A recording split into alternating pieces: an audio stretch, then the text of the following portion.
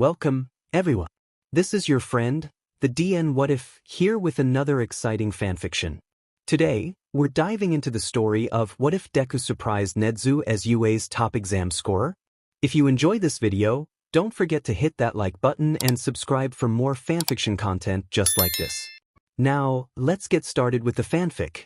He burst into the room, huffing slightly, and rushed to take his seat. UA was a massive building and Hitoshi had brought him the most familiar part of it to him. The general education halls. They just so happened to be on the other side of the building. Izuku had to go through support, where an explosion nearly flung a door in his face, closely followed by a yell that sounded suspiciously like "Hatsum," but he didn't have the time to ponder that. He skidded to a halt in front of the giant door and pushed into it heavily. Ida was by his side from the moment he set foot beyond the threshold, chopping air and shouting in his ear, but Izuku only waved him off once he dropped into his desk. He felt tired, drained. Midoriya, this is very unbecoming of you. Izuku winced at the close proximity of his booming voice. A proper attendance is mandatory for a striving hero such as Dash. Ida, the press is crowding the entrance. Karo. Azui intervened. Most of us got hung up for a while when we had to get past them. Quiet. Aizawa's monotone voice quelled the remaining noise in the classroom, all the students returning to their desks and sitting at attention. His eyes flicked to where Izuku rested his head in his palm. Today, you'll pick class representatives? Oddly normal. Wake me up when you've elected them. Izuku put his head under his arms, relishing in the darkness, the cool feeling of the desk against his face. There were sensible people in the class. Those guys would either take the spots or make sure other appropriate students took on the task. Someone nudged him and slipped a piece of paper onto his desk. There were names written, checkboxes beside them. Were they voting on a rep? He scanned the list and lazily slashed 3 boxes and wrote a note beside the final one. Someone took his paper and he relaxed onto the desk again. His time of rest and forgotten woes was tragically torn from him. A hand of someone most cruel jostled him from his half-conscious state. He smiled tiredly at Uraraka, who urged him to his feet with gentle hands. Meet the new class representative, Midoriya. Izuku went stiff under the hand on his shoulder, straightening in alarm. And our vice rep, Yaozu. His classmates cheered. Izuku blinked in total bewilderment. Wait, what? He said weakly. The bell rang and Aizawa emerged from his cocoon. Good, you've chosen. What? Izuku tried again. How had he been elected? He slept through class for heaven's sake. His eyes went to Yaozu with some form of relief. Thank God she was with him, at least. He caught her in the hall, walking by her with his anxiety through the roof.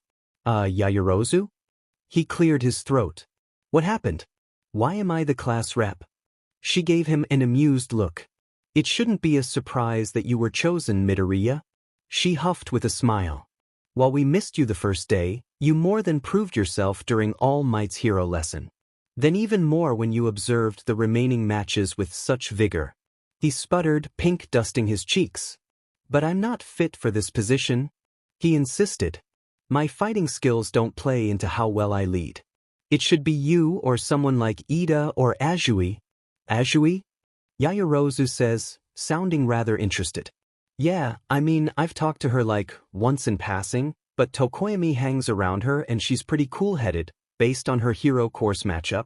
I don't know much about her, which is why I chose her after you and Ida, but she's definitely sensible and a good fighter. Plus, she stopped Ida from yelling at me with sound reasoning, so I think she could handle the class. Yaozu tilted her head, a fond expression crossing into her face as she stared at him. He stuttered, finding himself much warmer than before as she just kept looking at him. Again, I have to say that you shouldn't be surprised by our trust.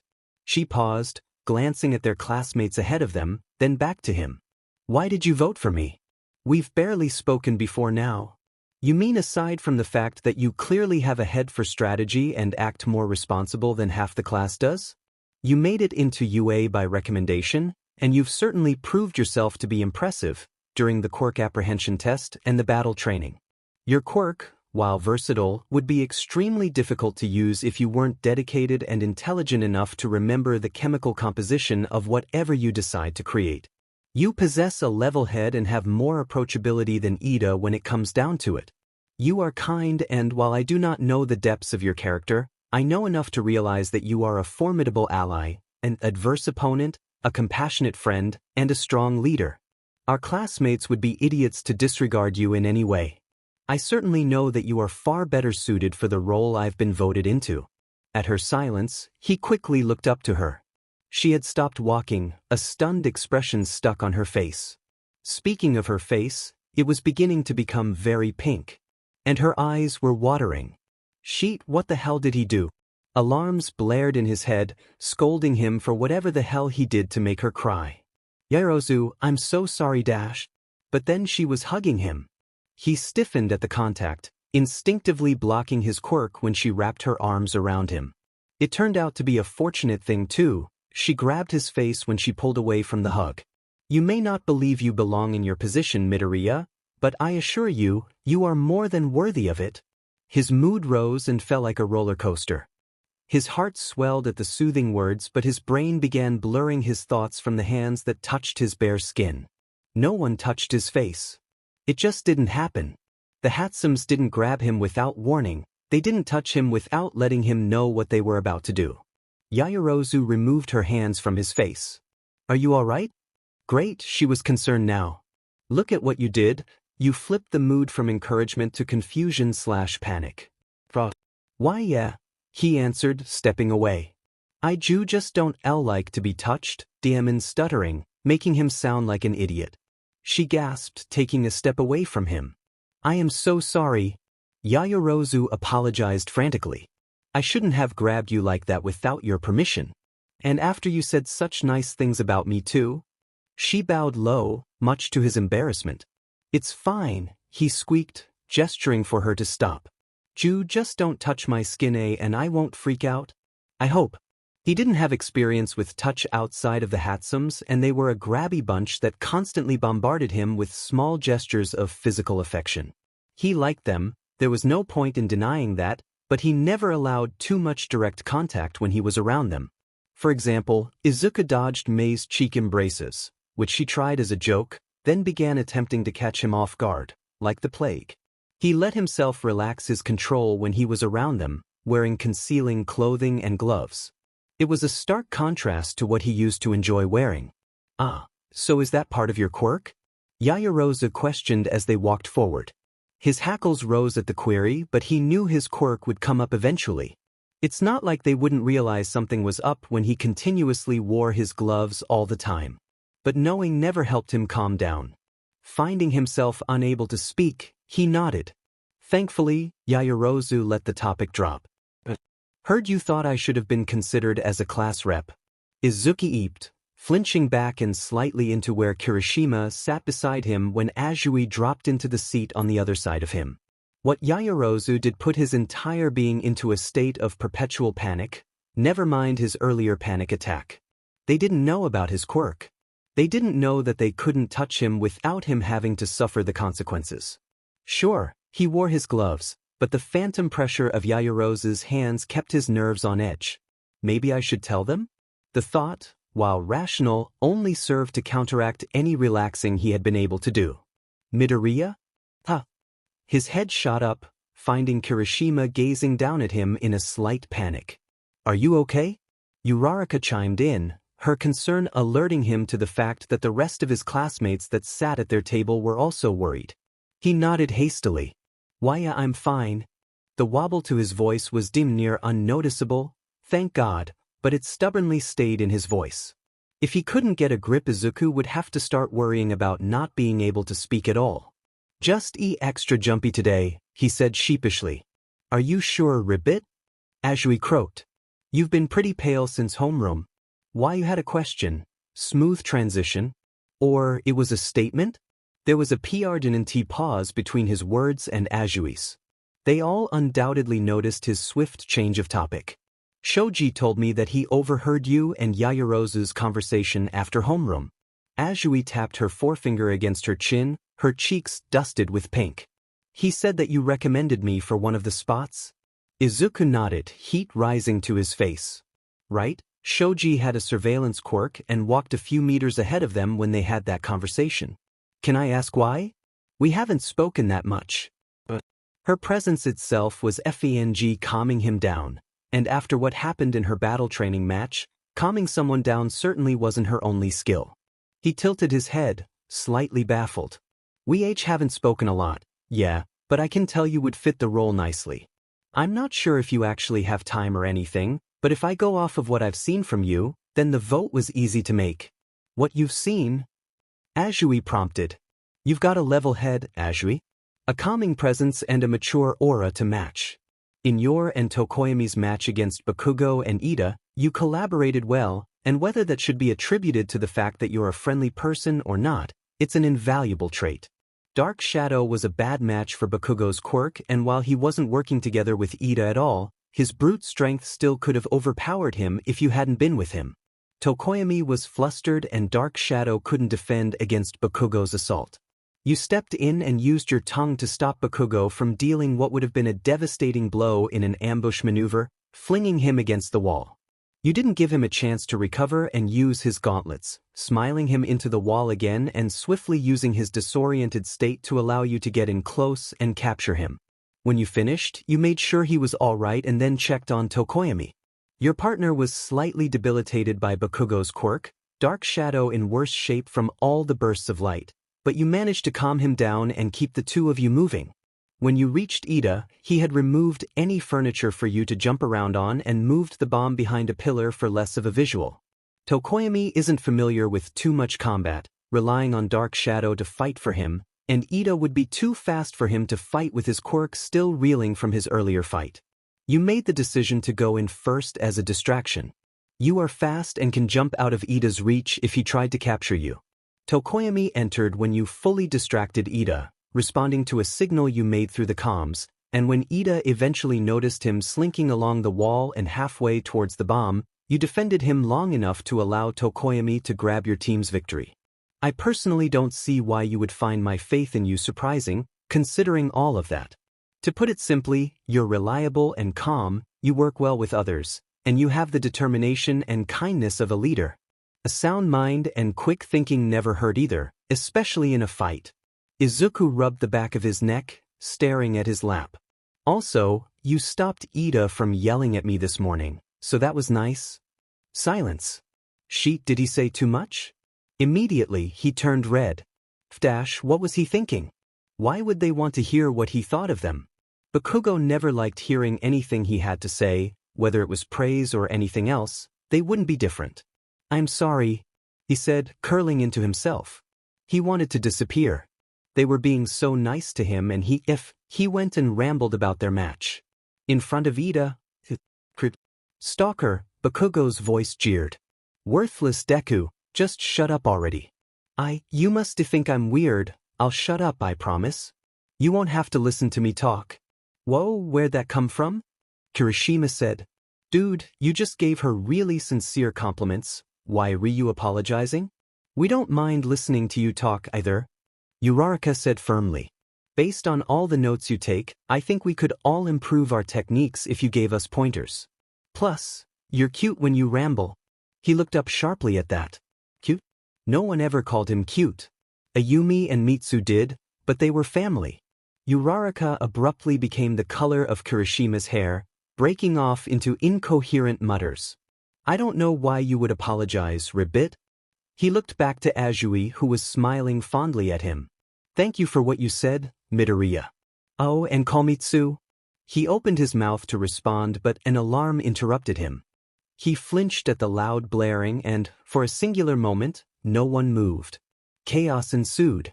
Everyone stood and ran for the hallway, his friends included. They dragged him with them once they realized he wasn't moving. He broke out of Kirishima's grip and backed away from the exit, backed away from where he knew there would be a large crowd of panicking students. Kirishima looked back, attempting to grab him again, but Izuku stumbled back, shaking his head vehemently. He tried to speak, to communicate his fear, and why they should absolutely not go into the hallway, but Ida grabbed him and meshed him into the crowd of students. His quirk immediately cowed when the bodies of his peers pressed into his. His entire body shrieked at the contact, his mind screeching in alarm. He couldn't breathe. He had to get out. But he couldn't. They wouldn't let him. Pain flared in his scars, reminding him, kindly, that he was trapped like before. He couldn't fight the pressure that slammed him into the wall, not unlike how impossible it was to remove his arm from the crushing weight of the trash, metal digging into his arm.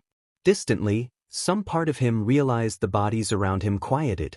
That someone shouted something and the crowd mentality became relief instead of fear. Distantly. Currently, he was trying to become one with the wall and just. Hitoshi's voice, soothing and there, reminded him to breathe. Izuku tried to. He attempted to quell the overwhelming inability to process anything but the static buzzing in his ears. The fabric of his gloves felt coarse. Every brush of his uniform against his skin sent violent jolts of adrenaline rushing. Through him, the air smelled entirely too bitter. Something within him writhed at his dismay, begging to be let go, pleading to be let out and protect him from the people trapping him. Trapped. He couldn't move. Pain pulsed in his left arm. Purple flashed in his hazy vision. Kurogiri? A dark green blur moved beside him. They would get him out, right? But Kurogiri said he was useless. Mom hates him. They'll leave me here to die. Izuku, I need some kind of response, okay? He whimpered at the voice. It was too close. Too loud. But it was familiar. Peace unlike anything he had ever experienced washed over him. Breathe. Izuku did as he was told, inhaling and exhaling shakily. Good, that's good. The voice said. Then, with something menacing and protective lacing his tone, who the hell put him in the effing mob of students? Someone else answered, but Izuku didn't want to hear their conversation. Every sound thundered inside his head, ricocheting against his skull and pounding at his brain. His vision cleared, if only somewhat. Enough so that he could make out Sue sitting patiently in front of him, Hitoshi at her side, and a few others nearby. Mom. He shoved disappointment down. Midoriya Izuku was not his mother. He shouldn't want her anywhere near him. And yet, he still clung to the barely there memories of her laughing and holding him close to her. He wanted so badly to hate her, but Izuku had lived off of her memory for too long. Sustained himself with the almost forgotten smile that graced her face whenever he ran into her arms. Izuku didn't want him, but he desperately needed his mother. Finding Izuku in the middle of a panic attack had not been what Hitoshi expected, but he was more surprised by the fact that Izuku went into the crowd at all when he knew he had such a terrible reaction to big groups of people. Then some hero student with red hair ran up to them and Hitoshi glared at him, ordering him and the other students to keep their distance. Guilt crossed their faces and it clicked. Rage that he didn't have time for erupted within him. They forced Izuku into the crowd. As soon as Izuku was under the control of his quirk, he rounded on the hero corps students. One of them was the kid who stopped all the panic. There was a brown-haired girl, a green-haired girl, and the one with sharp teeth.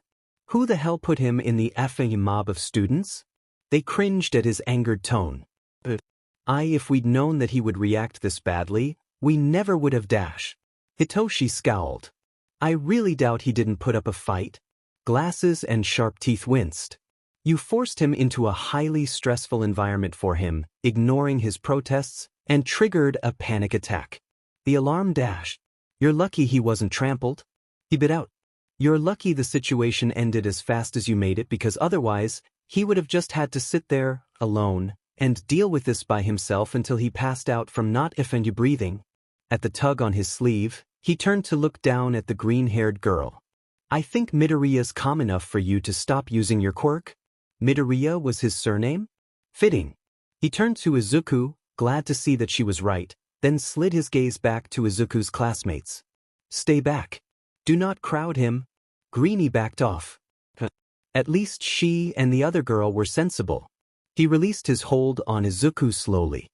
His quirk left the mind foggy, and if he was having some kind of sensory overload it wouldn't do him any good to be moved back into the extent of all his senses. When he fully let go, he sighed in relief when Izuku didn't immediately begin hyperventilating again. Izuku! He murmured, leaning in but not breaching the space they had given him. "Can you hear me?" He nodded but curled tighter into the ball his body formed against the wall. "Can you speak?" Izuku paused, then shook his head. Hitoshi pursed his lips. "Do you have the energy to sign?" Again he hesitated, this time lifting shaky hands out of his lap. "A little bit." It was trembling and nearly unintelligible, but something in his eyes loosened. "Would you like me to sign to you too?" Hitoshi had seen his reactions to his classmates' argument with him. He might not be comfortable with too much noise. Izuku squinted at him, then shook his head. Damn it, he cursed.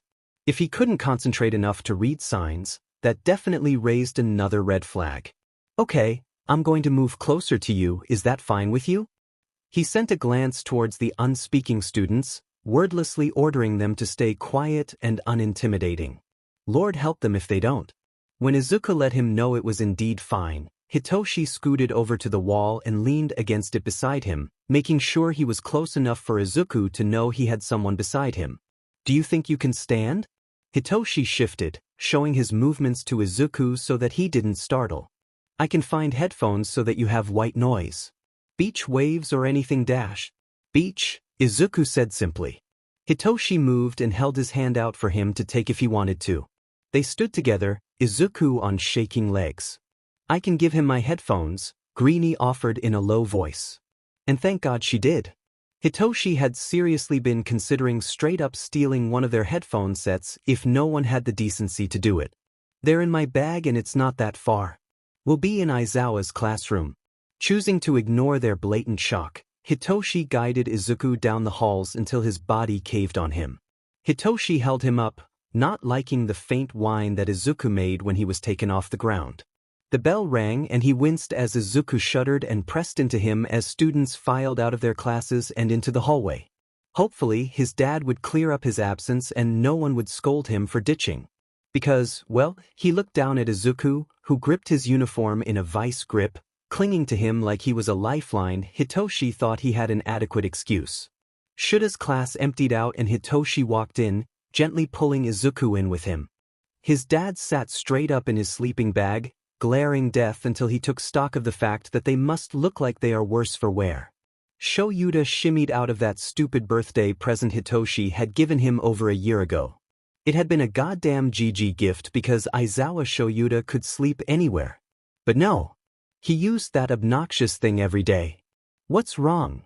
he asked, eyes scanning each of them before settling on Izuku. "When we got to school, reporters mobbed us and Izuku had a panic attack. I calmed him down fairly quickly, but it probably left him on edge." Shura's expression soured immediately.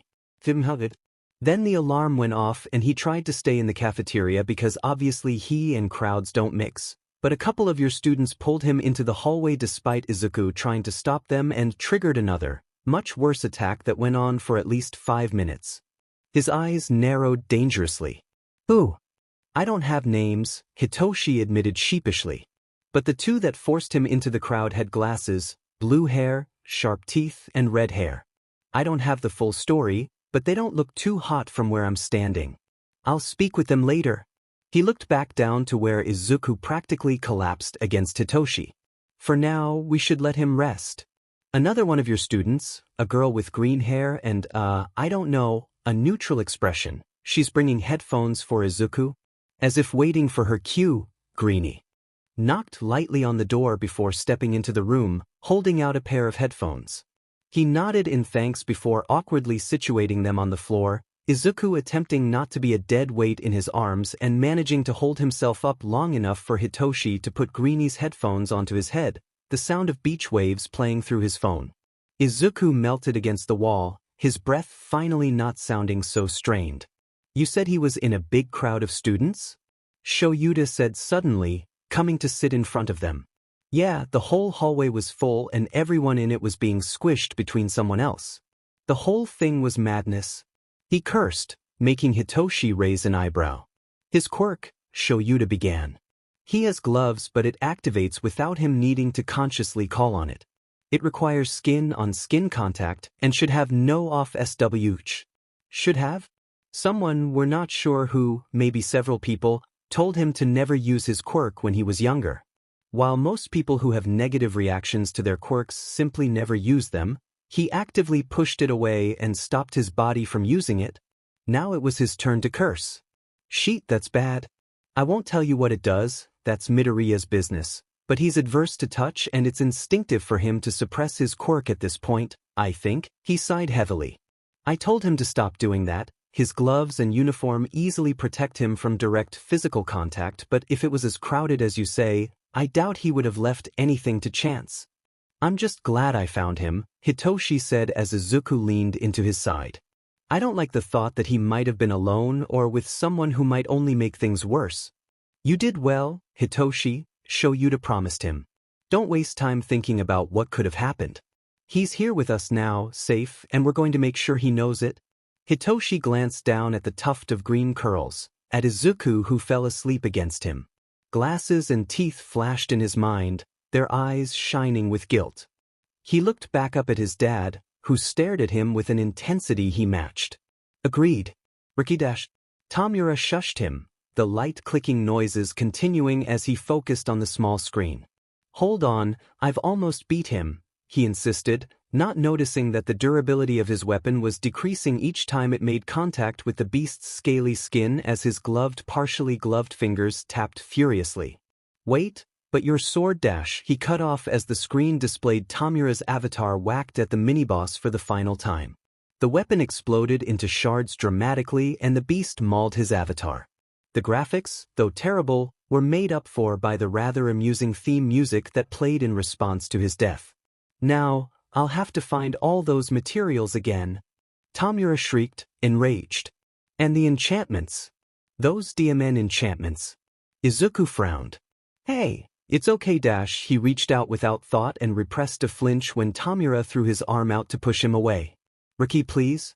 Hesitantly, he sat beside Tamura as he fumed. Picking up the discarded gaming device, he rifled through his inventory. You have some of the materials already, he commented, laying back on the bed and pulling his friend down with him. The main thingamajigs aren't even that strong to get with your other weapon, right? Leaning into Tamura's side, he showed the screen to his friend. And you wanted to find a pet, didn't you? Tamura took the device out of his hands and tossed it to the end of the bed. Izuku blinked at the action with mounting confusion. Reaching out to grab it, he yelped when an arm snaked around his waist and yanked him back into Tamura. Wiggling, he giggled as Tamura grumbled into his fluffy hair. Want a hug? He asked as though they weren't already pressed together. Tamura grunted in agreement, loosening his arms to let Izuku flip onto his other side. His hand brushed along his stomach and Izuku let out a loud giggle. What was that? Tamura asked, repeating the motion and garnering the same response. Stop. Izuku laughed, squirming. That tickles. He ignored his squeals, a smile replacing the rage from before. Will you do this every time I tickle you? Izuku nodded, burying his blushing face in his shoulder as Tamura held him in place and tickled him. He breathed and clutched his friend's shirt, left reeling once the torment ceased. Riki, he whined tiredly. His eyelids drooped as the high of emotions drained away. You have a nice laugh, Tamura murmured softly into his hair, pulling Izuku closer as he fell asleep. Izuku blinked awake and stared at the wall blankly, eyes empty as the phantom sensation of Tamura's hands faded back into his memories. Desks sat neatly in front of him, the comforting sound of waves filtering in as he fully regained consciousness. Desks? Why were there desks? Remembering everything, Izuku jolted violently and threw himself off of the ground and onto his unsteady legs. Something on his head ripped away, jerking him backward, and the waves were gone. He stumbled back and hissed when something dug into his back. Vision swimming from the pain jutting through every corner of his brain, he ducked his head and put his hands over his temples in an attempt to quell the incessant throbbing. Ku? Hey, look at me. Head snapping up, Izuku met Hitoshi's eyes. His gaze became fogged, the previous movement too sudden. His whole body shuddered in pain, a pitiful noise crawling out of his throat when another jab of pain sliced into his brain. Breathing, he clamped down on the source of the pain. The proverbial action felt like holding a fish in his bare hands as he tried to shove it into a box. Twisting and thrashing, he slammed the opening shut that fished within it, and his pain faded away. Are you okay? He jolted at the sound of Aizawa's voice, then relaxed. Yeah. He breathed deeply, relishing in the ability to shrug without intangible crows pecking out his brain. I made it go away. Immediately, Aizawa and Hitoshi stiffened. Midoriya, Aizawa began. You made your quirk go away? Izuku looked up in confusion. Hadn't he just said? Right? He wasn't supposed to lock away his quirk. He looked away, ears burning, and bit the side of his cheek. Do I have to let it out? God, he sounded like a child. Yes, they answered at once. Aizawa continued firmly. The longer you wait, the worse it will get. You saw how I was, right? I could barely move, he chuckled weakly, hugging himself. We're in homeroom. Teachers need room to teach. The infirmary? Hitoshi offered. I don't think Recovery Girl will put up an argument. And that's how Izuku ended up on an infirmary bed, regretting every choice that led him to this moment. Aizawa and Recovery Girl stared at him expectantly while Hitoshi simply faced him from his bedside. You're sure I gotta do this? He checked, just in case. Yes, they all answered. Izuku made a disgruntled noise and resigned himself to his fate. He laid back against the bed and closed his eyes, focusing on the imagined opening. Heads up, he warned, an inkling of what was about to hit him trickling through a gap in the box as he readied himself to open it. I might pass out. The moment of peace that occurred in the split second after he ripped open the box would be forgotten, but he took solace in the brief moment of time before agony washed over him. Any notion of the world around him was swiftly done away with as his entire body tensed and convulsed. He choked on a gasp and, God, why didn't he stay asleep?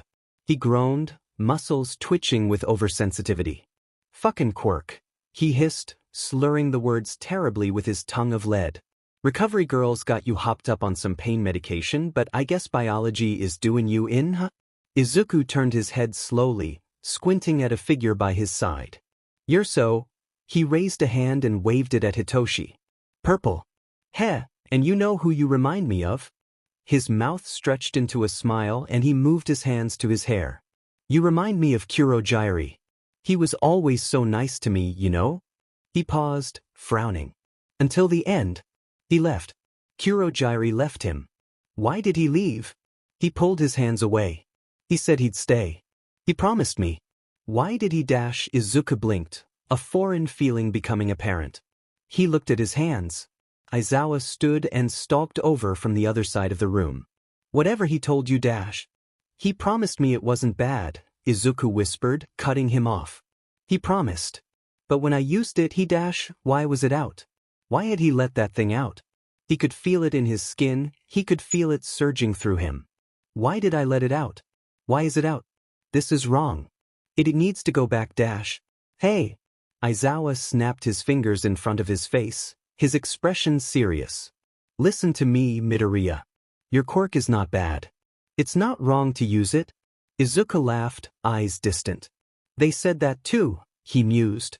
Gaze snapping to meet the Aizawa's, he glared, his eyes a burning copse of distrust.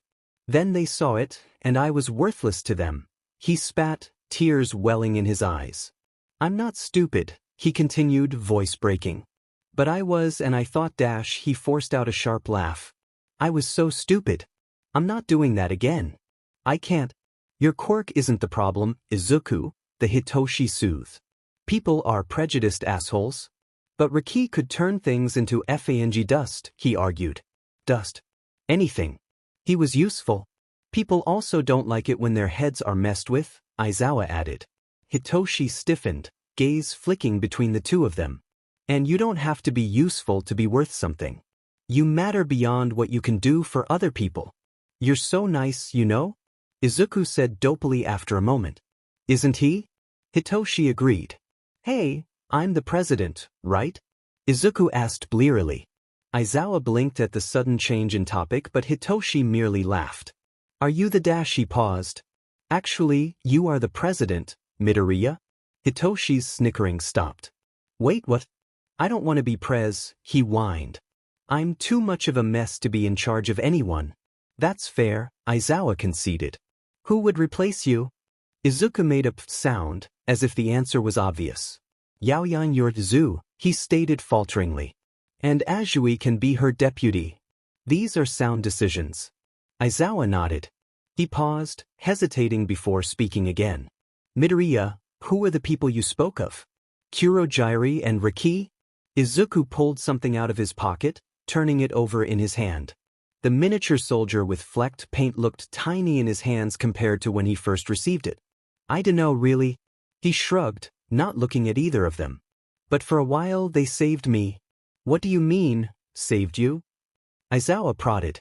He turned over his pockmarked arm, examining the long-healed lacerations. With Mom gone, I wasn't gonna make it much longer. They helped me. His expression soured. And then they put me back. Aizawa didn't ask him anything else about his past. You can't just take all my journals. Izuku argued, standing in front of the accumulated stacks of notebooks. Semitas and Snipe politely ignored his indigent shouts from the other side of the lounge. I have seen the interior content, we can't have those things just lying around, Aizawa said, nodding at the stacks. If you'd like to code them, we can see if Nedzu would be willing to let you learn one of his convoluted ciphers. It's that or they burn. He bristled, glowering at his teacher. I made one of these when I was 6. Izuku snatched a neon-striped notebook off the top of a pile and waved it in front of him. How is this, or any of them that I did before the age of 13, worth burning? Midnight stood from her seat on one of the couches, eyes bright. Actually, she piped. Your notebooks helped give a lot of us pros at UA perspective. Of course, we are kinda worried about what this info could do to us if it got into the wrong hands. We were very pleased with the amount of information on villains you also presented in your notes, too. Vlad King added, raising his mug in a toasting motion. But Aizawa is right. Code would be the safest option for everyone. They read them? All of them read his journals? They read their own entries and they thought his analysis was good? Every part of his body ought to have shut down for the kind of mush his brain gave him instead of thoughts. But they wanted to burn his notebooks. Those battered, torn books were so much of his life. They preceded Tamura and Kurogyari. They came before Mom left or Bakugo decided he wasn't worthwhile. Hero analysis for the future was a part of him now, and he sure as hell wasn't going to let them turn all of that to ashes. But they could go over his head and do it anyway if they wanted to. They could take years of his life and the memories scribed into the pages, and he wouldn't be able to stop them. Izuku understood the dangers of having a hero's information out in public for anyone to use. He really did. The threats still stung. We would also like to visit the idea of offering your analysis to pro-heroes outside of UA, Aizawa informed him flatly, like he wasn't saying something that made Izuku's heart want to beat out of his chest. Plenty of pro-heroes, actually. All the pro-heroes you wrote about would benefit from your criticizations. I may have mentioned to one of my sidekicks how absolutely ruthless you are with everyone, and now, thanks to gossip, they have been requested by some heroes. 13 chimed in. I, for one, would love to see Endeavor's face if he ever reads his entry. Several teachers' faces went through various types of emotions. Midnight said, fist-bumping them. Wait, really? Izuku said suddenly. 13 nodded and Izuku stifled a shout of glee. Heroes wanted to read his notebooks. Real pro-heroes. He glanced back at the 14 notebooks and blinked. Some of his entries were so disorganized and messy, the thought of showing that to anyone made him want to hide in a hole forever. I'll code them, he said easily, snatching them off of the counter and whisking past all of his teachers. If he truly intended to rewrite all of his entries, he would need more paper, Izuku realized as he sped down the hallways. Should he just get more notebooks? Izuku already wrote in a code Mei made to conceal details of her inventions, so he should ask Aizawa if he can just write in that. Cool, an excuse to visit Mei. I am never letting you near her again unsupervised, Aizawa grumbled, patting a scorched portion of his forearm. Ignoring that regrettable statement, Hitoshi turned to Izuku. What do you make, anyway? All I've seen is your trash phone. Izuku stifled an offended noise and fiddled with his gloves. Was his phone that terrible? It wasn't like he needed anything better, not that he could afford anything more than what he built. Sure, it was technically an actual trash phone, but Hitoshi didn't have to say it like that. Sorry, Hitoshi muttered, and Izuku realized he had started to press himself against the car door. Your phone is fine, Izuku. It's definitely better than anything I could build. I made a gun, Izuku said monotonically, still averting his eyes. And some hover shoes? Elise? They're shoes with tech. He never really made names for his inventions because they were so basic in nature. They're nothing special, but they'll help me out when I need them. He didn't look up to see Hitoshi's bemused and bewildered gaze turn to him, nor Aizawa and Yamada's shared look when he downplayed his work. So, is this gun just a gun? Or did you bedazzle it? Izuku snorted, his shoulders shaking as he finally raised his gaze to meet Hitoshi's. Yeah, it's real shiny, he said with a half-grin. Gonna blind my enemies, then wham, I'll kick them with my light-up Skechers? To think I doubted your ingenuity, Hitoshi said flatly, his lips quirked in a smile. But for real, what do they do? Izuku explained his inventions, accidentally going on a tangent about how he barely understood the chemistry he figured out that allowed him to use stick and explosion without blowing up both himself and Dagoba. When it happened, he didn't exactly have a science lab and the whole thing was an accident that tragically stuck together many parts that would have earned him a pretty penny. Not one to let such a travesty happen, Izuku figured out what went wrong and created a way to reverse the chemical reaction. Hitoshi stared at him for a few seconds when he stopped talking. To recap, you accidentally made an adhesive substance that has yet to be broken out of by anyone and engineered a way to make it obsolete, all so that you could sell scrap metal? Izuku stiffened at the amused tone of his voice. Be glad I did, or I never would have made it here. All of his companions paused at that. What do you mean? Aizawa asked daringly. Tuition's a steep thing to pay when you're your only source of income, Izuku stated quietly. The car was silent, the others paying him their full attention. Why do you think I got a trashed phone? He said self-deprecatingly. Sheet, I'm sorry, Hitoshi winced. I shouldn't have said that. To be fair, it is made of trash, so you're not wrong. Wait, really? Hitoshi asked incredulously. Actual trash? Izuku flashed him a grin. Straight from the beach, he said proudly. I also made a radio, which is my pride and joy. But what about your Nerf gun? Hitoshi asked. That glorified multipen doesn't play his radio show, Izuku said easily, gesturing at Yamada. Or anything, but you get it? Yamada gasped, twisting in the passenger seat to get a better look at Izuku. You listen to my show, he exclaimed. I do, Izuku confirmed. It's specifically why I made a fully functioning radio. Yamada's squeal of excitement put cracks in the windshield before Aizawa canceled his quirk. Where did they find this kid? He sleeps on a beach on occasion, knows just enough chemistry to not die, builds electronics out of trash, and has a tragic backstory. His eyes shined when he trailed off into a tangent about frequencies and rust, and he looked adorable. The change was so drastic from earlier in the day. His hands were moving animatedly, not shaking and gripped around his uniform like a vice, and Hitoshi found he preferred this much more to the panic. They arrived at the house in a flurry of movement, each of the cats coming to the entryway to greet them in their own ways. Tora, being the affectionate puddle of purrs that she was, ran up to them immediately and began rubbing against them, trying to trip them into falling into the floor and into the other cats. Hannah glanced over from the counter and then diverted her attention elsewhere with obvious distaste. Smoothie waltzed out from the hallway and actually tripped Izuku, forcing Hitoshi to hastily steady him. Mac and Cheese, however, kept their distance, peering out from the end of the hallway before slinking away. Izuku gasped and unslung his backpack from his shoulder, kneeling down to rifle through the yellow bag. The remaining cats swarmed him, and he made a delightful sound before pulling odd-looking headphones out of the bag with a quick, "Tada."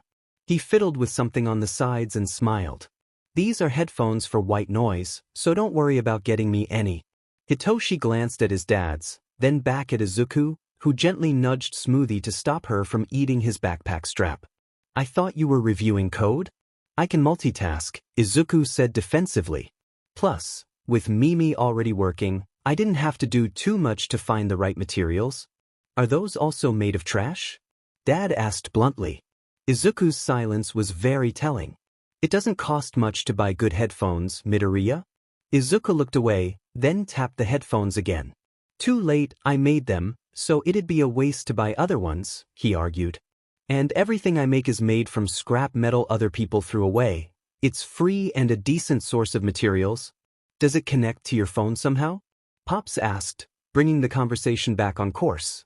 Nope, my phone doesn't make noise. Pops looked personally offended at the idea, but Izuku didn't look up. This has a slot for a recording of what I want to hear. All I need to do is put the recording in and I can listen to anything. You're unbelievable, Hitoshi commented, earning a wry smile from him. I try. Ida's forlorn expression when he realized the bus seat arrangement was completely different from his expectations forced Izuku to fight down a smile. Yaoyorozu had taken her place as class republic and Tsuyu had gracefully accepted her offer to be the vice republic, but they let Ida try to organize the class for them, even if the effort ended up being futile. Izuku ended up sitting between Kirishima and Tsuyu on one of the center-facing columns of seats. Uraraka consoled Ida across from them, biting down her own smile. Are you guys excited for anything in particular? Kirishima asked. Tsuyu nodded. There's a water zone somewhere inside, ribbit. I'll get to show off in my element. Kirishima grinned. Alright, that'll be really cool, Azui, he complimented. His smile faltered slightly as he showed off his hand hardening. My quirk isn't that great to show off or do anything flashy with. Izuku perked up at the mention of quirks. I guess, but that doesn't mean it isn't useful, he said. Quirks don't make a hero and they definitely aren't everything. There are tons of heroes with flashy quirks and trash personalities. What, like Bakugo? Kaminari cut in, smiling widely when Bakugo began snarling and yelling. Not necessarily, Izuku apprised, dutifully ignoring the instinct to flinch when Bakugo turned his ire towards Izuku. He has a good head on his shoulders to back up his brute force. Shut up, Deku. Bakugo growled. I don't need your effing help. Chill, man, Siro said placatingly. He was giving you a compliment. Uraraka brightened suddenly. Is Deku to play on your name's kanji? She burst, smiling when he nodded. I get it, it's like Dikairu. You can do it. No, Izuku thought as something warm bloomed in his eye. No, but thank you, Uraraka. Would you mind if I called you that? Her voice brought him back into focus. The thought of someone calling him Deku made his mood dampen, but this was Uraraka. She didn't want to use it to call him weak and useless. To her, the name was a drop of inspiration, not something that was used to tear him down for years. I don't mind, Izuku found himself saying. Yeah, Uraraka cheered. Nice to meet you, Deku. He stilled at the unexpected name, expecting to hear Deku, but didn't correct her. A pleasant feeling encompassed him for the rest of the ride, his classmates' voices filtering through his brain, some of them following Uraraka's lead when they wanted to get his attention and sing Dikairu. The absurdity of the events made him itch to laugh. Bakugo was being teased while people conversed easily with him when they wanted to. Things were so different, and Izuku couldn't have hoped for something better than this feeling of belonging. 13th speech resonated with Izuku on a deep level. Quirks, as useful and fantastic as they are, can deal a great amount of harm. Long faded scars from days that Bakugo felt especially wrathful twinged in reminder of what minimal quirk usage could do to someone. Then there was his mother, with a seemingly innocent quirk that could pull anything from a remote to another person's organs. Izuku glanced at the center of the U, squinting as a mesh of color spawned in the air, growing mass steadily until he had to look away. The stench reached him and he took a step back without thinking. Something big was coming. People were going to enter the USJ, and he didn't think they were the friendly sort. Catching Aizawa's gaze, he began signing, hoping that 13 could understand too. People are coming in, is this planned? His eyes widened and Izuku wished his instincts had been wrong. All right. 13 clapped their hands together, their voice sounding strained. Izuku noticed Koda and a couple of the other kids moving with more urgency than the others.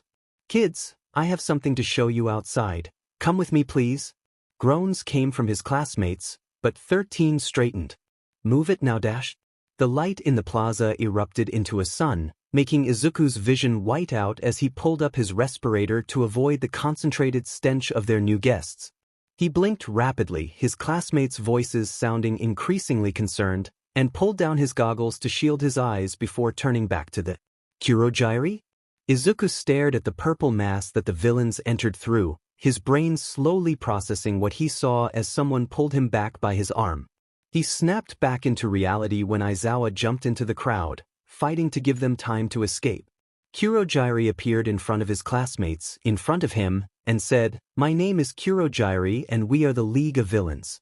The rest of his speech was lost, Izuku's brain kicking into overdrive, scrambling to ravage his memory for any weaknesses that the Warper had. "Aim for his metal collar," Izuku shouted, interrupting Kurogiri. "Hitting him anywhere else won't work." Kurogiri's gaze narrowed on him, but he obviously didn't recognize him. "Well, aren't you a troublesome golden egg? What a hassle," he groused. Without warning, the ground vanished beneath him. Shoyuta had to buy them time. He had to concentrate. These thugs weren't even that skilled, but there were so many of them. They rushed him sporadically, rarely giving him a moment to breathe. The minor upgrades to his goggles were everything to him right now, brief bursts of mist allowing him to keep their quirks at bay for longer PRDS of time. In front of him, where the two other ringleaders still stood, another portal opened. Midoriya pushed himself to his feet, dazed from the fall, and tugged off his goggles. The villain with hands clutching his body stepped forward, and Shoyuta viciously threw the poorly skilled villains out of his way. Why was Midoriya here instead of with 13? Where was the rest of his class if Midoriya had been dropped down here? Protective rage made pummeling his way through the crowd of villains more of a haze. He glanced away from the fight to see the villain take off his face hand and see Midoriya's expression morph into pure disbelief.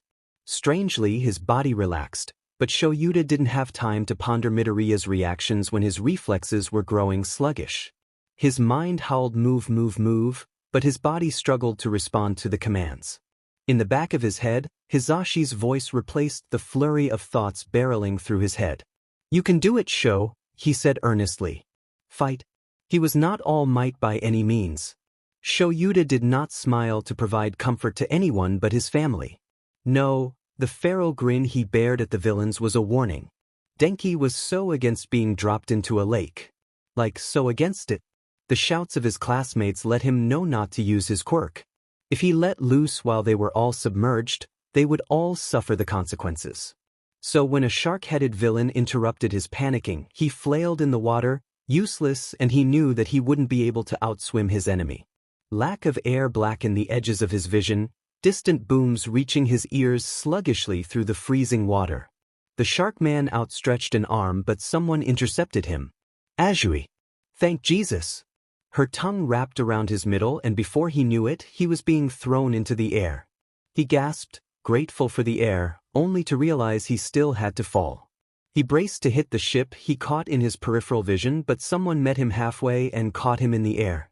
Bakugo dropped him abruptly onto the deck from the bridal-style carry he caught Denki in. Yaoyorozu, Koda, Bakugo, and Kirishima all stood around him, soaking wet and shivering. A second later, Azui joined them. "I think that's everyone, Ribbit." Yaoyorozu handed out small towels for everyone. "I don't think it'd be wise to use my quirk too much, but use these to dry off some of the water. We need to get out of here," Kirishima stated, turning his head to where he could see villains floating around. "We're sitting ducks up here, and there's no telling how powerful their quirks are. These assholes obviously don't know ours though." Bakugo deducted. "They put Frog and Dunce face in the water zone. Man, you gotta stop calling me that." "I agree," Yaoyorozu said. "Kaminari can easily incapacitate them all if he fires off an attack with enough voltage. Perhaps Midoriya's warning has given us the advantage." Bakugo glared, then turned his scalding gaze on Denki. "Fry him, Dunce face. Make sure no to kill them, though," Azui piped in. "I don't think you want that on your conscience." "Yeah, no thanks," he said nervously. "Okay, you can do this," he thought as he approached the edge of the boat. "Just enough to incapacitate them. You can do this." Lightning crackled dangerously in his palms. Denki knew he was no good at long-distance shots that didn't let him use indiscriminate shock, but he could not throw himself back in without chancing himself getting attacked by all the villains, and he could not hurt his classmates by losing control and firing in all directions. You can do this. Denki's hands shot bolts of hot light into the water, their energy crackling around him. He stopped in the next second, cautiously looking out at their incapacitated foes. Okay, with that done, Kirishima glanced up at the window where the controls waited for them. Does anyone know how to drive a boat? She groaned as she stood, rain from the downpour zone hitting her strong. Ojiro, Tokoyami, Todoroki, Mineta, and Aoyama stood around her. Hagakure, that's you, right? Ojiro asked, looking over at where the rain collided with her body. Yeah, she confirmed, nodding even if they couldn't see it. Before anyone could say anything else, people villains, her mind. Supplied came from the darkness, poised to attack. Unluckily for them, Todoroki froze them all in the next few seconds, cutting their assault short.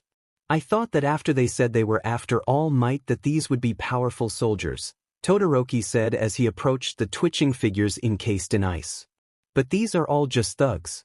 They thought out how to isolate us and make sure we couldn't alert anyone. But I think Midoriya knew more than he should have about the warp guy. Ojiro glanced at the closest villain to him. Think we should ask them about their plan? Frost twirled in Todoroki's open palm, his breath coming out in visible puffs. Yes, he said simply. The grunts didn't hold out long. He smacked harshly into the ground, head bouncing off of the pavement, and his goggles went dark, rendering him blind. Pain hoarded his thoughts, but he managed to push off his goggles, the world lighting up in blazing colors. Tsubi, he was in the middle of the plaza. Why would Kurojiri send you here? A voice rasped close by. Does he want me to kill you? Are you a present? Izuku looked up, freezing when he met the man's visible eye through the fingers of a disembodied hand. The villain froze, too, his gaze sharpening with suspicion. Take your mask off, he ordered. BLD trickled down the side of his face from where his goggles cut in. Every nerve in his body buzzed with adrenaline as he reached for his respirator and pulled it down. The visible vermilion eye widened as Izuku struggled not to GG on the rancid odor of so many people. Izuku, the villain stated with too much familiarity, sounding oddly surprised. Why are you attacking UA? Izuku questioned, ignoring everything else. What's your motive? He had the gall to chuckle. We're here to kill All Might. His spine straightened at the declaration, mustering up as much false bravado as he could. I get that he's a bit of a BS2D, but killing him seems like a bit much, he said, trying not to cough. And he's not even here, so if your beef is with him, why do any of us need to fight? BS2D? Handyman developed a dangerous edge of excitement in his tone. You have no idea how glad I am to hear you say that, Izuku. His eyelid twitched. Okay. Enough with the dash. What the hell is that? Behind HNDGB was a daunting, scarred figure with an exposed brain and bulging eyes.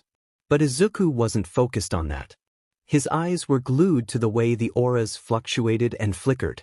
No one had more than one color. No one's aura completely disappeared. You made that out of people, Izuku realized, staring up at the bird-beaked monstrosity that used to be people. Sheet, you made that out of people dash? How did you know? The villain queried with apt intrigue. What do you know about my Nomu? Enough. He shook, taking a step back. What did you do to them? Bizarrely, the villain balked at his blatant horror, his stance shifting with discomfort as he glanced back at the Nomu. Izuku's hand trailed down to his gun, but the villain began turning back and he relaxed his arm again. The doctor made Nomu for Sensei. I didn't know anything until a couple of weeks ago, he attempted to assure. Then, with trepidation, did Kurojiri know who you were? Is that why he sent you? Putting his weight onto the heels of his feet, Izuku fought the urge to bolt. Why would he know who I am? Izuku dared to ask. How do you know who I am? The chortle the villain made was soft, like he knew something Izuku didn't, and the sound made bells ring in his memories. Come on, Izuku, he encouraged, knowing Izuku was finally seeing something. You're my player too, remember? Izuku's world stilled. The villains around them didn't matter. His classmates, Aizawa, everything was shoved into a corner, the singular wine-red eye consuming his thoughts. "Take the hand off of your face," Izuku ordered, needing to know. He listened without hesitation, the dismembered appendage resting in his hand instead of on his face. Unbidden, tears blurred his vision. "Riki?" His voice broke, too many emotions washing over him at once.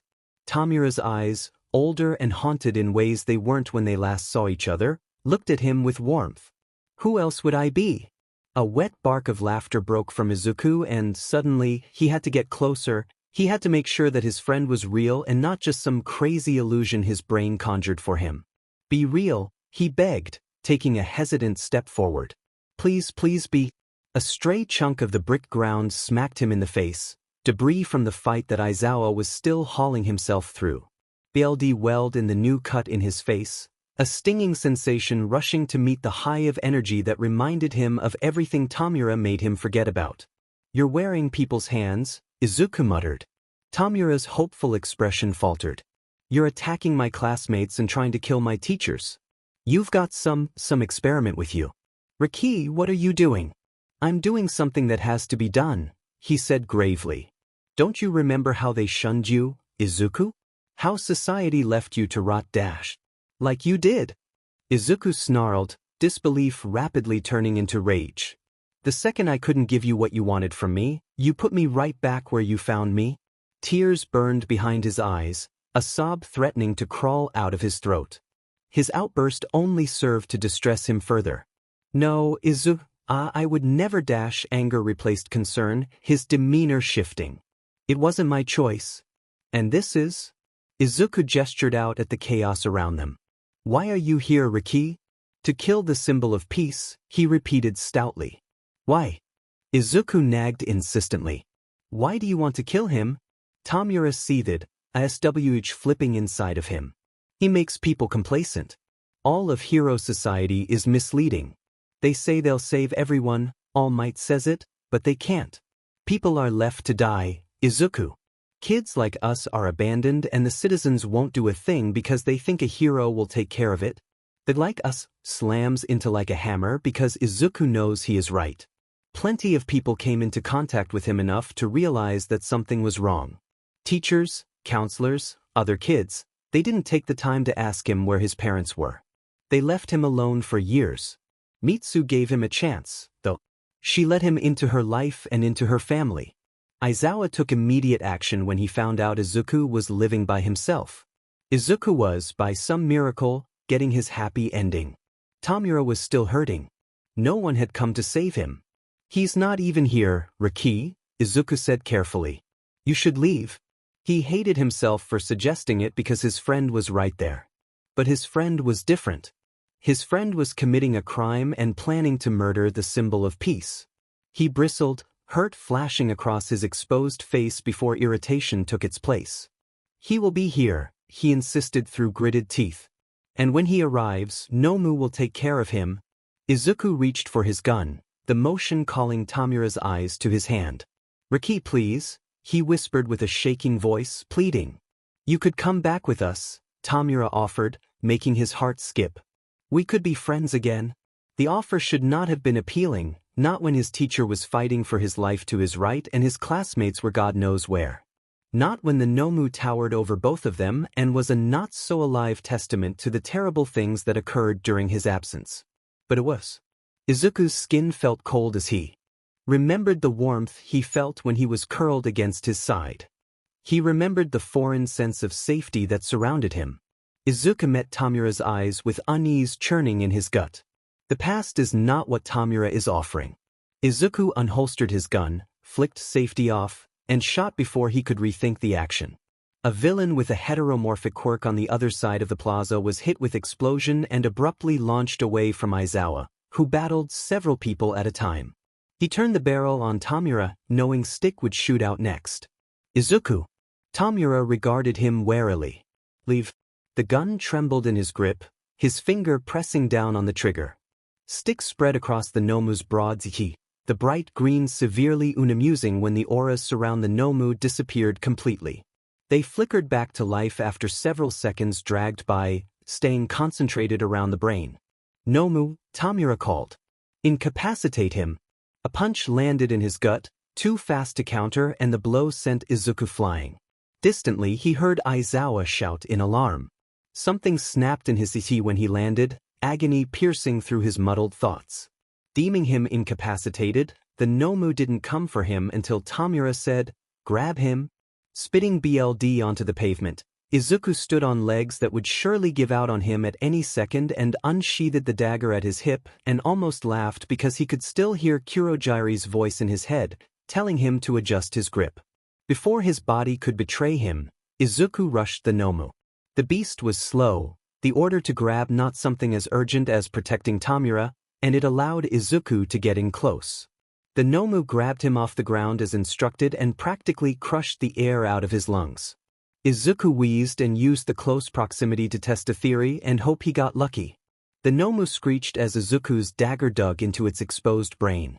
People's auras were spread along the entire body, but the Nomu's, the colors it emitted stayed at the head. At the brain.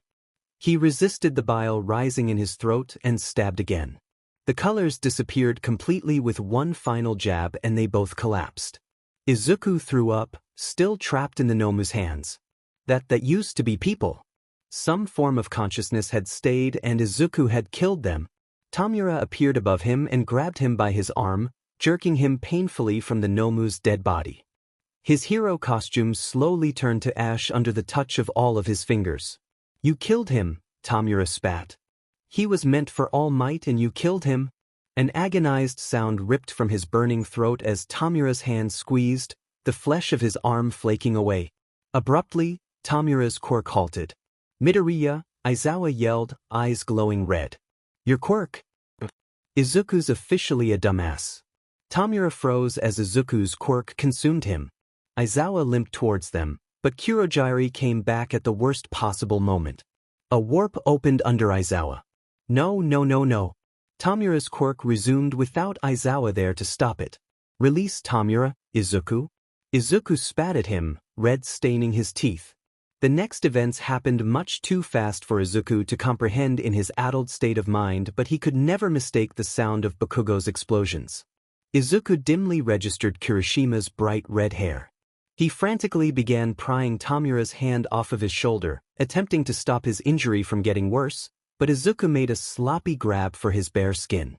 "I need dash," he stifled wet coughs.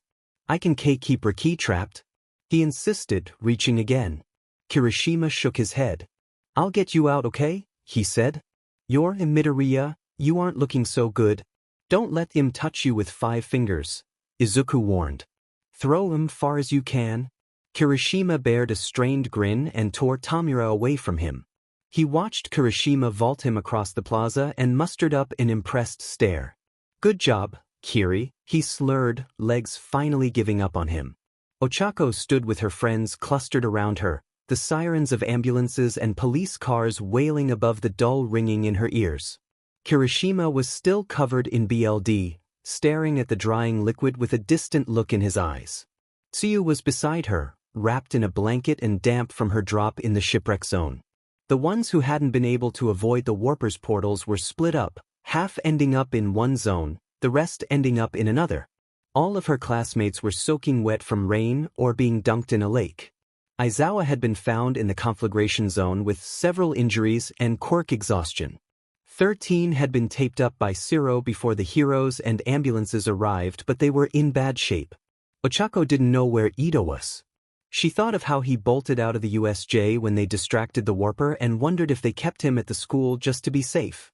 She hoped he was safe. The visage of Midoriya's limp body in Kirishima's arms flashed in her mind, reminding her that she should be alert. What if the villains weren't done? She needed to move. She had to make sure everyone was okay. "Uraraka," Tsuyu put a hand on her shoulder. "We're safe. The heroes are here." Ochako deflated and put her shaking hands under her legs, glancing around at her classmates. Even Bakugo was being quiet. One by one, they all left, parents coming to them and whisking them away from the USJ. Ochako waited, having called her parents when she managed to gather herself. Midnight stood beside her, a comforting presence, and waited with her in silence. "Could I have done more?" Ochako croaked, shoulders shaking with sobs. Midnight put a gentle hand under her chin and forced her to raise her watery gaze. "You did more than enough, Uraraka," she said heartfeltly. "None of this, any of it, is your fault. Don't convince yourself otherwise." At home, her real home, not the apartment, she curled up on her bed and tried not to think about how excited she had been to do this exercise. How excited all of them had been.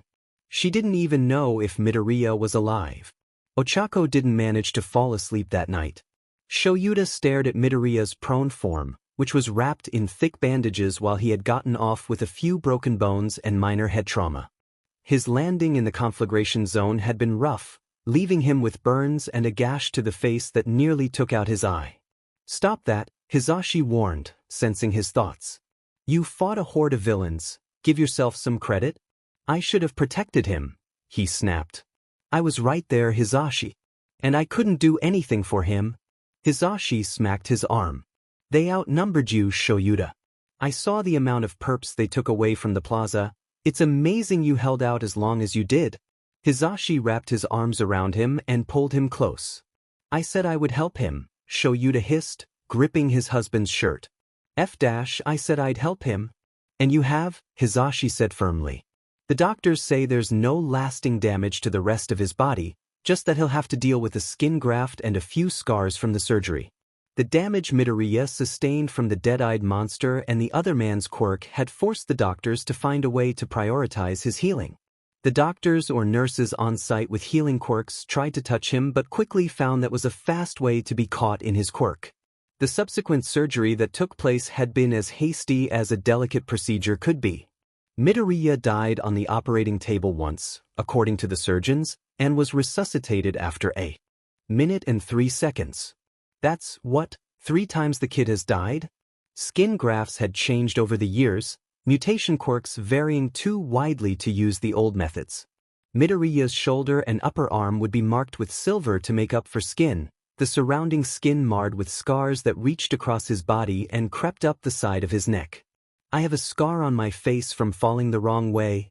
Shoyuta gritted his teeth. "Midoriya has dash. We're not playing a game of who got it worse, Sho," Hizashi said gently.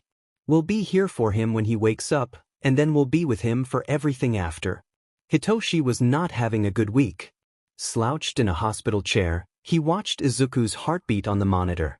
Dad and Pops were outside the room, talking to a detective, and that left him alone to eavesdrop because the walls were thin and he should be a part of this conversation.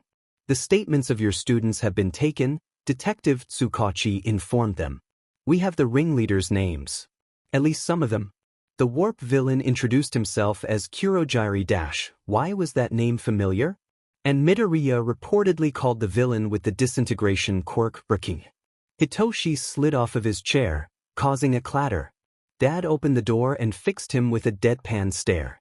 "If you're going to eavesdrop, do so quietly." "Dad," he said seriously. "Dad, did I hear him right? Does Izuku dash? We'll ask him about it when he wakes up." Dad closed the door again, and they moved away from the room to prevent him from hearing anything else. Hitoshi grumbled as he righted his chair, dropping himself back into it. Since arriving, the only interesting thing that happened was the Hatsum's arrival. The Hatsums nearly started a fight in the hospital lobby when the nurse declined their demands to see Izuku. Pops had stepped in, mediating until a compromise could be reached. They weren't technically Izuku's family. Mizuyumi looked ready to throw hands when the nurse said it. They would wait until he was moved out of the ICU. Guilt knotted in his stomach. He had known Izuku for a couple of days and he was allowed to see him, but the family he made for himself wasn't allowed in. Izuku's heart rate picked up and Hitoshi slingshot out of his seat to stand at his bedside, ready to push the help button if he needed to. "Why are you so complicated?" Hitoshi complained to no one. "I get that you didn't have control over the shit other people did to you, but please tell me you're not involved with villains that attacked you, eh?" Silence permeated in the room, the steady beep of a machine telling him that Izuku was still alive. "I mean, if you are, you should check with them because they beat you up pretty good and allies don't pull that kind of shit. If you're in too deep or something, my dads will help you. They're good like that." Izuku's heartbeat slowed back down. Hitoshi sat in the cheap, uncomfortable hospital chair and tried to distract himself with cat videos. "Get better, Damn it, he muttered to Izuku. I'm gonna kick your butt for making us worry. Without warning, Izuku's heart rate skyrocketed. Izuku would sleep for infinity and that was final. He pushed at the awareness nagging at his senses, the dull ache it brought far too uncomfortable. His body didn't listen, hauling him into awareness with an agonizing amount of leisure. The world was quite dull with the sound on mute and his vision restricted to the backs of his eyelids. The floating sensation faded as he became more aware of the gravity holding him down. Pain filtered into his senses and he imagined himself rolling his eyes. Of course he's in pain, 'cause why not? Making us worry. Hitoshi? If Hitoshi was with him then Yamada and Aizawa probably were, too. What was making them worry? Should Izuku be worried? The only thing that could make all of them worry was a real crisis, so what? Did the cats do something heinous? Hana was always rude but mac and cheese were devious. Tora was flat-out clumsy, and Smoothie had no regard for the people or things around her. 3 distinct auras flashed in his mind's eye, all huddled around one specific area. What was that? People's auras don't usually meld like that. His entire body tensed as pain seared through the nerves of his upper body. If he could, Izuku would have cried out, but nothing broke the silence that was rapidly becoming suffocating. As if in response to his panic, noise reached his ears, finally making it through the haze of sleep. He could hear people moving around him. Now he wanted to see them. Why couldn't he see them? A single person came to mind, memories crashing into him with the force of a freight train. Tamura. His eyes shot open and he wrenched his arms to his knee. Where was he? What did they do to him? Why was he hurting? Hands held him down and he let out a panicked shout. No, no, no, don't touch me. People were yelling. The hands moved away and he brought his mobile arm to his knee, squeezing his eyes shut. One of his arms was heavy and something was covering his face. Izuku froze. His arm. His head snapped down to examine his scarred arm, then slowly turned to look at his other arm. His right shoulder was stiff, covered with layers of bandages. Izuku began shaking. It's still there, he assured himself, glancing down at his exposed forearm. The thought did little to reassure him, old fear bubbling in his lungs. Midoriya. Izuku's gaze jerked up, finding a familiar face above. It's all right, you're safe. In an attempt to speak, he ended up wheezing and throwing himself into a coughing fit that raked up the dry inside of his throat. Aizawa handed him water and he was stopped from greedily consuming the whole cup with one gulp. Aizawa was wearing a plain black t-shirt and dark sweatpants, bandages covering certain areas in wrapping not nearly as thick as the ones on Izuku's right upper body. Are you okay? Was the first coherent sentence out of his mouth. Yamada, who sat at the end of his bed, huffed a laugh. Aizawa pinned him with an unreadable stare. Of course you would ask that first. He sighed wearily. Yes, Midoriya. I am fine. So is 1A13 was the only other person with serious injuries and they're going to make a full recovery. Sorry about freaking out, Izuku mumbled. The last time I woke up and couldn't move my arm. He wiggled his left hand in the air and dropped it awkwardly. You weren't sure you were safe, it was a natural response. Yamada soothed. He looked at the clock above the door. You've got some time to rest before the detective wants to see you to take your statement. He has to give a statement? That makes sense. Does that mean he would have to tell the detective everything? He thought back to the stone grip of the Nomu's hands crushing him as he killed it. He killed people. Sure, they weren't exactly alive but they were still there, somehow. Their consciousness remained alive inside of the Nomu's brain and he stuck a knife in there. I need a bin, he choked out. A small tin garbage can was moved into his space and Izuku promptly vomited the sparse contents of his stomach. When the nausea settled down, he accepted another cup of water. Did they get away? Did Kurogiri escape? Did he take Tamura with him? Their auras reached outward, making Izuku flinch. And never mind. No, it's fine, Aizawa said flatly. We need to know if you have connections to them. Izuku shook his head, squeezing his eyes shut. I haven't seen either of them in years. I didn't know that they were villains. We're planning to attack UA. Kid, Aizawa called. It's okay. My name is Detective Tsukachi and I have a lie detection quirk, The detective introduced himself, a recorder sitting on the bed. I am here to take your statement regarding the events that occurred at the USJ. Izuku nodded, psyching himself up. The detective said more introductory things about his rights and that they could do this on a later date if he was too scrambled at the moment. Izuku just wanted to get this over with. But first, I have been informed that you knew the villains that attacked Yue. Detective Tsukachi paused, flipping open a notepad. Could you explain your affiliation with the League of Villains? I was really young when I met them, 6, I think. He steeled his nerves and kept his gaze low. Aizawa was the only other person in the room with him and the detective. Aizawa was the only one he wanted to know right now. If he ended up hating him or thinking he wasn't safe to be around, at least Aizawa would be straight about it. My parents abandoned me pretty early on and I was kind of just wandering around when I came across Dagoba Beach. One of the piles collapsed on me. He didn't want to tell them about how desperate he had been, sticking his arm inside of a fragile stack of rusted metal. I started screaming my head off and Kurogyari showed up. I don't remember what happened, BLD loss messed me up, you know? But I said something that made me worth saving, I guess. Izuku looked down at his left arm. When I woke up, my arm was in a cast so thick I couldn't move. Izuku clenched his jaw, eyes darting to the recorder. Another kid was in the room. Both adults stiffened at the implication that there were more children on the line. His name was Shigaraki Tamura and he was the villain with the disintegration quirk. How old would you say he was at the time? Detective Tsukachi questioned. A few years older than me, Izuku guessed. I don't know his exact age, or Kurogyari's. That's fine, continue. They treated me well. I definitely didn't want to leave. Do you have any idea how long you were unconscious? He glanced away, shifting uncomfortably. No, he said uneasily. Sometimes I would go to sleep and something would change. But I couldn't tell what happened. Once, I woke up really disoriented and the cast was just gone. I was so excited at the time because I could finally move around and see that my arm was still there, but thinking back, I'm very unsettled. Do you know when they kidnapped you and when you got out? The words the detective used felt odd to describe his time with Tamura and Kurogyari. He ignored the squirming feeling in his school ended recently. He tried to think of the weather when he woke up back on Dagoba. When they put me back, school was about to start again. They kept you for a summer? He clarified. And you were taken and returned at Dagoba Municipal Beach? Yes, sir. Izuku continued to illustrate details he picked up, glazing over the more personal time he spent being tutored by Kurogyari and playing with Tamura. They mentioned a sensei and a doctor, Izuku said. I never met or saw either of them, but the doctor must have been a good one, to be able to repair my arm like this.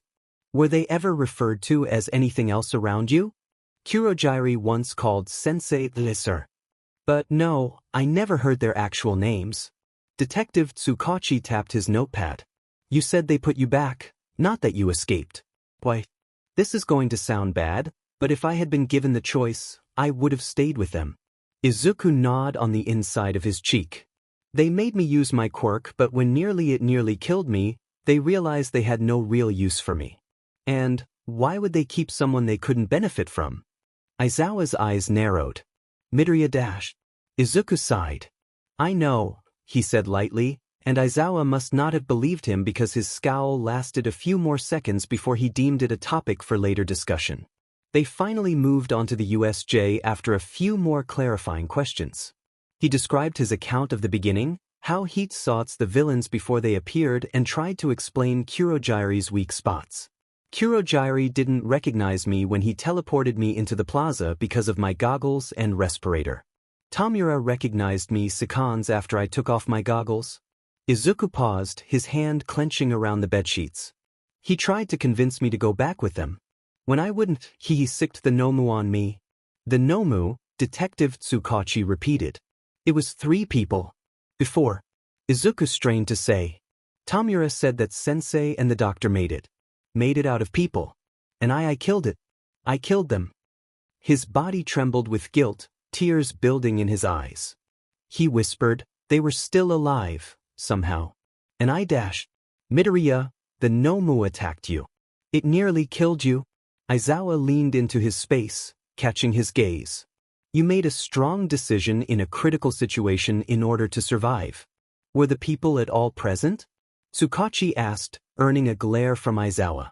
Izuku shook his head, raking in a quivering breath. The Nomu was inanimate until Tamura made it do something. Their auras, they disappeared when the Nomu was told to do something. I've never seen auras do that before. They're not supposed to flicker or go away. Detective Tsukachi paused, hesitating to ask the next question. I apologize for this, but how did you kill the Nomu? The brain, Izuku gestured at his own head, keeping his eyes glued to the bedsheets.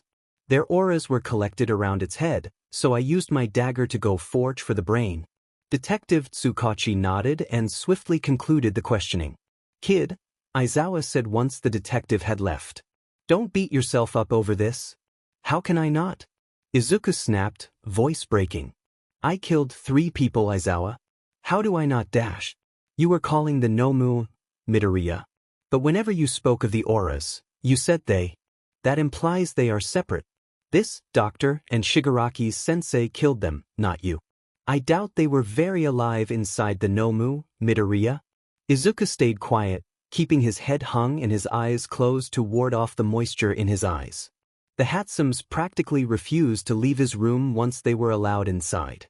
They smothered Izuku with relief and wore special clothing that covered their skin so that they could touch him without him having to worry about his quirk. It pays to have connections and support. Mitsu winked, waggling her gloved fingers. I have some of these bad boys waiting for you too. He blinked at her. Really, he said. She gave him a look that said, why would I lie? Mitsu, he smiled. She waved off his gratitude.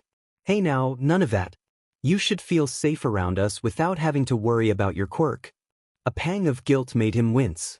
Are you guys mad that I lied to you for months? Ayumi made an odd choked noise that signified her unique laughter. We love you, she signed, her eyes sincere. And a quirk is nothing compared to that. Do we wish we had known sooner so that we could give you proper coverage? Mitsu admitted. But we're here now, so we'll help. At Izuku's teary thank yous, Mitsu presented a large grin. Now, none of that, green bean. She chided, gently putting her hand onto his face and tilting his head up. Chin up, yeah? And how about you stay out of trouble for your thank you? Ayumi agreed wholeheartedly. I don't like having to fight with nurses to see you. You fought a nurse? Izuku asked, incredulous. Mei shook her head, looking annoyed. Almost. Mom almost started a brawl when we were told we weren't allowed to see you because we aren't family, she said with aggravated quotation gestures. Mike stepped in before anything could happen, Mitsu elaborated with a huff. Yumi coulda totally had security called on us. Which is why it's a good thing I never got the chance. I suppose. Izuku just laughed, the knot in his issue loosening, and allowed himself to be comfortable. Just for now. No way. Izuku backed away from the 3 adults. I won't do it. Aizawa pinned him with an unimpressed glare. You agreed to train and get better with your quirk? He pointed at Ayumi and Mitsu. Ayumi is willing to participate and Mitsu's quirk will let us know if either of you needs to stop. Izuku's body clammed up, his eye tightening at the thought of their faces once he used his quirk on one of them. They would hate him. Ayumi would come back after he used his quirk on her and she would never let him get close to her again. Mitsu would see what he did to her wife and she would never want to see him again. No, he protested weakly. Midoriya, Aizawa said. We won't be angry with you for using your quirk. We won't think you aren't worth our time. We won't leave. He shook his head, curling in on himself. You'll hate me, he argued, desperate to find a way to free them all of this situation. I don't want you to hate me dash. Izuku, Mitsu called, drawing him out of his spiraling. Their eyes met and suddenly Izuku could not tear his gaze from hers. You know us well enough, yeah? Don't think about the past. Trust us? Izuku stared at Ayumi's hands instead of her face. If he looked at her blank, distant expression, he wouldn't be able to stomach practicing his quirk like this. Aizawa and Mitsu sat a couple of meters away, observing as he used his quirk on Ayumi. His stomach churned with regret and his hands trembled, but he kept himself from stamping down on his quirk or letting go of her hands. He said he would give this a chance. Izuku stared at Ayumi's hands and wished that he could focus on the warmth of her hands instead of the limp way they hung in his grasp. Pain struck his temples and he gratefully praised Aizawa's rule, releasing her hands immediately. Aizawa said that he had to let go the moment he began feeling pain or they ran the risk of injuring him further. Recovery Girl cleared him for this, but only if they promised not to put strain on Izuku's body. The injuries that he sustained from the Nomu were concentrated in his abdomen, but Tamura's quirk had dealt his right arm and shoulder a considerable amount of damage. The graft itched terribly and the pain that sometimes struck him made him grit his teeth. If he tapped the bandages covering the silver patch in his body, he could not feel the contact beyond the sting of pain that agitating his wound granted him. His abdomen and shoulder were still wrapped with bandages but, thankfully enough, his left arm was completely unimpaired by the events at the USJ. His right arm was in a sling and there were light wraps around his lower throat, where the extent of Tamura's quirk had reached. Maybe he should stop calling him Tamura. Yumi stumbled back slightly, dazed. She steadied herself and took a deep breath. Her hands were shaking when she raised them to sign. "I am okay." Izuku had a strong time believing her, observing the tense way she held herself. Ayumi snapped her fingers in his face. "I am okay," she repeated, emphasizing each word. "You did not hurt me. I still love you." Izuku's body lurched forward with the longing to be close, but he stomped on the instinct. No, he berated himself. "Don't touch her." She took the choice from his hands, stepping forward and wrapping him in a gentle hug. Cautiously avoiding any exposed areas of skin, she held him. Izuku's head emptied of his anxiety, a serene sensation that was quickly overtaken by the surge of emotions that rapidly consumed him. He leaned against her and trembled with relief. Once they separated, Ayumi explained what her experience was like, coinciding with Aizawa's experience. Of course, she saw something different than Aizawa, but his quirks seemed to follow a general pattern. Put the person in a completely isolated void and then manifest that person's insecurities. They visited Mei in the support labs before Ayumi and Mitsu had to leave and go to work. Aizawa split off from them to go to the teacher's lounge to see Yamada. "How is it?" she asked enthusiastically. "Are you okay? You look okay. Do you need more support gear? What kind do you need? Depending on how complicated it is, I can have it ready by dash." "Mimi," he interrupted. "We're all okay. And I don't need new gear yet." Upon being asked, Ayumi regaled their training. At first, there was nothing, then a voice, my voice but distorted, started insulting me. A figure began to come into existence with me and formed this odd mirage me. I didn't look too good. Very dehydrated. Pointing at Mei and Izuku, she raised her eyebrows. "Remember, kids, drink lots of water." Mei put a hand to her sissy in shock. "And lose my teenage dignity?" She gasped dramatically. What sort of self-respecting teenager hydrates themselves? The kind that wants my special curry? You dare threaten my curry privileges? I'm your mother, of course I dare. All I'm hearing is that you don't want to buy those keys again. I don't. Ayumi deadpanned, throwing Mei off for a second. I have to fight someone in the store each time we go to get all the ingredients? Mitsu laughed boisterously. But the payoff is nice, ain't it? She elbowed her wife in the side. And I can get the skis and sheet if people keep giving you trouble? Ayumi gave her wife an assessing side-eye and shook her head. The chowhounds alone would bulldoze through you. The hell is a chowhound? She asked offendedly. Ayumi turned to Mei and Izuku and shook her head, as if to say, see what I mean? Izuku stepped into 1A without much thought, his mood still soaring from the Hatsume's antics, and was completely blindsided by the eruption of noise that came from his classmates. Midoriya! Several of them shouted in chorus. Izuku jumped, up and away, panic replacing his previous ease. What? He asked in fright. What did I do? Kirishima and Uraraka were the first ones to reach him, vaulting past their classmates without a thought to Ida's attempts to calm everyone down. Izuku hurriedly stepped out of range when Uraraka tried to grab his free arm and she froze, suddenly taking in the bandages still wrapped around his body and the sling holding his right arm. Sorry, she hastily apologized. Sorry, but you're okay, right? Izuku nodded. I am. Kirishima's hands twitched at his sides, his arms tense, but he smiled brightly. Man, that's great. You had us all pretty worried.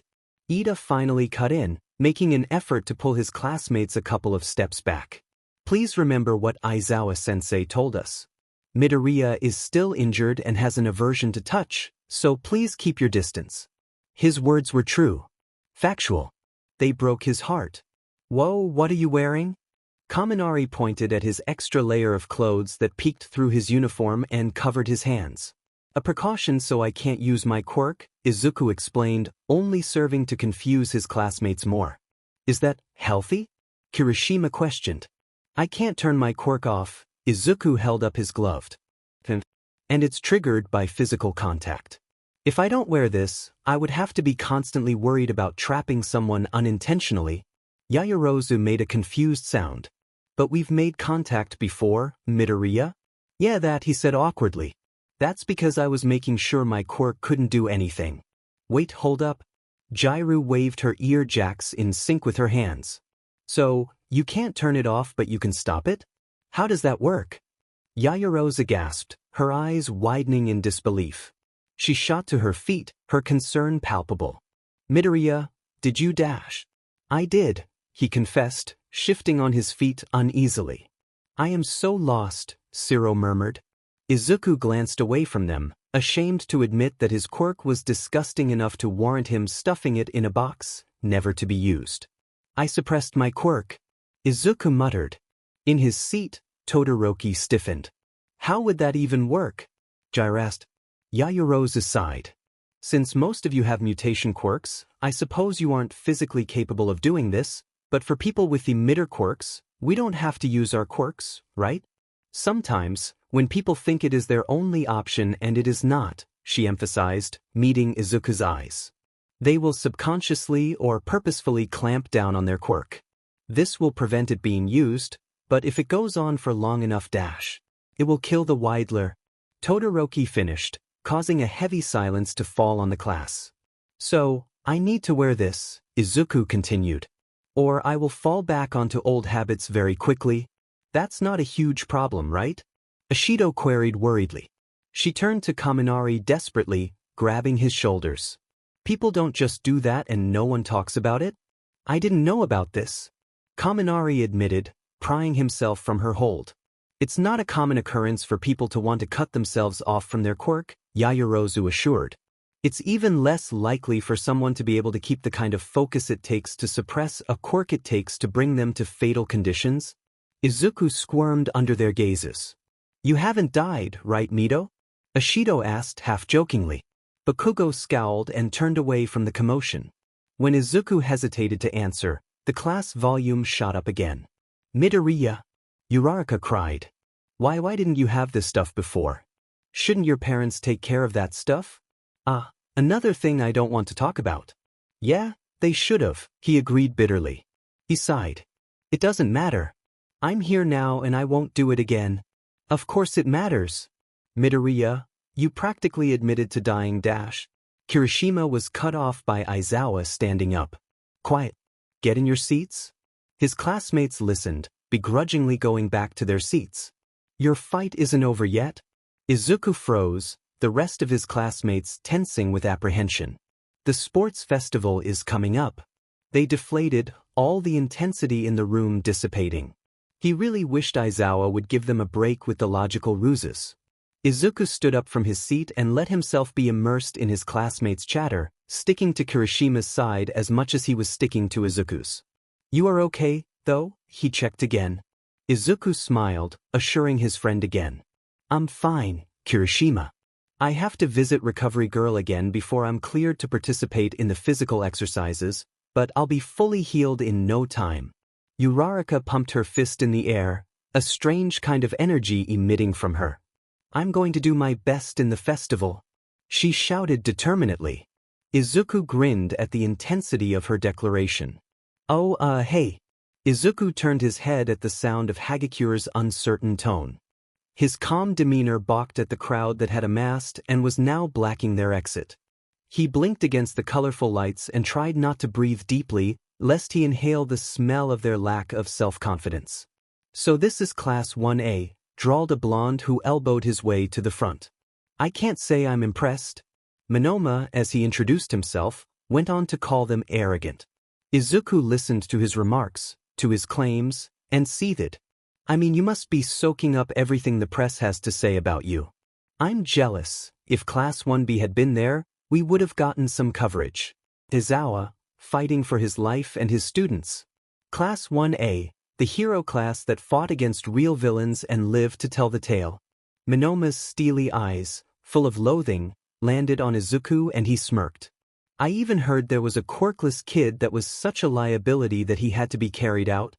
His classmates' faces as a portal opened beneath his feet. It's no wonder the quirkless kid was the one to get hurt. He shouldn't even be in the hero course to begin with. How'd you get in, huh? You cheat? The faces behind Monoma became more angered, more disbelieving, as if they could not believe that a quirkless kid somehow achieved what they couldn't. To someone else, they might have seemed formidable.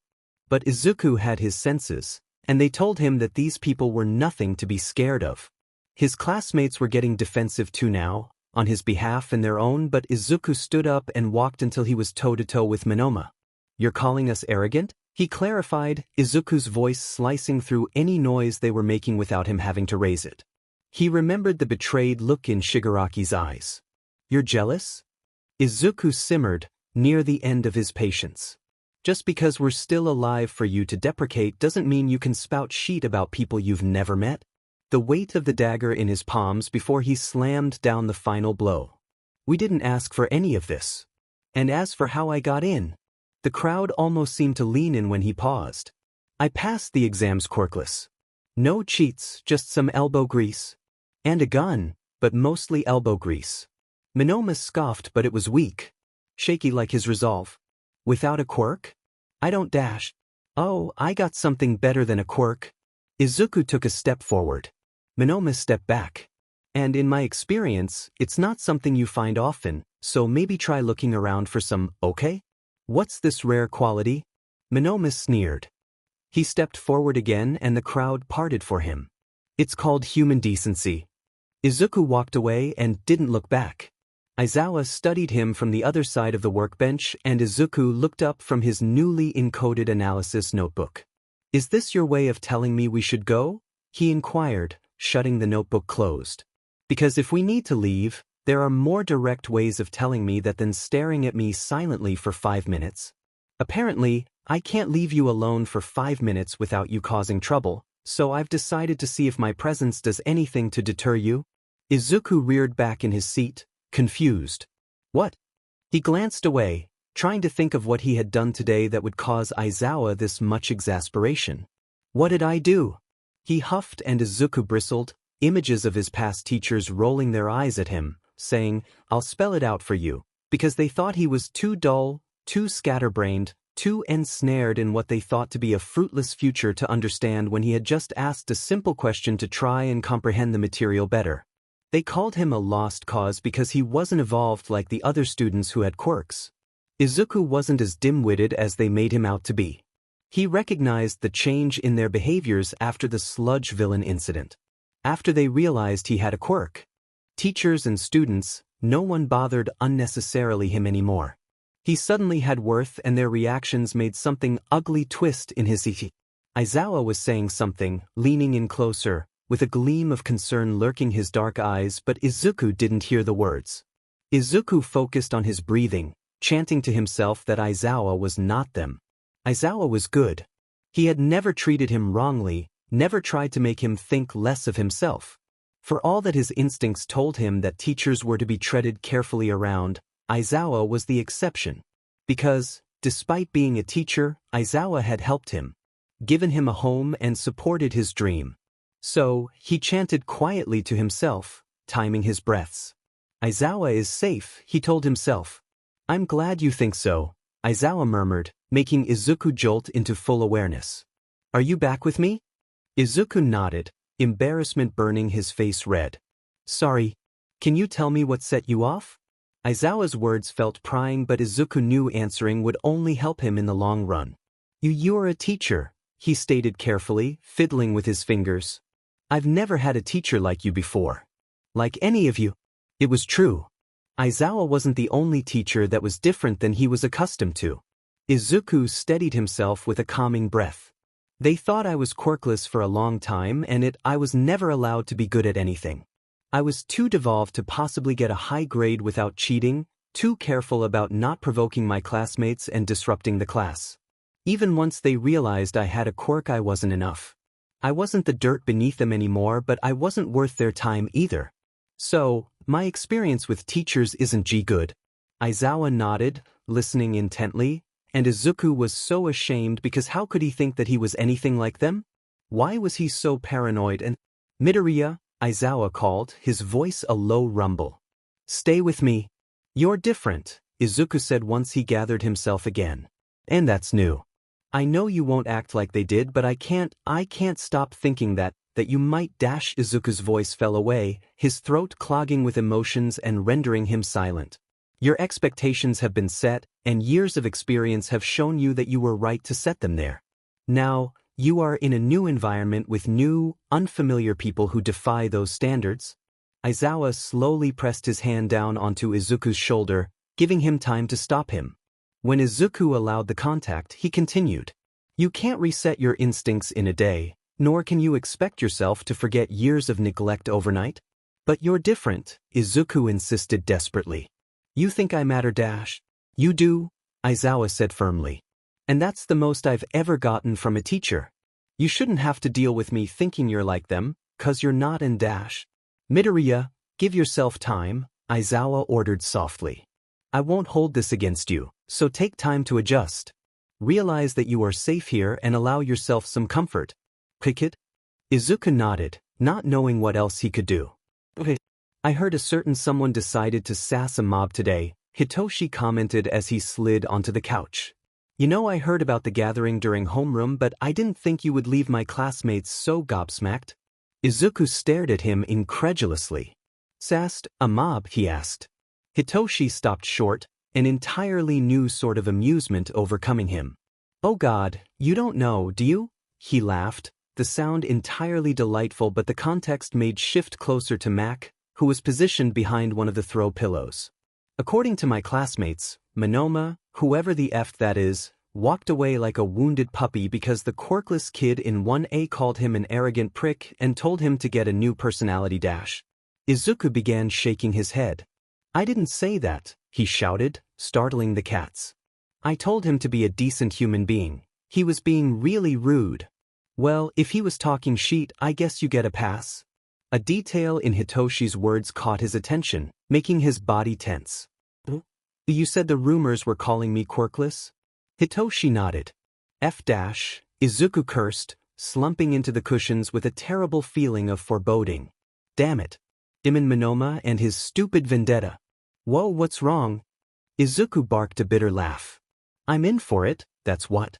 You think people will leave me in peace once they realize a quirkless kid got into the hero course?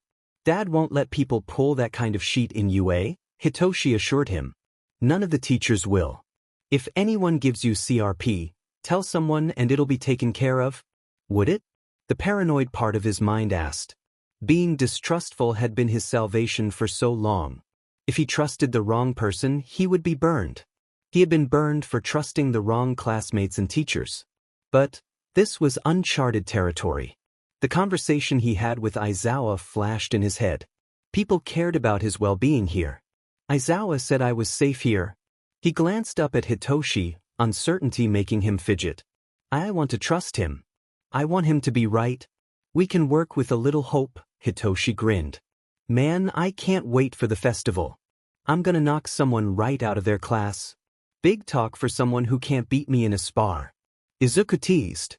Recovery Girl had reluctantly cleared him for the sports festival a few days ago after their final healing session, and once he found out Hitoshi had no plans for training, he couldn't let his friend go on like that. He was incredibly thankful to Aizawa, who erased his quirk and allowed Recovery Girl to heal him without harm coming to anyone. He guffawed, amused. I doubt half your classmates fight as well as you do. If anything, I'm talking small. Izuku blushed fiercely, feeling unbearably hot. Don't you shouldn't, I'm not that good. Hitoshi only laughed as he retreated into his room. Crimson eyes. dark hair, dry skin, raspy voice, low laugh. When had Tamura, Shigaraki, dyed his hair? When, during those 8 years, had he become a villain? The why burned away any other stray thoughts. Why did he become a villain? Why did he want to kill All Might? Why was he a leader of the League of Villains? What? Why did he hurt me? You killed him? BLD-colored eyes. Light hair. Irritated skin. The smile on his face freezing, twisting into something terrible. His fingers pressing into his shoulder, Izuku's skin flaking away, his mind focused on the pain. Izuku's eyes shot open and he was faced with the darkness of his room. Cold sweat dampened his sheets and clothing. Slowly, Izuku rose and leaned forward on his knees. The urge to scream welled in his throat, a short, choked sound of anguish passing his lips before he bit his lip and tried not to hyperventilate. He needed to see Tamura. He needed to look him in the eyes and see what gave him that haunted stare. People changed, it was an irrefutable fact, but children don't become homicidal maniacs out of nowhere. Something made him into the man he was now. The only question was who? Kurojiiri? Sensei? The doctor? Someone else entirely? Now his friend was a killer. He tried to kill Aizawa and Izuku. He led an attack meaning to kill All Might, and when that didn't pan out, he went for the students as retribution. How the hell could he say that some part of him still held onto the memories of Riki? Of that clingy, stubborn boy who didn't exist anymore. Izuku wondered if this was what grief felt like. Before, when he came to terms with the reality of his situation after Inko left. It took a long time for things to finally hit him. Sure, he knew she was gone, but she still kept him above water. She paid for the apartment and made sure he had the tools to survive. No contact, but he thought she was still around in her own way. He tried to believe that she might come back, that maybe she might love him. It was a random day when everything settled. Halfway through his first year of middle school, he locked the door to the apartment and it smacked him in his face. The empty atmosphere, the barren home, the absence of a mother. 8 years was a long time to be alone. School kept him occupied. Bakugo kept him occupied. Hero analysis kept him occupied. Not enough to keep him from knowing, though. He could never distract himself from the blatant, ugly truth. He was alone. No one would care if he suddenly stopped showing up to school. No one would care if he disappeared. Izuku coped in his own ways. He fed the stray animals using the leftover money. He chased hero fights like a storm chaser pursues a hurricane. He studied subjects and wandered the streets, helping people whenever the opportunity arose. He had worn clothes and beaten sneakers, not caring enough to use anything he saved to purchase anything nicer. He didn't deserve anything better. And looking around at the room he was in now, he wondered if he deserved the Yamazawa's kindness. Wouldn't they all be better off if he went back to Dagoba? They wouldn't miss him. Then there was the Nomu. Its lights, the flickering and the stench. To Izuku it exuded wrongness that he hated. It had been people once, but they were mashed into one terrifying monster. A monster that Izuku killed. Alone, he wouldn't have made it. Alone, he was nothing. Deku, Bakugo's voice growled in the silence. It's from the kanji in your name, right? Izuku nodded at Uraraka, who smiled brightly. It sorta sounds like Dikairu, like, you can do it. You are very bright. I want to learn from you. You may not believe you belong in your position, Midoriya, but I assure you, you are more than worthy of it. Based on all the notes you take, I think we could all improve our techniques if you gave us pointers. Did he deserve their faith in him? All his life, he'd been told he was nothing and no one refuted it. No one helped him. So why were they all so trusting of him? Why did they place their faith in him, a worthless nobody?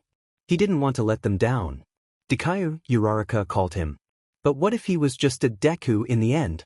Izuku threw Todoroki over his shoulder, yelping when frost shot up his wrist. Todoroki was quick to melt it, apologizing and looking slightly embarrassed. You're definitely doing better, Izuku spoke once they stopped for water. You learn quick. And you're far more adept than you let on. He blushed, averting his eyes. Season, let's try your quirk? With a nod, Izuku waved to Cementos, who gave them the go-ahead. Izuku sat down, cross-legged across from Todoroki, notebook in hand. Silently, he created frost over his right forearm, then, hesitating, he let flames rise from his left side. They wanted to see if he could produce ice and fire, but Todoroki was against using ice on his right side, on his left side, but for now, Izuku wanted to observe his quirk while it was activated. Your body's homeostasis is fascinating, he muttered, jotting down notes as the boy across from him repeatedly frosted his arm. Using both sides balances you out, but would you freeze if you only used ice? Burn with only fire? And what about the creation itself? Flames are somewhat self-explanatory, the minor ignition taking place at your command, possibly taking in the needed elements to ignite. But your ice? Is hydration an issue for you if you use it too much? Does it take vapor from the air or from you or both? I don't doubt fire's also dehydrating dash. Midoriya. Head snapping up, Izuku turned bright red. Sorry. I didn't mean to ramble. Brow knit in concentration, Todoroki glared at the fire, liking at his skin. I do require more water when I use my quirk, but her ice mainly utilizes the surrounding vapors. His fire is particularly draining though. You keep saying that? Saying what? His fire, her ice, he tilted his head. Are you talking about your parents? I know, Enchi dash. Abruptly, his mouth clicked shut. He paled as Todoroki's eyes went wide. Endachi? Throwing a glance at where Cementos now hid behind his ungraded papers on his cement table, Izuku laughed nervously, clearing his throat. Well, your dad, Todoroki, he's kinda not my favorite hero? I'm sorry. I shouldn't have disrespected Dash. Why don't you like him? Todoroki's quirk stopped and he lowered his arms, staring at Izuku with intensity. He floundered under his gaze. Endeavor's known for his aggressive attitude, yeah? A lot of people like him for it. Gripping the pencil, he hoped Todoroki still wanted to train after he said this. But being ruthless isn't always a good thing.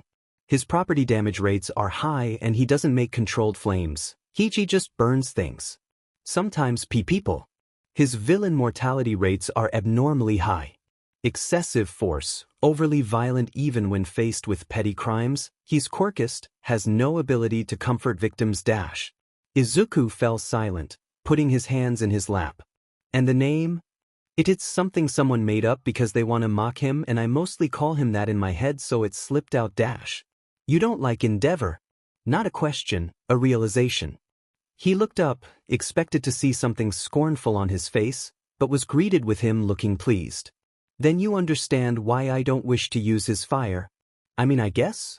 Fiddling with his notebook, he flipped to Todoroki's introduction page and showed it to him. It's not his fire though. It's your quirk, your fire. He scowled. I dash. Is your quirk hell flame? No dash. That's right, your quirk is half cold, half hot. It's your fire, your ice. I don't care what kind of power your parents have, what you have now, it's yours, Todoroki.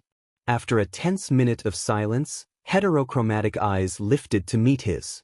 I still don't want to use it, he confessed quietly. Izuku nodded. And that's your decision. But, and this might sound a little disingenuous coming from an orphan, you shouldn't let your parents define you or hold you back. Loving somebody is wonderful, but only you can decide who you want to be. Midoriya. Izuku jumped, looking to the doors to find Aizawa standing by them. Come on, time's up. Okay. He gathered his things and turned back to Todoroki as Aizawa led him out. Think about what I said. Sorry for insulting your dad so much. In the car, Izuku put his head in his hands. I just wanted to see his quirk, but I ended up rambling about what a terrible hero his dad is dash. Hitoshi leaned over with intrigue. Boo! He laughed, the traitor. Todoroki, Aizawa grunted. Yamada whipped his head around and Hitoshi burst into a fit of laughter. You called Endeavor a terrible hero to Todoroki's face? Yamada gasped. How'd he take that? He wasn't too upset about it, really. Izuku shoved Hitoshi, who still had an amused smile on his face. Actually, he seemed to agree with me, more than anything. Aizawa and Yamada stiffened but didn't say anything. Word spreading about his quirkless status was both amusing and nostalgic. In the worst way possible, he would like to add. On one hand, he baffled people and that was fantastic. On the other hand, though, The day had already been pretty crappy. People shoulder-checked him, sneered at him, whispered in the hallways like he couldn't hear them. But he held out hope that no one would go farther than that.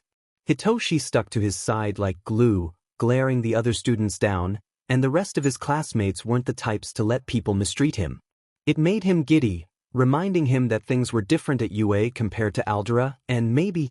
Izuku lurched forward, his body colliding with the stairs. His shoulder throbbed when he stood, and the sharp pain in his head almost didn't let him hear the laughter of whoever pushed him.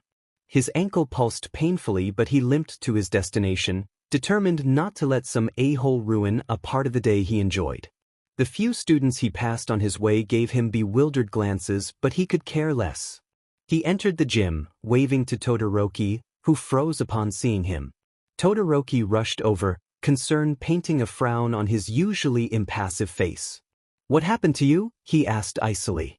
"Why did you come here instead of to recovery, girl?" Izuku bristled, leaning heavily on his uninjured leg. "I wasn't going to just not show up." Todoroki scowled. "You're hurt. We can't train." Without warning, he swept Izuku's legs out from under him and caught him. Lifting him and ignoring Izuku's protests, he started walking back to the main building. Unfortunately, they managed to run into Aizawa and Hitoshi on their way to one of the gyms. Izuku gave them a pathetic imitation of a wave, the pounding in his skull making it strong to do much besides hang limply in Todoroki's arms. They were talking, but Izuku ignored them, closing his eyes and resting his head on Todoroki's shoulder. Wow, he was so warm. Pressure filled his brain with cotton and nausea swirled in his stomach. Why couldn't people just leave him alone? Geez, people are such beaches. All Izuku wanted to do was be nice and have a good time, but no, they had to be like, "I'm a discriminatory little baby who wants to prove I have a big D dash, so I'ma push you down the stairs." Todoroki tensed and Izuku opened his eyes, craning his neck to squint up at his friend. "Wasa mata with you?" he slurred, deciding to ignore the fact that his friend was blurry as hell. Todoroki said something that he didn't understand and Izuku squinted harder. Suddenly, Todoroki was trying to move away from him. Izuku's hands shot out in fright, grabbing onto his retracting arms. No, stay, please, what did he do wrong?" Something soft pressed into the back of his exposed neck and Izuku hurled himself away from it, a screech tearing out of his throat. His body collided with Todoroki's and then he was being held down. Panic surged, overtaking everything else in his mind, and he thrashed, attempting to free himself. The soft thing came back and the pain, pressure, panic, everything receded until he was left with nothing but exhaustion. A few minutes later, Izuku was back in his right mind and sat awkwardly in the hospital bed as his three companions stared at him. "Who pushed you down the stairs?" Todoroki asked, breaking the silence. Izuku tensed. "How dash? You were muttering," Hitoshi said. Izuku rubbed his arms, cold without Todoroki wrapped around him. "I don't know." "I don't," Izuku added, snapping at Aizawa's unimpressed face. "They came from behind me, so I never saw them." "The cameras definitely saw them," Aizawa muttered, eyes narrowing. He stalked towards the exit. "I'm calling Nedzu." With only the three of them left in the room, Izuku twiddled his thumbs and avoided eye contact. "I hope whoever did this gets what's coming to them," Hitoshi said bitterly. "All he did was push me down the stairs," Izuku said, more to himself than them. His words only served to rile Hitoshi further. "You had a swollen ankle and a head injury. People have gotten away with worse." Todoroki was the one to speak up this time, his voice angered and resolute. "Just because people have hurt you in the past does not make it okay for people to hurt you now." "Yes, thank you, Todoroki," Hitoshi said choppily. "And I told you, Izuku. UA won't let people get away with this sort of shit." It hit Izuku then that people were looking after him. People that weren't the Hatsumes. People that, by all means, don't need to help him. "Oh," was all he could say, tears building in his eyes. In the locker room, his underclothes saved him from having to reveal his new scars as he changed. Sliding into the uniform, he looked down at the clothes with a small smile. Izuku made it. Here he was at UA, competing in the sports festival. The class walked into the waiting room, chatter breaking out. "Midoriya, Todoroki took a place at Izuku's side, unintentionally shielding him from the rest of their classmates. Objectively, I'm stronger than you. In return, Izuku offered an amused raise of his eyebrow. I'm pretty sure half the people in this room are objectively stronger than me with their quirks taken into account. You are a formidable opponent, one who I will defeat to earn my win. I'm that impressive? You're more than impressive, he said easily. That's why I'm going to beat you. Izuku couldn't help the grin that tugged at his lips. Then you know I won't go down easy. He faced Todoroki fully, looking up at him, eyes gleaming with determination. You're my friend, Todoroki. The shocked but pleased look that flashed across his face egged him on. So, let's give our all, yeah? Go beyond, Todoroki murmured, his soft expression melting into passion. Izuku nodded, listening as Yamada called for their class, the crowd exploding with sound. Plus ultra. When Aizawa informed him that he would be doing a speech at the beginning of the festival, it would have been an understatement to say that Izuku freaked out. It had been during dinner and Izuku nearly died choking on his food after he processed the statement, Yamada screeching in the background, "You've killed him," as Hitoshi hit his back repeatedly. Soon, after the initial shock faded, he reluctantly agreed to the idea. But now that he was there, standing on a stage with the whole world staring at him, Izuku's hands trembled. People always ignored him, out of fear or hate or no reason at all. It was easy to go unnoticed, but now he was forced into the light, where any and all could see him. Privately, he wondered if his mother and father were watching. Secretly, he wondered if Shigaraki was watching. Publicly, he looked out to the audience and spoke, his voice quieting the crowd's volume as he spoke. I know you're all entertained by what you've been told about Class 1A, but don't disregard the other students and their efforts that earned them a place at UA. Every student here is fighting to win, and we all have a chance to. He kept his expression neutral, lifting his chin. You're watching because you want to see something flashy and full of powerful quirks. But I'm going to tell you something. Powerful quirks are more than what people make them out to be. Unless. He thought of Bakugo, of Kaken, who kept being told he would go farther than the rest of them. Powerful quirks may give an advantage, but they do not make anyone worth more than those without them. Sometimes they aren't easy to spot, and sometimes they aren't favorable. He thought of Hitoshi and Aizawa and of himself, with quirks that made them powerful, but that was never how the world saw them. I think every one of us is powerful in our way, no matter our quirk, no matter which course we ended up in. Quirks aren't everything and they don't define the user. He wanted people to hear him for once. People needed to have this said, even if there were some who did not want to listen. Izuku glanced up at the audience, lifting his arm to gesture at the crowd of students behind him. There are a lot of kids out here ready to fight for something, so keep your eyes open and remember. Dropping his arm, Izuku turned his forest fire gaze onto the camera, one end of his mouth pulling up into a partial grin. Appearances are deceiving. No one spoke as he walked back to the gathered students.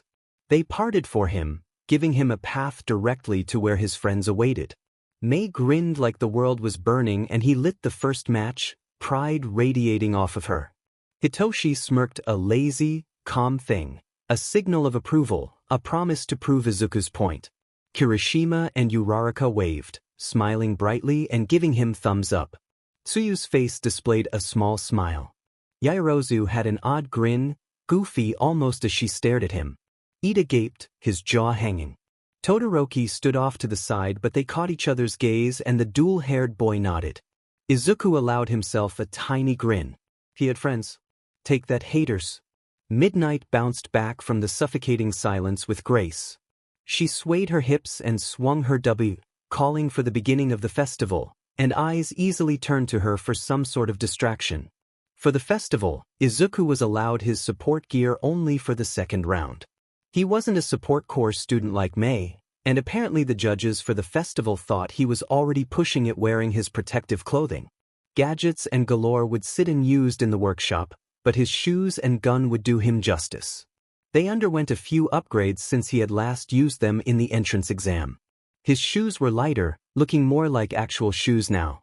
The weight limit increased significantly and they could shoot him around in the air instead of semi-decent hovering. Maneuvers should be easier too. The Nomu's lightning-fast blows flashed in his mind and he shivered. The magazine for his gun could safely hold more ammunition now. Said ammo had been turned into pellets for faster, harder, more annoying hits. Before there was stick, explode, and gas. May badgered him constantly about naming things so terribly. Now, he had those with the addition of confetti and light. May tried to hit him upside the head for only coming up with those. Confetti, on impact, exploded from its compressed state into a barrage of tiny snippets of green confetti. It doesn't sound like much, but being hit and then having small pieces of colorful paper fly in one's face cost them time. Light was composed of several substances, like explode and stick, reacting to sudden bursts of heat. When hitting the target, the core within, akin to how confetti's burst relies on the amount the core has been heated, combusts. It creates a reaction from the surrounding docile chemicals, conjuring a brief, but bright, flash that will dissipate as the components lose energy. The reverse for stick would hang in his utility belt whenever he got the chance to wear his costume again, but if no, when he made it to the second round, Midnight and Cementos would each take some for safety purposes. A screen appeared behind Midnight, the teacher saying something about bringing the pain. Izuku turned to the suspiciously narrow corridor. The wheel is for show, he muttered, May turning her attention fully on him. His other friends caught on almost immediately. They already know where they want us to go, but they need a performance for the crowd. I think we all caught a glimpse of the wide path when we entered. It's a race. Obstacle? This is the opening act. They need something big that'll set the standard for who to look out for. Students are going to get caught in the bottleneck of the hall. First obstacle, maybe? Obstacle race. Midnight declared a moment later, explaining the rules. He awkwardly shot finger guns at his friends, who were staring at him with half-surprised expressions.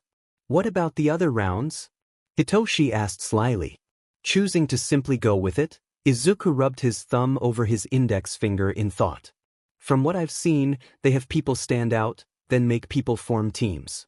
Second round will likely revolve around team efforts, and for 3, well, 3 will be one-on-one matches to decide the overall winner.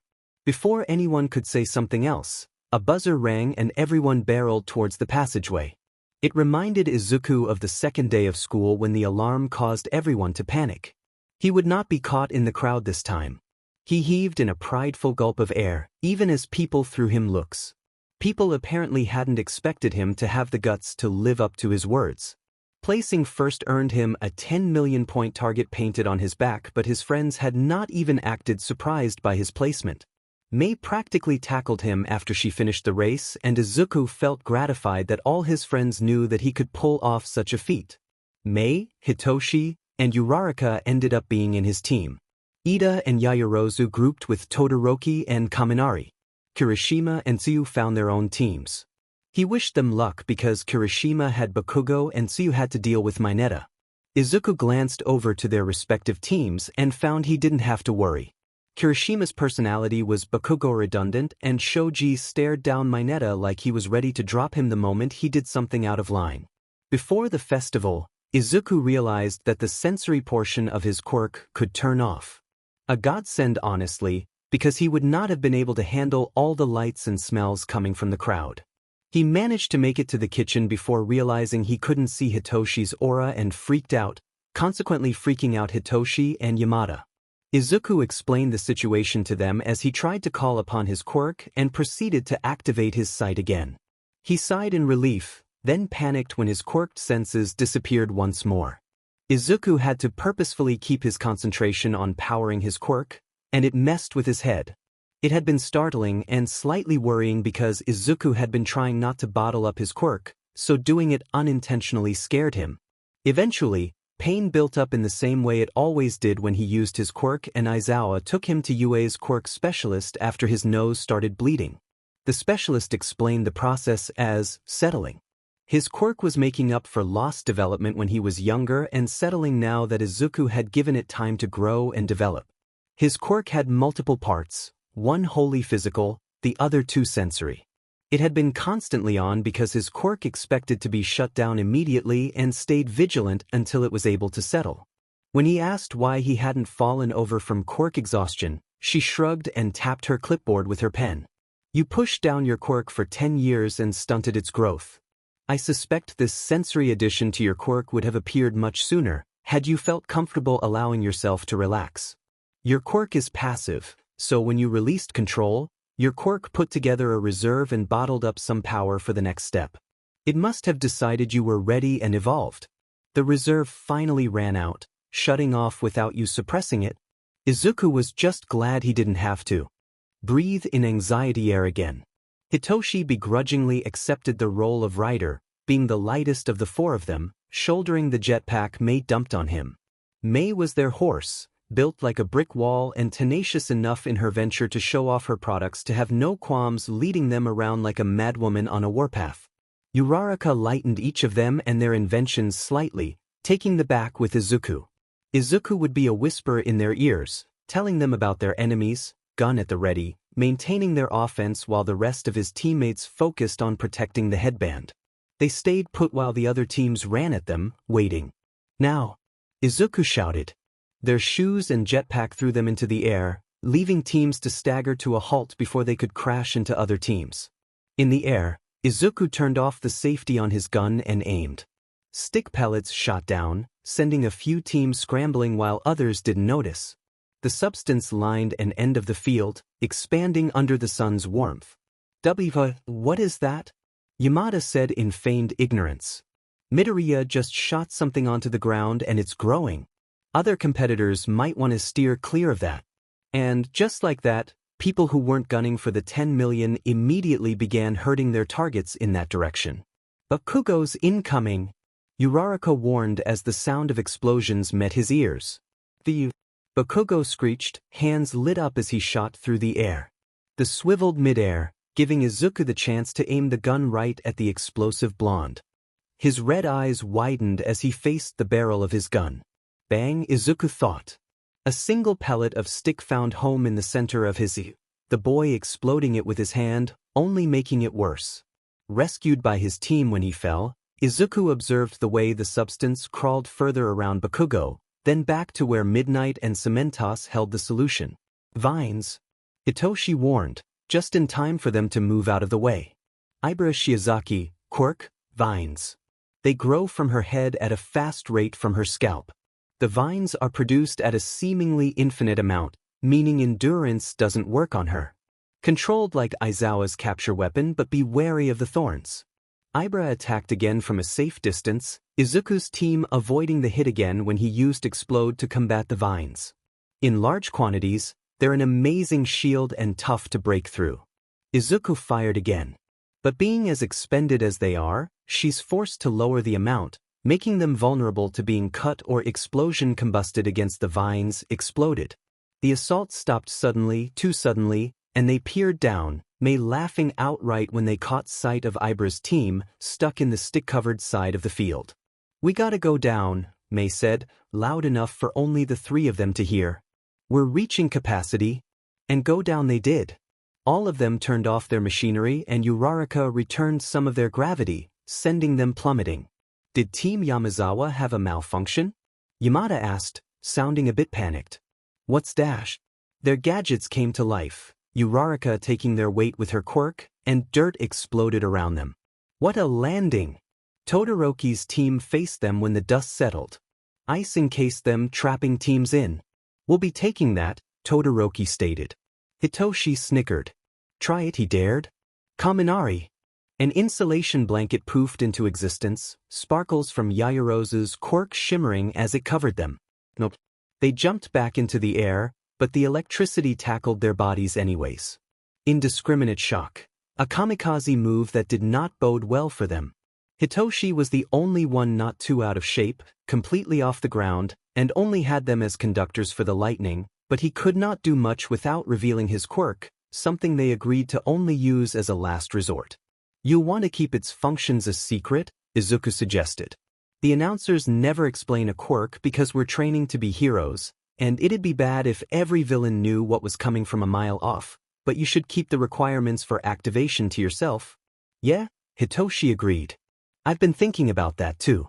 I'll be done for if my quirk gets figured out too early. Hey now, you've come far from the first day we started doing offensive moves. Doesn't mean I'm not still sheet. Just because you can't beat me does not mean you're terrible. Oh, I know, Hitoshi said. You're a demon on the mat. Where'd you even learn that stuff? I have 2 mothers, he replied. They're the real demons. Taking advantage of their disposition, their headband was snatched, Ida pulling a power move out of nowhere. Their time constraint was running to its end. If they were going to win, they had to do it soon. Ida and Kaminari are both pretty useless, Izuku informed his team. Todoroki won't use his left side, Yaoyorozu's got this right, but avoiding her won't be a trouble. Let's kick his butt? Uraraka intoned enthusiastically. With 2 teammates slowing them down, an ice wall at their backs, and a vulnerable side, it didn't take much to chase them into a corner, even with the aftershocks of Kaminari's quirk hindering them. Yamada announced the 10-second countdown and they raced forward. Todoroki lifted his arm to defend against Hitoshi's grab, foregoing the use of his fire. Passing him on his left side, Izuku shot his arm with the last of stick and Hitoshi's hand shot out to take the headband. His eyes met with Todoroki's as they continued to barrel past them. Stick puffed and grew across his arm as Izuku's team crashed into the ice. And we have our winners.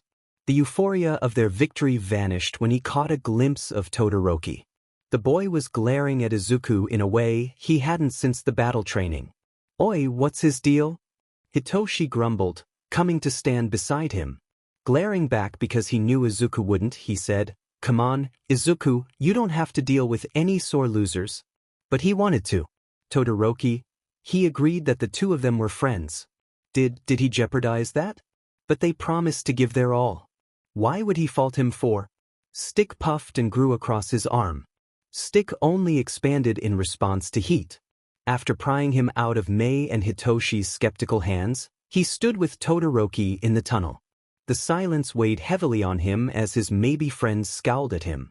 The cold radiating off of him suddenly reminded him of his old apartment, Todoroki's frigid gaze pinning him down. He looked away, unable to keep this staring contest going, and pressed himself into the wall. Todoroki dashed. I was overwhelmed. Izuku clamped his mouth shut. You made me break a promise I made to myself a long time ago. Izuku glanced at his left arm, the discoloration in his skin from the bruise where Stick first hit him and the green food dye. Todoroki had such an advantage at his disposal, yet he only used it once it was too late. You exploited my left side repeatedly, you shot me dash. He lifted his arm to stare at the mess of color. You're an analyst, Midoriya. You knew how to beat me. And your aura. Looking up again, there was something curious in his gaze. I've never seen you look like that before. Okay, this was becoming incredibly confusing. Todoroki, what do you mean? You overwhelmed me. I could see it in your eyes, I could feel the power you held. His head tilted like he was trying to figure something out. At first glance, you don't look powerful. You look quite average. But that's what you said, isn't it? Appearances are deceiving? Before he could answer, Todoroki turned his gaze back to his left forearm. You know that I hate my old man. But even knowing that he's a hot-headed hero doesn't explain the full why. My father is Endeavor. He is the number 2 hero, but being number 1 has always been his goal. It's unreachable, with All Might drawing a distinct line between himself and the other heroes. So he decided to find an alternative route. Goosebumps rose over Izuku's skin, remembering vague remarks about training, remembering the icy way he spoke of his fire and his father. Have you ever heard of quirk marriages? Oh no. Buzzing filled his ears as Todoroki explained his origins, his childhood, the very reason he was born. Izuku wanted to deny it. He needed this to be wrong, but the worst of it was that he believed his friend. Todoroki would not lie about something so serious. She called my left side unbearable, Todoroki said distantly, lifting his hand to cover the scar on his face. As she poured boiling water over my face, Hisashi's burning flames warmed his skin in phantom waves, memories of his mother's terrified eyes flashing. His next words slipped out before he could stop them, coming out quietly. What is it with fire quirks and abusive fathers? Todoroki's head snapped up, wide-eyed. I thought you said dash. I am an orphan, Izuku confirmed. I wasn't always. There was no answer for a moment, just the two of them looking into the other's eyes and finding understanding. Finally, Todoroki spoke. Before, you said that you understood my choice to never use his fire. Izuku answered the unspoken question. I do. His friend relaxed, but he tensed when Izuku held his gaze. I do, Todoroki, but we both know that the world is unkind. There will come a day when you'll have to make a choice. Being a hero means doing your best to save the lives of everyone around you, and using half your strength won't do you any favors. Todoroki opened his mouth to retort, but he didn't stop. One day you'll have to choose between your hatred for your father and your willingness to save lives, because I promise you now, Todoroki, that day will come. And how many times do I have to say it? Izuku asked. It's your power. No one else's. Todoroki wouldn't speak to him after that. They walked away from each other, both of them with something to think about. When he bumped into someone, he muttered an apology, not even glancing up, and continued walking. Or he tried to. A hand gripping his shoulder stopped him, freezing the blood in his veins at the sudden contact. Ripping himself out of the person's grasp, he came face to face with Endeavor. He sneered, his cobalt gaze narrowing in simpering anger. How did a runt like you beat my masterpiece? Shudo should have crushed you like the worthless speck you are. My masterpiece. You haven't even used a quirk yet? Endeavor continued. Using support gear to make yourself powerful. Pathetic. I bet you have a weak quirk, don't you? That's why you said all that shit about all the students having a chance. The flame hero taunted. From where I stand, some useless shit like you would be better off without a quirk, then you wouldn't be able to take the spot of a more deserving candidate. He was close now.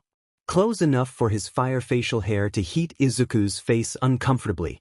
My Shudo will have no trouble putting you in your place, whether or not he decides to use my fire.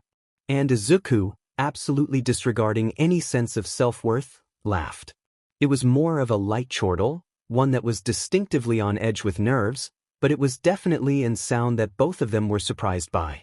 Not one to lose his momentum, he took advantage of Endeavor's bafflement. It's his fire, Izuku growled uncharacteristically. His, you got that? Having said his piece, Izuku walked around the corner as calmly as he could manage. Then the next. And the next. He walked until he reached the waiting room for the first match.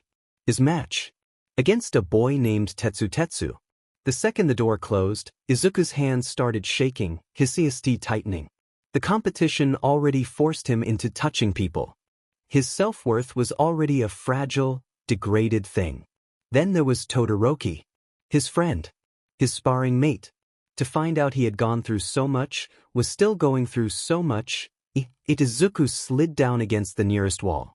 Meeting the BSE himself had not been an event Izuku accounted for at all.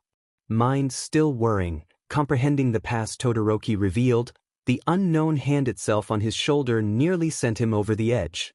Looking up to see Todoroki's abuser, blue eyes ironically icy as he glared, did not help matters. Hearing him talk, Izuku would have fun getting that out of his head. Runt, worthless, sheet, useless, speck, pathetic, undeserving, it wasn't like Endeavor had been original in his insults. But the heat. God, his skin itched with the faded burns, the lasting warmth that never gave him comfort. Izuku's memory had always been one to retain and never let go. This wasn't always the best thing. Not when he could remember, so clearly, what Hisashi's scowl looked like as smoke drifted carelessly out of his snarling mouth. Not when his mother's fear translated into his own.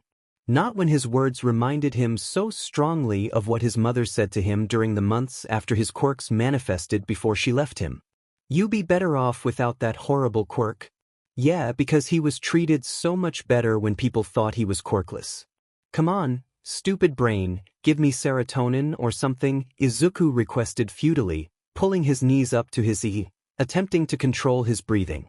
Faint, but something happened outside of the safety of his arms wrapped over his head. He elected to ignore it, focusing solely on regulating his strained breathing. Izuku could stave off a panic attack. He could do it. He couldn't be stuck in here. Think happy thoughts, he practically begged, ransacking his brain for anything to calm him down. Inko's warm embrace, her smile. Inko's rough hands as she shoved him away, her face pinched in a glare. Tamura's dry laugh, their friendship. Shigaraki staring at him with betrayal, ordering the Nomu to hurt him. Alright, why the hell were those two the first who came to mind? Those were the worst people he had a relationship with by far. Kaken's arms slung around his narrow shoulders, his fist raised in the air, proclaiming that they would be the best hero duo. Bakugo's hand burning his skin, mouth pulled into a dangerous grin, daring Izuku to ever think about becoming a hero. Not him either. Mei's eyes lighting up as he exploded the first prototype for explosion. Ayumi crying, so surprised and happy, when he turned up the second time at the Hatsum residence and could hold a conversation with her without Mei or Mitsu playing translator. Mitsu cackling when he showed her the blueprints for his support shoes, fire burning in her golden gaze. Uraraka's shout of excitement when he entered One's classroom, her willingness to be his friend. Meeting Aizawa for the first time, holding an actual conversation with Eraserhead. Coming out of his trance, Aizawa trapped by his quirk, a pounding headache. Stop it. Yamada rambling about their cats to calm him down, humming softly when he cooked, then belting out lyrics when his favorite parts came along. Hitoshi cooing at the cats, his easy smirk as he commented dryly on Hana's antics. His not-so-subtle death glare directed at anybody who acted rudely to him before and especially after people started thinking he was quirkless. The complete acceptance he was faced with when he explained his quirk. You're never getting rid of me now, Hitoshi sniffed after explaining his own quirk. You know that, right? Something warm bloomed in his ihi and he found himself awake, back in the waiting room. Yamada's muffled voice alerted him to the fact that his match was about to start. Izuku huffed, winded, standing on his end of the field. He barely made it in time for his introduction, and now Tetsu grinned from his end, cracking his knuckles. You know, you're pretty smart, for a quirkless kid, Tetsu said backhandedly. But that brain of yours won't help you here. Izuku almost laughed at the absurdity of that statement. His would help him very much, thank you. He was hyped from the adrenaline coursing through his system, mind picking apart his opponent's quirk with practiced thought. The buzzer sounded and they both shot forward. Tetsu, quirk, steal. Izuku dodged the boy's attempted hits with ease. It's the same as Kirishima's in essence. Smooth, shiny metal glinted in the sunlight as Izuku kept drawing him in only to back away. But his skin doesn't become jagged or sharp. A metallic fist missed his head, knuckles sharp. With a quick glance at his joints, it was clear that those were his opponent's double-edged sword. His body doesn't harden like Kirishima's, his joints jut out and create razor-like spikes. There's a small patch of skin underneath the exterior that remains soft to maintain mobility. Doesn't make him fast, though, Izuku thought as the boy charged, becoming increasingly frustrated with Izuku's continuous evasion. His quirk was great for defense, offense, too, in other circumstances, but he was fighting Izuku. Izuku, who did not allow him to land a single hit with those mini shivs on his fists. Izuku, who caught on the moment those shivs started shrinking from the use Tetsu put in to try and hit Izuku strong enough to take him out. Because, at this point, everyone knew that Izuku had the upper hand here. The crowd had almost stopped cheering at this point, it was just Yamada's narration of every move they made. His opponent left himself open for a moment, those sharp edges short enough for that patch of skin to be visible without a crane of his head. It was enough. His hand met flesh and Tetsu faltered. Exhausted from the energy he expended during his attempted assault, his own quirk still active and slowing him down, it was entirely too easy for Izuku to go after those vulnerable patches of skin. After Izuku hit his knee, it was over. Tetsu fell onto his knees and Izuku pushed him down. Midnight counted down, then declared Izuku the winner. The crowd was cheering for him, he realized. This was not uneasy silence but cheering. He offered his hand to Tetsu, who took it, giving him a narrow-eyed once-over. That was so manly, he huffed, letting his skin turn back to normal. How did you move that fast, man? Izuku thought back to the many times he dodged one of Mei's inventions gone ballistic, the number of times he narrowly jumped out of the way of a collapsing trash pile at Dagoba or saved Mei from one. Practice, he shrugged. He needed Mei. Or Hitoshi. The moment he was alone, he crashed. Everything rushed back to put him through hell. He should have known that he got off too easily. Finding Mei would be best. She experienced enough of his attacks to know how to calm him down and comfort him. Hitoshi could use his quirk, and he knew how to keep Izuku focus on something other than whatever the hell his head wanted him to. But the hallways were empty. Silent, save for his harsh breaths and stumbling steps. Then he crashed into Ida. Fing perfect. His knees buckled and he let himself fall. The match had taken a lot out of him, too, and it was catching up with him. Midoriya? Ichen, he whimpered. Everything felt raw and exposed and he didn't want anyone to see him like this. Midoriya I. He knelt down in front of Izuku, hands hovering like he wanted to do something but knew not to touch him. Focus on breathing. Follow me. 1, 3. 1, 3. They continued on like that. Izuku failing to catch his breath and Ida reassuring him until Izuku took one of Ida's shaking hands with his own and dropped his head against the wall. Ida looked down, surprised, and Izuku offered him a grateful squeeze when they met eyes. Are you all right? Ida stammered nervously. Izuku nodded, his throat feeling clogged. He lifted his hands. Do you know sign? Yes, Ida responded immediately. It was an elective at my middle school. Would it be okay for me to take you somewhere? Ida glanced around the empty hallway. I don't feel comfortable simply leaving you here. Isn't your match soon? He nodded sharply. Yes, but if I could just ensure you some form of shelter dash. I'll call someone, Izuku signed, his hands becoming heavier by the second. Go to your match. He won the staring contest Ida started and the boy pursed his lips. I've seen your phone, do you even have it with you? A quick pat of his pockets revealed that, no, he did not have his phone. Here, Ida handed him his phone, unlocked and ready for use. When they're on the phone, I'll leave. Izuku dialed the number. It rang for a moment. He put the phone on speaker. Who is this? Ida jolted at Aizawa's grumpy voice. Izuku gestured with the phone and he startled again. The sensei. He shouted. Ida, Aizawa said, deadpan, not even questioning how he knew his number. You called? Say something. Glancing back to the sign for confirmation, he said, I'm with Midoriya, sir, in hallway J3. I've just talked him down from a panic attack and I am hesitant to leave him alone. I'm on my way. And, sure enough, Aizawa turned down the hallway not 2 minutes later.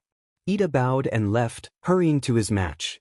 Aizawa, with his permission, picked him up carefully with his capture weapon and took him to a lounge-esque room, letting silence settle between them until Izuku curled into the corner of a couch. Are you nonverbal? At Izuku's nod, he sat on the other side of the couch. Are you still panicking or uncomfortable? Izuku shook his head. Are you tired? He nodded. Then rest, problem child. Zashi will stall if you aren't ready by the time the next round comes. Elsewhere, Hitoshi and Mei cornered Todoroki. What did you say, you prick? Mei poked him in the eye. He looked terrible when he walked out. Like he was about to have a panic attack. Before Hitoshi could say his piece or Todoroki could explain, his phone buzzed. Yeah. Hitoshi grumbled, curious as to why his dad would call. I've got Izuku down in a lounge area by the J-halls. He's not doing so good. Is he all right? What happened? Mei whipped around from where she glowered at Todoroki menacingly, her golden eyes zooming in on him. Speaker, Mei commanded. Put it on speaker. Is Mei the only other person around? They glanced at Todoroki. We've got the candy cane boy here too. Todoroki? Both of them almost laughed at how easily his monotone voice said it. I don't know what happened. He's nonverbal and when Ida found him, he had been in the middle of a panic attack. Sobered by his words, the mood dropped. Ida? Hitoshi questioned, thinking of his brash and loud attitude. Handled the situation surprisingly well, Shoyuta said approvingly. He's done research. Hitoshi pushed down a smile. Good to know Mr. Robot could learn from his mistakes. Lounge by the J-halls, you said? Yes. Mei was already dragging him down the hall. On the way, he informed Shoyuta. Tamura shifted in his chair, an electronic hue glowing softly in the dark room. The clothes Izuku wore, the ones that blocked his quirk, almost covered the scar that crawled up his neck. They hid both of his arms entirely, but Tamura knew that both of them were marred with scar tissue. One scar that led Izuku to him and the other that drove him away. One that you gave him. He scratched his neck, appreciating the sting, and watched Izuku walk onto the platform for his speech. He grinned at the proclamation that Izuku made the highest score in the entrance exam. The slight shake of his hands stopped when he opened his mouth. The spark of hope that ignited at the UFA was fanned as he spoke, reviving the dying embers he thought he snuffed out. He chuckled as Izuku gave the audience a smirk, truth ringing with every syllable, and walked away from the microphone, leaving them all stunned. Envy curled in his gut when the camera panned to Izuku reaching a group of brats as they greeted him, all of them looking proud. Why can't that be me? He's my friend. In the first round, Izuku didn't get much screen time until the last portion, which made Tamura seethe. Why weren't they paying more attention to him? He could care less about two powerhouses with vendettas. Where was Izuku? Flying through the air on a piece of metal, apparently.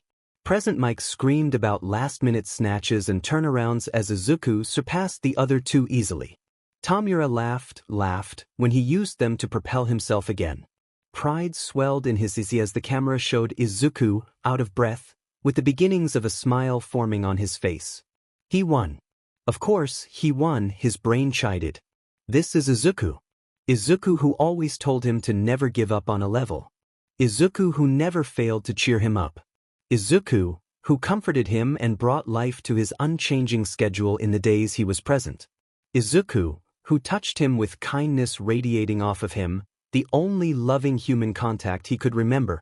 Izuku's face contorted in agony, a stifled shriek piercing through the air as his shoulder disintegrated.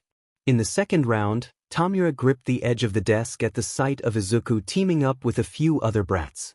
Brats who were entirely too familiar with him. The purple-haired one said something and Izuku laughed, lighting up the world.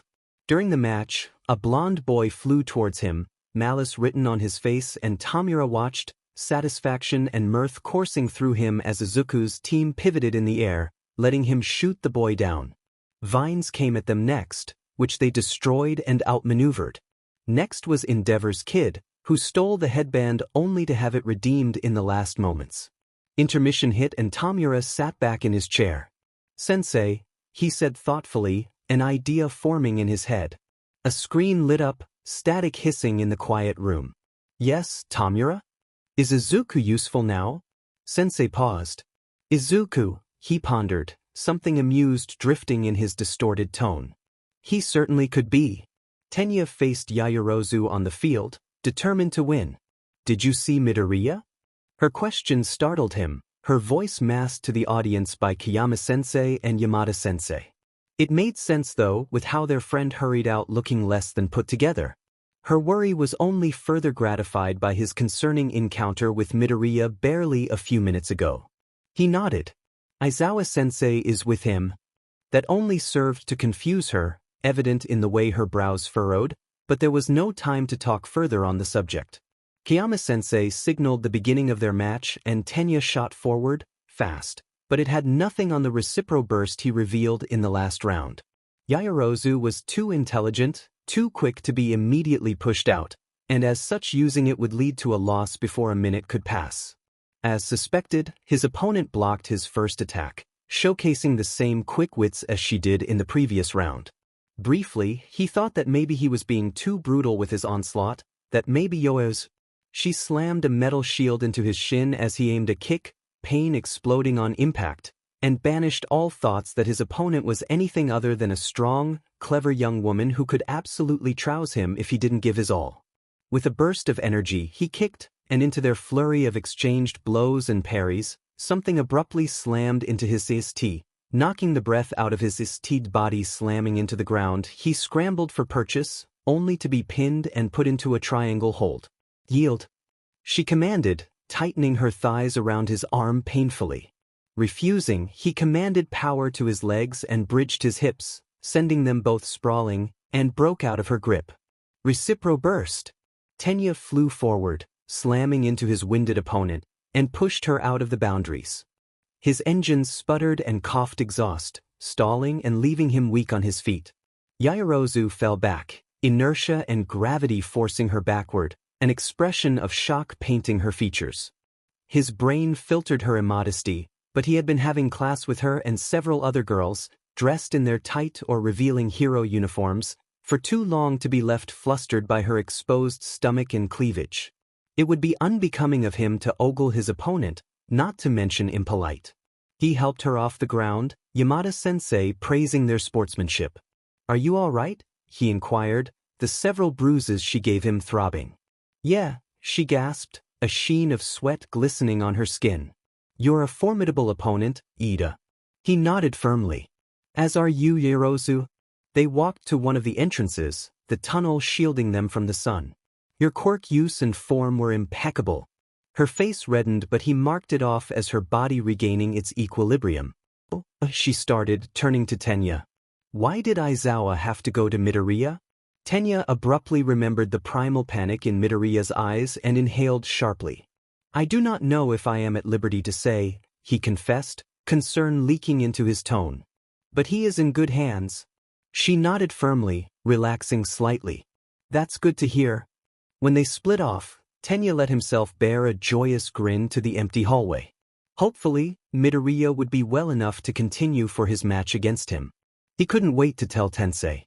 Izuku leaned into Hitoshi's iti, his head resting comfortably on top of his nest of curls, as Mei rambled excitedly about the improvements her babies could have, now that she's seen them in action, holding his hand all the while. Todoroki sat across from Izuku and Hitoshi, diagonal to Mei, and listened. Aizawa kept to himself in his sleeping bag, having stayed even after their arrival. "I'm being used as a sales advertisement," Hitoshi said flatly. "I have it all planned out." "I'm so touched," he sighed into his hair, grumbling. "Izuku, she's going to murder me on live television." "Nope. When I'm done, you'll get to move on without any fuss from me." Hitoshi raised an eyebrow. "So what, I'm just getting a free pass?" She grinned, awfully devilish. "I get to advertise and you don't have to reveal your quirk to anyone." He made a noise of surprise, then huffed. "Fine, I guess." It was incredibly nice. Izuku decided to hold someone's hand. Mei held his hand tightly, using her other to gesture wildly. Hitoshi was wrapped around him, his head a comfortable weight. His hair was enough of a buffer to keep Hitoshi safe, and Izuku relished in the soft warmth he radiated. Nothing like their fire. "Zuzu?" Mei waved her hand in front of his face. "Still there?" Instead of replying with a nod or signing something, Izuku spoke for the first time since they arrived, croaking out, "I ran into Endeavor B before my match." Todoroki went still, his twitching expression of blankness portraying his disdain. Aizawa rolled over to face them all. Mei and Hitoshi remained around him, waiting for him to continue. "What did he do?" Todoroki asked with deceiving evenness. Izuku's quirk tugged at his senses, stripping the boy of the cover that could fool the rest of them. He grabbed my shoulder and I would have been fine, honestly, but Aizawa sat upright, looking ridiculous with only his head and hair poking out of the sleeping bag. "Take your time," he soothed. "You are safe." "The heat," Izuku said, pressing further into Hitoshi, who pressed back. "And everything he said, it was so much L-like, he shivered. "Like him." See, this was why he stayed away from assholes with fire quirks. Assholes and fire seemed to be God's favorite combo to chuck at Izuku and Todoroki. The mix had not been something Izuku had been subjected to in a long time. Bakugo's quirk, while fire-like, is nothing like his father's. Izuku couldn't exactly have flashbacks about what he remembered, the details were too fuzzy. But his brain never failed to conjure a feeling. A reaction, one embedded in him since his mother and father became hostile towards each other. "Him." Mei prodded. Aizawa inhaled sharply, drawing their attention. "What is it?" Hitoshi asked, his arms tightening around Izuku. "Izuku," Aizawa began. "May I say something?" He nodded, his throat clogging up. "Okay, signal if you want me to stop or if I have this wrong." He glanced at each of them, leveling them with a glare. "I feel as though this should go unsaid, but I will say it if you do not know. None of this leaves the room, Todoroki finished. Todoroki, you are the only one in the room who does not know who Izuku is staying with. He stays with Mike, Hitoshi, and I. Again he glanced down at Izuku to check on him. This is because we recently discovered that he has been living alone for the past several years. Both of his biological parents are completely off the grid and haven't been seen anywhere. We still have their records, though, so we know who they were on paper. Kobayashi Hisashi had a quirk that allowed him to breathe fire. We admittedly don't know much about their relationship, only that they split at different times. Though from what Izuku is saying, their relationship was clearly not the most functional. And when Inivehor got in your face, Mei trailed off. The conclusion settled in the silence heavily. Izuku sunk into Hitoshi and squeezed Mei's hand. Todoroki's hands were curled into fists. Aizawa sat with an impassive expression. My match is starting soon, Todoroki intoned, leaving the room without another word. Shudo curled and uncurled his fists as he walked down the halls. It would have been right after their talk. Right after Shudo brought up distressing memories and spilled his own. Of course, his thoughts snarled. Why wouldn't he go after the one friend I have? The universe has been too kind lately, allowing me this much happiness. Because he had been happy. Smitten with this newfound camaraderie between himself and Midoriya. He would tell his father that UA offered supplementary training, the kind that was brutally efficient, and he would allow him to stay back to train. Training with Midoriya put him on edge at first, especially when the boy insisted that he practice some minor control with his fire, but it was strong not to sink into the boy's comforting aura. Gradually, Shudo reached a point where he could hold a small amount of flames along his arm without feeling trapped. With Midoriya, Shudo found the practice freeing. He remained persistent on the matter of being able to establish the sides of how he can use his quirk. Using fire, no matter how much time he spent with Midoriya unknowingly undoing his trauma, was out of the question. Fire consumed. Destroyed. It hurt everyone around it. What is it with fire quirks and abusive fathers? Now this. His father tainting yet another aspect of his life, unwittingly triggering the other boy's trauma. Shudo, his mind mimicked bitterly. How dare he? How dare he say things, do things that made Midoriya as fearful as he was? What do you want? He bit out. You're acting disgraceful. When he paused, Shudo kept his mask of indifference and walked forward. If you would have just used your left side, you would have had an overwhelming victory in both rounds. Stop this childish rebellion. You have a duty to surpass all might. At his words, a conversation he had with Midoriya came to mind. It was nondescript for him, most likely, but his statement seared itself into Shudo's mind. I knew it. Knew what? Shudo questioned, intrigued by Midoriya's vibrating excitement. All he had done was create a wall of ice. You're perfect for rescue work. Midoriya exclaimed, blindsiding him completely. Just imagine all the good you could do if your precision improved even a little, he beamed, babbling slightly. Before he could go off on a tangent, Shudo managed to cut him off. What do you mean? My quirk is battle-oriented. Midoriya let out something between a scoff and a laugh. And? So what if you have overwhelming potential in combat? That doesn't mean you aren't suited to rescue work. The world needs good rescue heroes, Todoroki, and if you have an interest in being one, I think the industry would suit you. It left him with a multitude of things to ponder, most of which led to revelations that Midoriya was right. If he chose to apply himself sufficiently, his power could be used for great rescues. You're different from your siblings, the BSTRD continued. You are my greatest masterpiece and I won't stand for you losing to some quirkless runt who doesn't know his place. Not when you have my fire at your disposal. I don't need your fire, Shudo all but growled. I'll show you that I can win with only Mom's quirk. It's yours, Midoriya's voice rebelled viciously. He ignored it, controlled fury whirling inside of him, resonating in his quirk, and stepped onto the field. Ashido grinned across from him, determined despite what she knew of him. Give me a good match, Todoroki, she demanded cheekily. I want to see if all those training sessions with Mido have paid off. Begin! Midnight shouted, slashing her WHP through the air.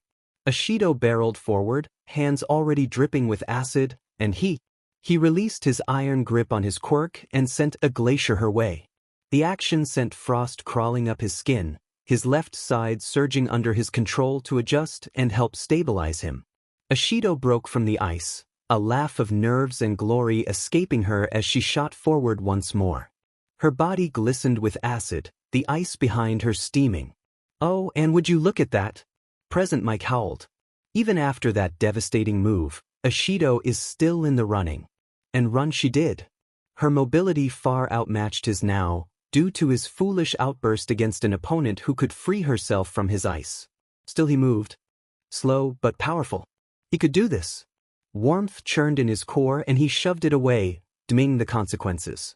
Shudo remembered the day Midoriya came into class with his hands gloved and revealed the nature of his quirk and what he had done to himself. Repressing a quirk only led to a travesty for the user, something Shudo learned years ago when he suppressed his own. Since he recovered from his incident, he had been careful, towing the line of ignoring the fire and suppressing it. This definitely counted as suppression. That was so overkill, man. Ashido pouted, slinging a glop of acid his way. He dodged the hasty throw and threw up another wave of ice, trapping her feet and causing her to fall forward. Yelping, Ashido attempted to catch herself but her hands slipped and sunk into the ice under her. Her chin clacked against the surface and Shudo was tempted to wince in sympathy. Instead, he raced forward and covered her in ice. She shivered, fighting to escape, but he had propped her hands in the air and fixed them in a position where she couldn't place her main acid producers on the ice and free herself. "Ashido, can you continue?" And no, Ashido hissed, her exposed forearms shining with acid too thin to aid in an escape.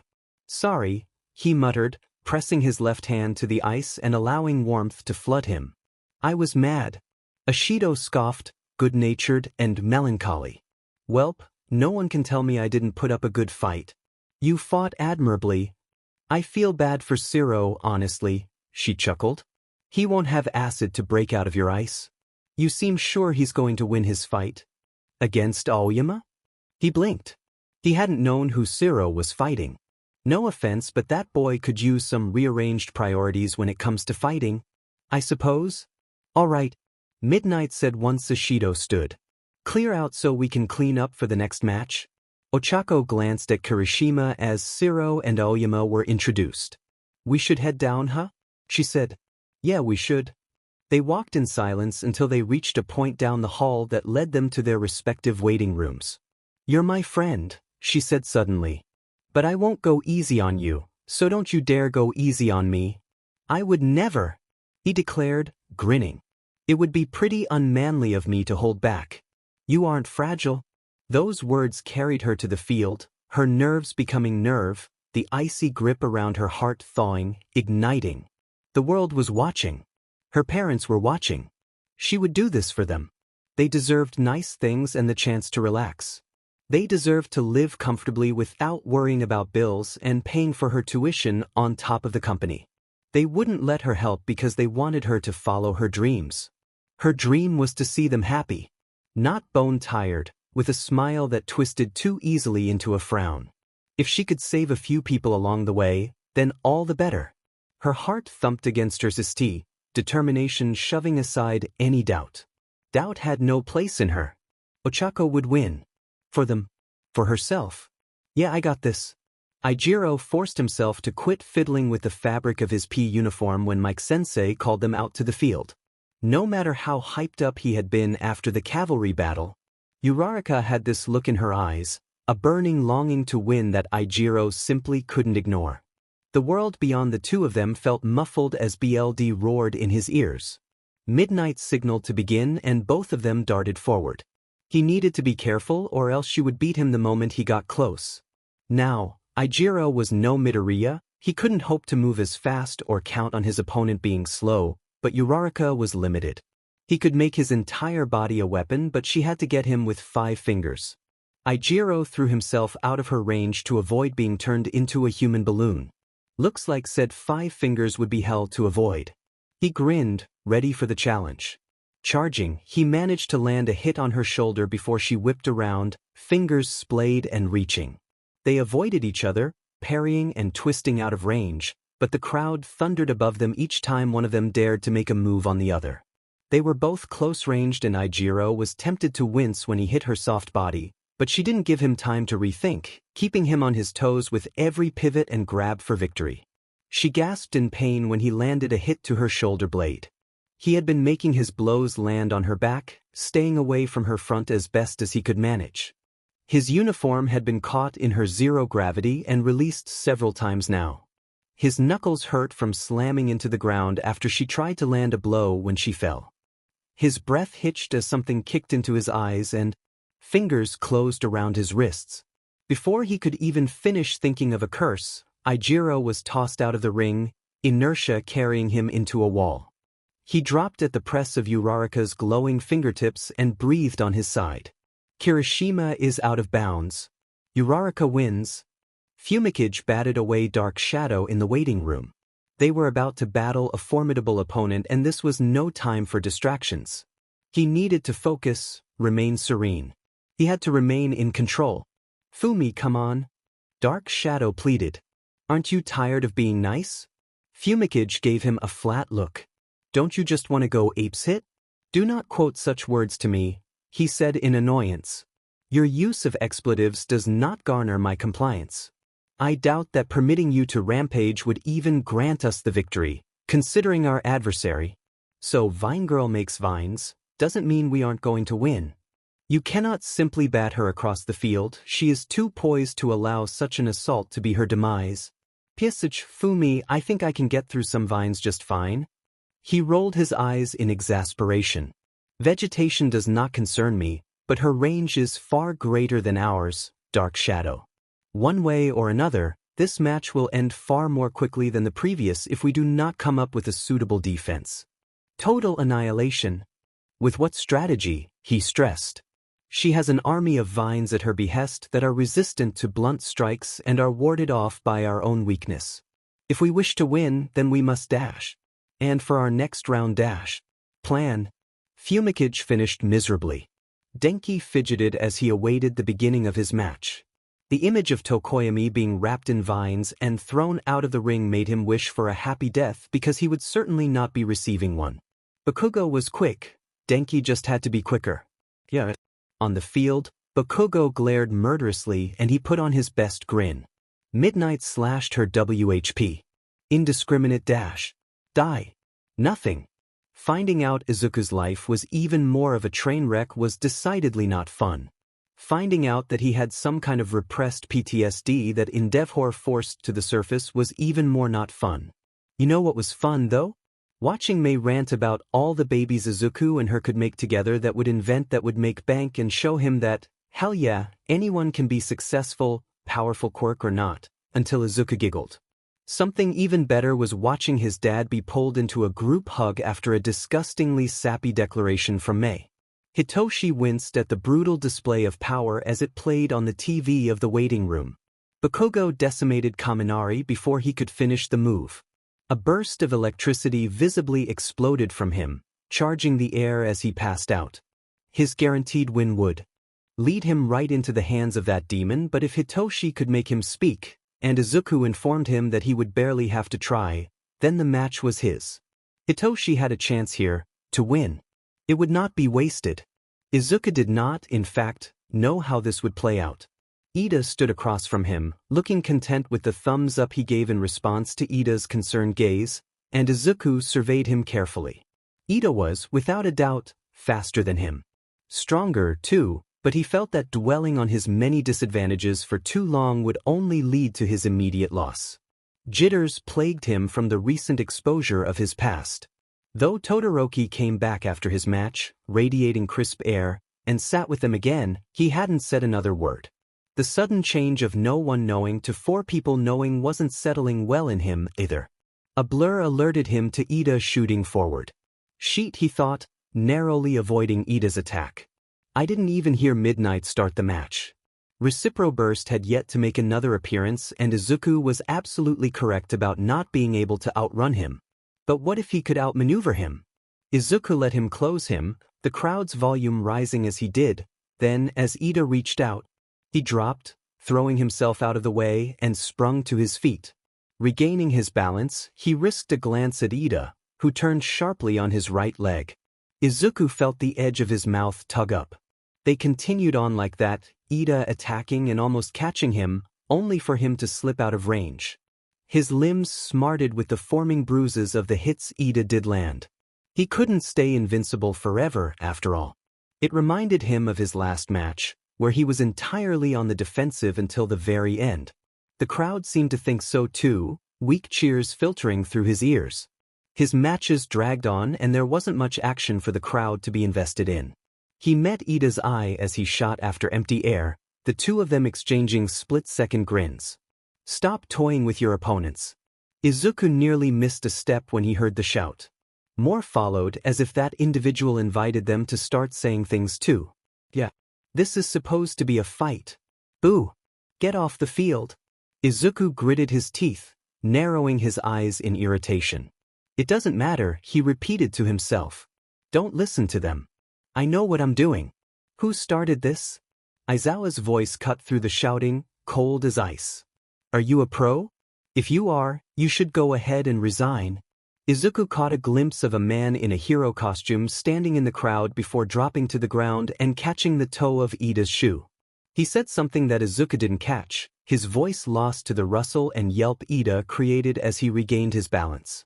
If you were really watching, you would know that Midoriya has a strategy to win, just as he did when he fought Tetsu. "Come on," Izuku pleaded, allowing Ida into his range again. Ida turned sharply on his right leg and fell. Izuku was on him in an instant, trapping his arm in a lock and applying pressure slowly. "Don't even think about it," he breathed harshly, pressing down harder when Ida's engines began lighting up. "Yield," he finally wheezed and Izuku immediately released him, falling back onto his butt. "Midoriya wins," Midnight declared. They both sat there, gasping as the crowd erupted. He purposefully made his opponent pivot on one leg each time until it gave out, Aizawa explained. "There why have it, folks," Yamada said over his husband. "Midoriya, the strategist." "Is that," Ida huffed. "Is that true?" Offering a sheepish smile, he nodded. "I didn't have time to come up with anything else." "No, it was exceptional." He looked away, shoulders sagging. "I simply wished I had been able to last longer." Ida stood on shaky legs and offered Izuku his hand. Taking it, he joined Ida on his feet. I wasn't messing around, by the way," he said softly. "I took this seriously." "I know, Midoriya." Mitsu squealed, a shout escaping her. Yumi, look," she pointed at the screen. "He's being ruthless. Just like we taught him." "Our children are very skilled," Ayumi smiled, revealing her sharper-than-normal teeth. They both scowled when the crowd turned against their green bean. "Those assholes. I can't believe they'd boo him." Ayumi leaned back into their couch, tapping her finger on the popcorn bowl before raising it to sign. "They have no sight for battle, obviously, if they see our Clover's actions as toying with his opponent." Shoyuta spoke, his voice even and irritated, and they both promised to make him a gift or two. The camera focused on a pro standing with a clenched jaw. "That kid is just messing with his opponents," he frowned. "Didn't you see how he isn't even hitting them? He's just leading them around." If you were really watching, you would know that Midoriya has a strategy to win, just as he did when he fought Tetsu. "More than two things." "Yeah, get him, Izuku." She cheered when he pinned the Ida boy. "I wonder if he plans to remove his gloves," Ayumi signed. "He does not need to, of course, if he is uncomfortable, but still. And he's got all those scars to worry about too," Mitsu added with a small wince at the thought of the scars on both of his arms. "I doubt he'll want to show those the world." They waited for the next match to start in silence. Hanta stretched his arms over his head, meeting the eyes of Class 1 as resident powerhouse. They stared him down with cool, heterochromatic indifference, and he suppressed the urge to shiver in anticipation of the blast of ice he knew would be on its way the moment Midnight started the match. Mina didn't win against him, and she actually had a good quirk to counter him. Still, Hanta gulped and grinned. Ochako curled her hands into fists, hoping, despite the odds, that she will win this match. Ibra's quirk made her own practically obsolete. Touching the vines would do nothing since she could actively control them. Ochako's chance of getting close enough to touch her actual body was even slimmer than not being immobilized and thrown out of the ring like Tokoyami within the first minute of the match. Welp, Ochako thought, taking a deep breath, what will I know if I never try? Katsuki glared at the Gen Ed BSRD that stood on the other side of the field. He'd seen him hanging around Deku since the school year began. His last match with dreadlocks gave Katsuki no indication of his quirk, nothing to plan around or for. And since dreadlocks was Deku's friend too, he probably planned that with them to give this purple-eyed fucker a better chance at giving Katsuki the slip. Whatever the F his quirk was, it was undoubtedly a weird one. That's the only reason he would have latched onto Deku so quickly. His thoughts were still scattered from that shitty conversation between Candy Cane and Deku, which only served to PSS him off further. Deku called himself an orphan. Said his dad FNG abused him. He agonized over how FNG little he seemed to know about Deku's life suddenly. Before Yua, he just sort of imagined what he assumed was a regular household for Deku and his parents. That image had been destroyed on the first day of Yue, irreparably FNG his perspective. Sure, he hadn't seen Inko in years and he'd never met Deku's dad, but how did all that shit go down without him noticing? How did Deku manage to be abandoned without any changes in the way he acted? Why had he even been left was another question nagging at his brain. The answer would have easily been his lack of a quirk if Katsuki had been asked a few months ago, so it would be logical to say that whatever the F kind of quirk he had was the reason instead. Katsuki scoffed at the idea. If that were true, she wasn't nearly as kind as he remembered her being when they met. Another thing that made him want to tear his hair out was all the progress Deku's made since the start of UA. Winning that battle trial, holding off the hand BSTRD at the UA.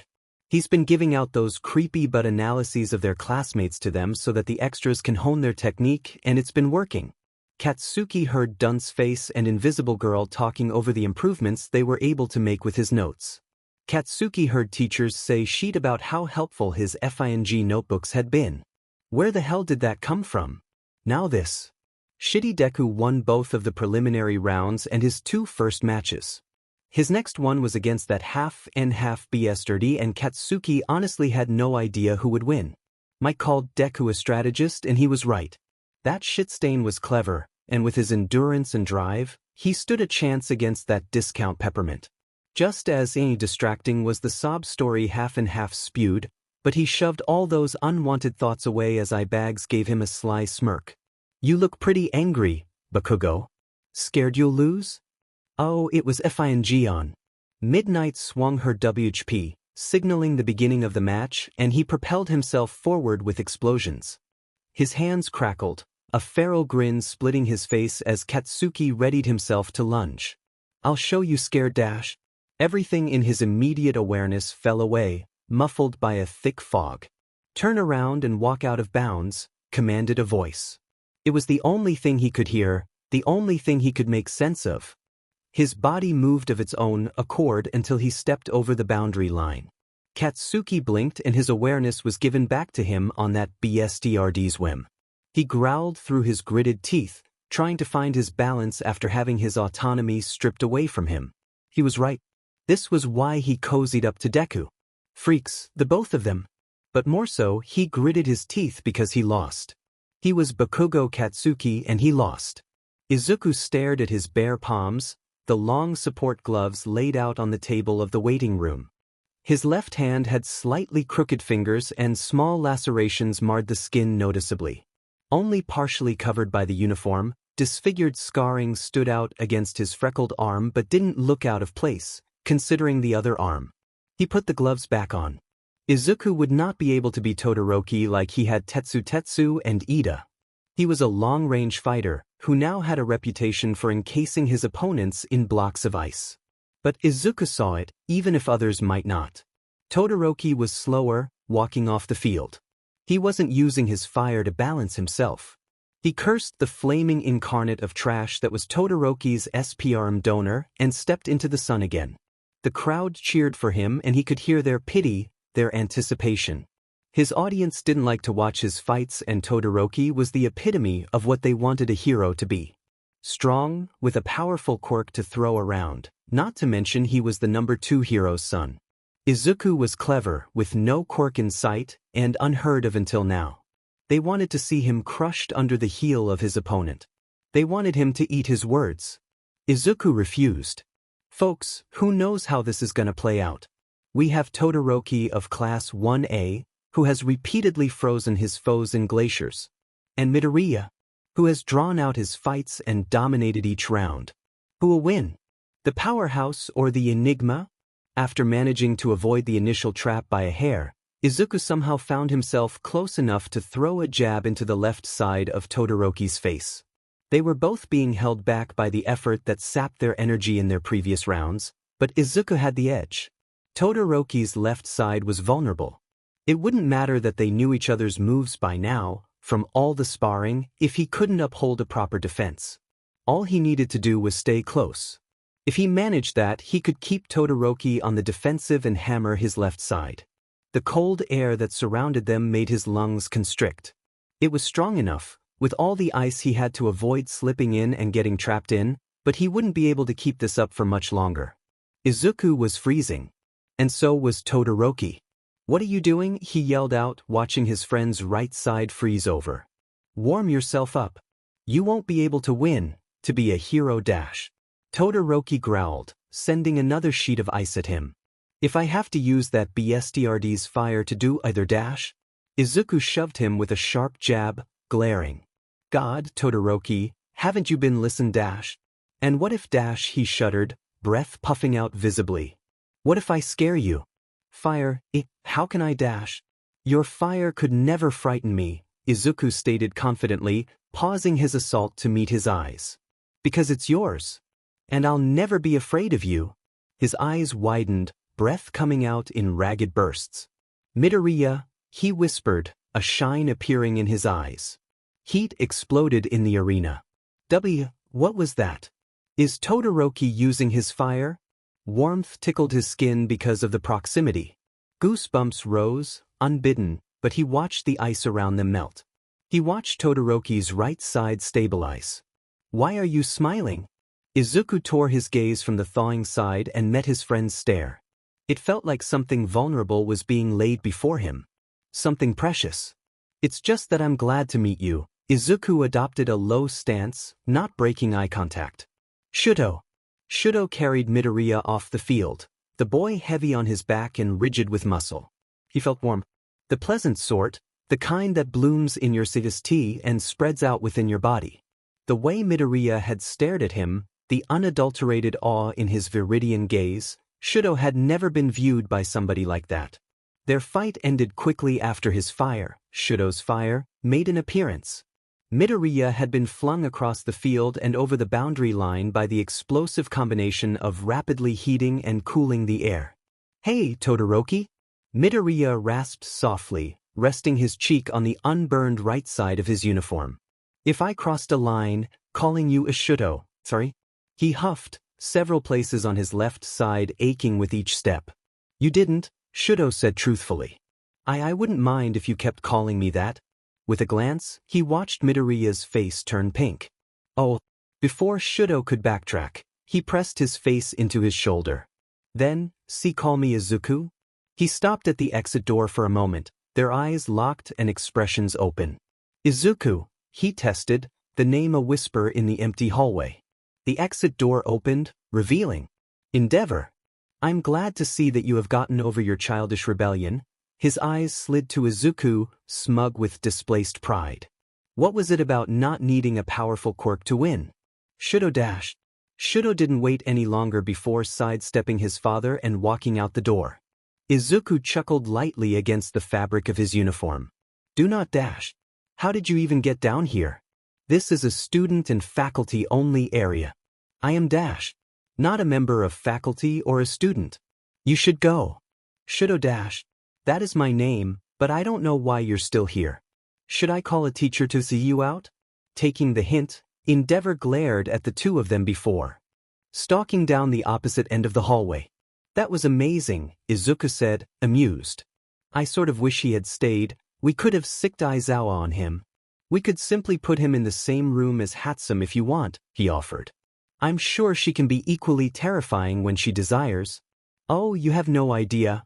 Mom, hey, have you heard from Tensei? Tenya massaged the muscles in his legs, not wanting to become sore. I know I lost, but dash. Oh, Tenya, we aren't worried about that. We were so proud of you, she cried, alarming him. Mom, what dash? It's your brother. She said it so fast he barely caught it. It's Tensei. He was in Hosu and the hero killer dashed. His mother broke into sobs and he forced himself to not think of the worst words to complete that sentence. He's alive, Tenya. Relief flooded him in an instant, the phone shaking in his trembling grip. He's alive, but they say that he's paralyzed. Courtesy of Cementos, they stood on the newly made ground. The ends of Ibra's hair flicked with subtle impatience as she stared him down. Start. Her vines shot towards him as he yelled in panic. What the hell are you doing? Ibra's eyes narrowed, vines reaching him. I am simply dash. Gotcha. Shudo met his opponent's lavender eyes and thought about what he might do. This friend of Izuku's had won every single match without having to move. Yamazawa's quirk remained a mystery, but he had an inkling to what activated it. Their match began and for once, he didn't open with a huge ice move. Are you sure you're good to do this match? Yamazawa asked. Izuku beat you up pretty badly. Making an easy decision, Shudo said, I know what I'm doing. A fog descended over his consciousness and Shudo smiled internally. Looks like he guessed right. Hitoshi smiled unabashedly as All Might put the first place medal over his head. He felt lightheaded with glee and full of gratification. He had done it. Holy hell, Hitoshi won the sports festival. UA would have to transfer him into the hero course. Ibra stood on the third-place podium, her mouth pinched but her stance relaxed when she donned the third-place medal. Todoroki stoically accepted his silver medal, seeming content with second place. When he won, Pops went ballistic over the intercoms, congratulating his victory without restraint. He could barely believe it until they had him stand on the platform and it rose to display him to the crowd. First place. First FANG place. Hitoshi didn't have the words. They would be going over to the Hatsums tomorrow to celebrate, apparently. But in the house, with his family and their cats, they all cried. Pops was a blubbering mess, Dad quietly proud but vocal, his soft rumble praising his strong work. Izuku wouldn't stop smiling, squeezing his hand with his gloved hands as tears ran down both of their faces. Yamazawa Hitoshi, the boy with a brainwashing quirk, was on track to be a hero. Hitoshi wondered when it stopped being a distant dream he couldn't touch. When he actually began believing his impossible aspiration wasn't so unattainable. Stop sobbing, it's getting embarrassing, Dad said to Pops like he wasn't wiping at his own eyes. But he won, Pops sniffed, keeping Hitoshi in a one-armed hug. Next week he'll be in the hero course. As if this is surprising, Dad scoffed, ruffling his already mussed hair. Our son has an abundance of potential. Huh, he thought, staring at his dad with awe, his eyes watering again. Maybe that's where that lack of doubt came from. Kaizome Akaguro watched the first-year speech again, humming in interest. The comments underneath it ranged from supportive to derogatory, and Kaizome found himself agreeing with the former group. His words showed the presence of an open mind and his face revealed his conviction, his need to be heard. And the way he fought, it was as if he possessed no quirk at all. Kaizome would be inclined to believe that theory if not for the specialized clothing he wore to cover his skin. Drawn-out matches followed by rapid takedowns. The boy could read his adversary's moves with the kind practiced ease that made him wonder who taught him. Defensive, until the Todoroki boy. His lip curled at the thought of the little Helon, the son of that fake trying to become a hero. Because when he fought Endeavor's son Midoriya such his style. Breaking his streak of evasion, he ruthlessly went after the boy. Kaizome noted that his attacks were focused on his left side, where the boy had yet to use his father's flames. Their onslaught on each other paused, Midoriya and Todoroki exchanging words, ones filled with meaning if their expression said anything. Fire lit up the arena, whiting out the view until it simmered down. And revealed Midoriya smiling. Who are you, little hero? Kaizome asked into the night. Who will you become? Something set off his senses and he threw a knife. There was a clatter and he turned to see purple mist form, yellow eyes focusing on him. Hero Killer, Stain, the League of Villains would like to speak with you. Chapter 14. Take that, objectification. Hagakure cheered, admiring her costume and additional visor. Momo, say it with me. F sexism. Yaoyorozu had a nervous but excited look on her face, a smile tugging on her lips. FF sexism. Woo! Uraraka shouted, pumping her fist in the air. Mei joined her, F sexism. They both cheered. Jiro pulled the edge of her new gloves, smirking. F sexism. Shudo looked between them and nodded sagely with Tokoyami, both of them saying, F sexism, in unison. Hitoshi and Izuku grinned at each other. F sexism. Tsuyu and Kirishima smiled. F sexism, they said together. You're all problem children. Aizawa sighed, adding, F sexism. Power Loader rolled into the room. Do you like your costumes? Everything comfortable? He asked, looking over some forms. Yaoyorozu nodded firmly, beaming at her new costume. It was a complete shift from her old one. The full bodysuit she wore was the same red as her last one, with white accents, her yellow belt still present for whatever supplies she may need, as well as a holster for a secured knife. Yes, sir, this is much better. Yeah, Uraraka said, stretching out her arms. Her own suit, along with the others, now possessed more protective cloth. Her puffy heels had been replaced with more reliable boots and her costume wasn't as sexualized, but her overall theme remained intact. Much better. Hagakure's costume was infused with her DNA, like Yaoyorozu's, and absorbed light as she did, or reflected it to reveal her presence and limbs when needed. Her rose-colored helmet visor, which Mei built to be able to turn invisible if the girl wished it, was designed like Izuku's goggles to aid her in her stealth. Tsuyu's costume needed less changing and more adjusting, according to her, more protection, a weapon added to her person, and she jumped on the goggles bandwagon, saying that hers could be better. Jiro added directional speakers for more finite control and something more preventative against lethal weapons under her regular costume. Kirishima added a black layer of Kevlar over his exposed chest and arms to protect possible victims in an attack. His body turned jagged, but under the cloth they would, at most, be uncomfortable to the victim. The Kevlar was also insurance in case he wasn't using his quirk and someone attacked without him noticing. His fists stayed bare, for some manly punches. Tokoyami's costume now included a flashlight to calm dark shadow and his cape was modified to detach if yanked to avoid choking him. Shudo's suit was now modified to withstand both extreme temperatures of his cold and hot sides. Hitoshi, who needed an entirely new hero costume, chose to design one with an obvious homage to his father. His capture weapon sat on his shoulders, shuffling every so often as the nanobots in the cloth adjusted to its new bond to Hitoshi. Aizawa said the bonding process would go faster if he used it continuously, but since he didn't have the proper skill to use the capture weapon precisely yet, Aizawa warned him against trying to grab things with it yet. Aizawa also handed Hitoshi a knife. When asked for an explanation, he said that Hitoshi should have something to cut the capture weapon with, in case he was trapped by it. His support item, a voice modifier that could mimic other people's voices, was being built by Power Loader, though Mei seemed to be butting into the project. Like Tsuyu, Izuku only needed some adjustments to his design. His gun was less bulky now, the various types of ammo he created in small magazines, held in the pouches of his utility belt. His gloves, which previously reached up to his biceps, now cut off at his wrists so they were easier to discard. They were pretty confident that he wouldn't outright die if he used his quirk for an extended amount of time, thanks to training it regularly, but Izuku was hesitant to put that theory to the test. Flares were added to his arsenal too, because if he ran into trouble too big for him to handle by himself, he figured a signal by flare would provide him some backup. Izuku caught Hitoshi's eye as he fiddled with his capture weapon and smiled kindly. Hitoshi nodded back, using his hand to wave the end of his capture weapon at Izuku. Soon enough, all of them filed out and changed into their school uniforms. Aizawa led them to their classroom, everyone following after him like little ducklings as they chatted amongst themselves. Hitoshi's entrance into Class 1A triggered an eruption of cheers and whoops from the students already present.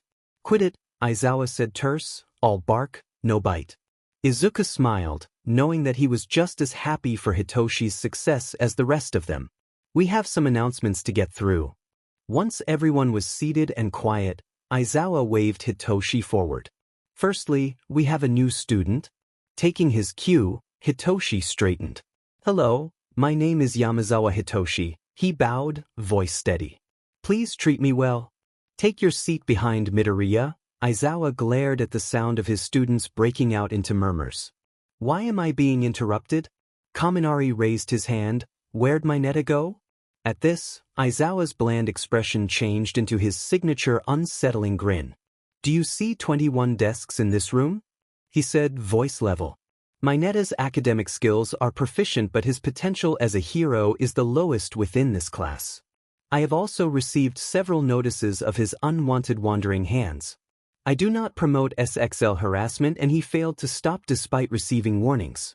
General education transfer students replace hero students. They are not simply added to the class."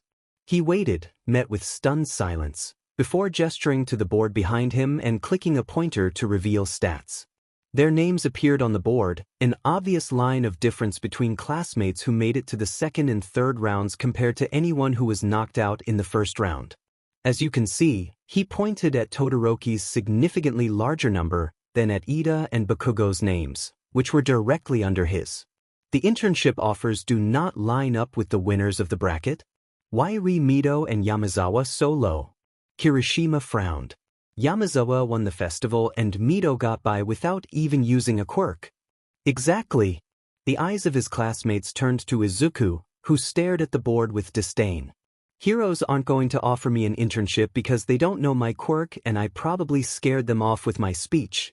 I didn't get many offers because my quirk isn't that appealing to most. Hitoshi shrugged. People are biased. Uraraka's nose wrinkled in displeasure. Well, that's just plain rude then. Yes, Aizawa agreed easily. But we aren't here to dwell on fairness or what should be done. Your offers will be given out at the end of class. Before then, you will be deciding something that is going to impact the future of your hero career. Midnight burst into the room, grinning with wide, excited eyes. Hero names. You'll be picking your hero names. Izuku blinked. He had kind of forgotten about those. He thought of the evenings he wrote names on the corners of his notebook pages, the letters crammed into corners or given their own pages. His ears burned, wondering if his teachers saw some of them when they had inspected his notebooks. In the oldest ones, surely they had seen the scrawled small might or mighty man. As he aged though, he stopped giving a hero name much thought. None of the ones he came up with when he was younger would make much sense for him to use now. Dikairu popped into his head, but Izuku wanted to keep that spot of light to himself. Derived from Deku, which was derogatory and connected to years of bad memories, Dikairu was given to him by a friend. Dikairu was Izuku's gift, whether Uraraka realized it or not, and Izuku wanted to hold that name and its positive connotations close to his issy. Izuku was terrible at sharing after being an only child and alone for so long, but he figured this was something he could stand to keep to himself. Izuku thought of his quirk, of how it fought him for so long and thrashed against his control for years. He thought of the sludge villain incident and how he had released his quirk from its cage. Izuku remembered the distinct surge of energy that overflowed his veins, the crash after he stuffed it back into its box, and his body rejected the sudden change. Opening his marker, Izuku wrote down his hero name. Izuku, he turned in his seat, facing Hitoshi and Shudo. Please help us. He chuckled and began asking them questions about what sort of theme they were going for. Hitoshi obviously wanted something that didn't make him out to be some creep, but he also liked the idea of his hero name being connected to his quirk. Shudo begrudgingly wanted to include his range of temperature in his name, admitting that any previous names he came up with completely excluded any mention of his fire. Aoyama was nuts, Izuku realized, watching as he presented a whole but sentence to the class. Midnight was even worse, Izuku decided, listening to her give him minor edits. Their classmates rose and presented their own names, some accepted by Midnight, others shot down. King Explosion Murder nearly had Izuku in stitches, but Izuku didn't want to die at that moment, so he simply sat stiffly and ignored Bakugo's shouts. Honestly, he chose that when they were children. Hadn't he come up with anything else? Evidently not, Izuku thought, watching Bakugo stomp back to his seat without procuring another name. Pyrrhus, Shudo said evenly, holding up his board. Midnight agreed vehemently, which Shudo nodded at with his usual lack of enthusiasm. Hitoshi stood next. Pied Piper, he said, drawing a chorus of oohs from his new classmates. Izuku stepped up to the podium and flipped his board to face the class. Surge, he stated proudly. His classmates chuckled, muttering about the sports festival. He sat down and watched the last of his classmates put forth their names. Ida stood and Izuku's mood dipped, seeing his sullen expression. Ida gave his own name, something bitter seeping into his tone. I'm thinking about going with Iwabami, Yoorozu said uncertainly when Jiro asked what internship she would take. Izuku whipped around, startling the people in his general vicinity. He made a beeline toward Yaoyorozu. Did any of your offers have a hero with a quirk like your own? Yaoyorozu frowned. What is wrong with Iwabami? When you look her up, the first thing you see is her hair products, Izuku said. Her career is focused on the celebrity side of heroics, not the heroics. Yaoyorozu checked her pile of papers again. Her offer is still incredibly notable, she mumbled. Simply because she specializes in one area does not mean she lacks in another. Izuku nodded, but his mind was still remembering all the commercials and interviews. Iwabami formerly specialized in rescue operations and used her fame as a hero to promote the side business she ran. Personally, Izuku had no problems with this. Heroics was an occupation nowadays. He just didn't want Yaoyorozu to pick her and then possibly waste her internship with a hero that wouldn't push her to grow. You don't have to change your decision, he quickly said. But what are you trying to learn on your internship? If Iwabami's the hero that has a skill you want to learn, then just forget I ever said anything. But if she doesn't, I'm sure someone else on that list gave you another incredibly notable offer. Hey, Midoriya, Kirishima called, mirth practically dripping from his tone. Bakugo's taking an internship with Best Jeanist. What do you think? Bakugo's responding glare could have withered a cactus. Why the F would I care about Deku's dash? Not the most compatible, he answered, shrugging. Immediately, that burning scowl snapped to him. What did you say, shitty Deku? He growled, standing up from his seat. Think I'm too weak to intern with a top pro? Izuku met his gaze head-on, familiar with his attempts at intimidation. Best Jeanist is concerned with poise and finesse. His work as a hero earned him a top ranking, but he believes in composure and self-discipline. Who should he intern with? Ashido asked, using Kaminari as her unwilling human shield when Bakugo turned to scowl her. I'm not taking any FING recommendations, raccoon eyes. Mirko, Izuku said, holding back a grin when his answer fueled more fire for his raging anger. She's mainly a solo hero and her personality could match Bakugo's in intensity. Bakugo stalked towards him, murder in his eyes. Don't talk about me like I'm not in the demon room, Deku. Pops in his hands signaled him losing his composure and Izuku's body responded accordingly, tensing and bracing for a blow. A flash of red from the front of the room and the pops immediately halted. Bakugo, Aizawa said in warning. Bakugo returned to his seat and the commotion ended. Ignoring the fuzzy feeling in his city at Aizawa coming to his defense, Izuku walked over to Shudo's desk. Who do you want to intern with? Izuku asked, peering down at his offers. Endeavor, probably, he answered, much to Izuku's horror. Whoa, what? Izuku glanced down at Endeavor's name on the top of his papers. Why? Shudo shrugged noncommittally. I need to learn how to use my fire. I understand that, Izuku acquiesced. But there are more heroes that you could learn control from that would not treat you like a tool to be used for their personal gain. He considered it, obviously not against the idea of not having to intern with his father. Which heroes would you suggest? You seem to know who would be suited to your classmates. Face burning, Izuku didn't acknowledge his comment. Present Mike, he said. Check to see if he gave you an offer. Present Mike? Shudo echoed after a brief pause. As in our English teacher? Yes, Izuku said, ignoring the unsubtle way Hitoshi lifted his head out of his arms to listen to their conversation. His quirk is passive, always on, because it is literally his voice. The control he has over it is the only reason he can talk without our bodies imploding. Shudo's eyebrow raised in an "and" expression. Your fire released in a huge burst during the sports festival. And while that's really cool, it won't work as an amazing offense if you can't control the output. Yamada is one of the most intelligent people I've met, and he is as popular as he is with people for a reason. Your quirks and attitudes may be different, but he would give you a wonderful internship experience. He caught sight of Hitoshi burying his face back into his arms from the corner of his eye. Aizawa shifted at the front of the room. Abruptly, he turned red. Shudo stared at him curiously. "I'll think about it." Tenya turned away from Midoriya, hoping to convey his longing to be alone. His friend acted oblivious of his action and sat down next to him. Realizing that he wasn't going to take the hint unless Tenya told him directly, he shifted to face Midoriya. "Please go away, Midoriya. I'd like to be alone." Something flashed across his face at his statement, but the emotion was gone too fast for Tenya to catch it. "I have two things to say, then I'll be out of your hair." Midoriya dashed. "You helped me during the sports festival," he interrupted, an edge of nervousness bringing Tenya fully into the conversation. "I never got the chance to thank you for it, so, thank you." Heat seared up the back of his neck. "I was merely doing what any hero would do. It was what Tensei would have done too," he thought bitterly. Midoriya smiled. "Still, it means a lot to me. And while I won't offer platitudes, I want you to know that if you ever need anything, a hug, a place to blow things up, a pencil, I'll be there for you." With those as his parting words, Midoriya stood up and walked back to his lunch table.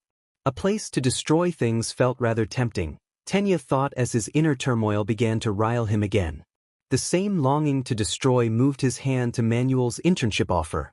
His brother had been maimed by a monster. A monster who was still roaming the streets and waiting to cause more mayhem.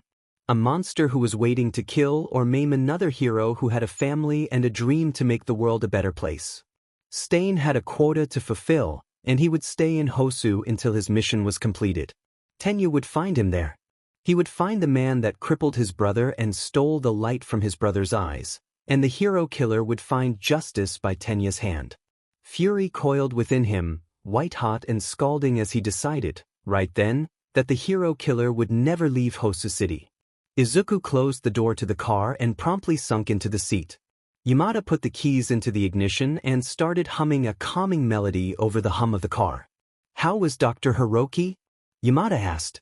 "If he's not a good fit, or you don't think talking with someone is working, tell us, okay?" "Dr. Hiroki was nice," Izuku answered, tugging on his seatbelt. "His quirk allows him to do photosynthesis."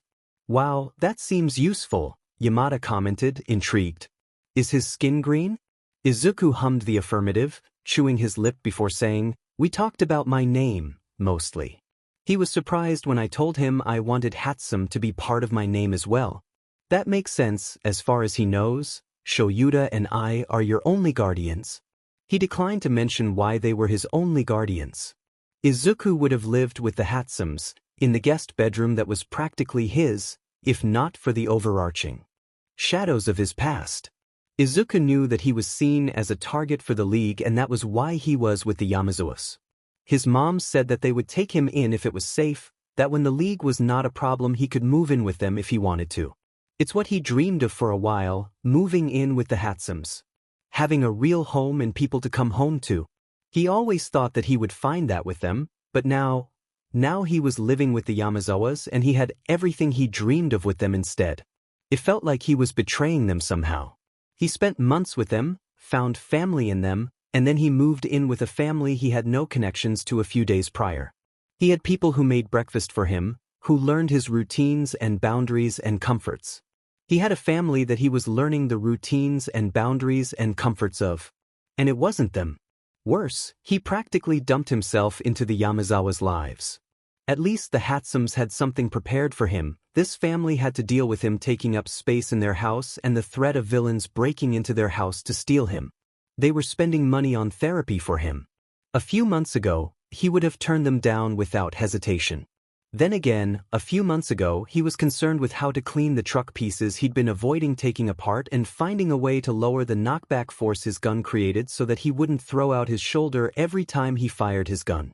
Izuku was beginning to think of the Yamazawas as family. Well, he'd been thinking of them as family since the aftermath of the USJ, honestly. He practically called Hitoshi his brother to Dr. Hiroki, who repeatedly referred to Aizawa and Yamada as his guardians. And every time, that word chafed irritably in his mind. He wanted to correct him. He almost did at one point. Parents, Izuku nearly said.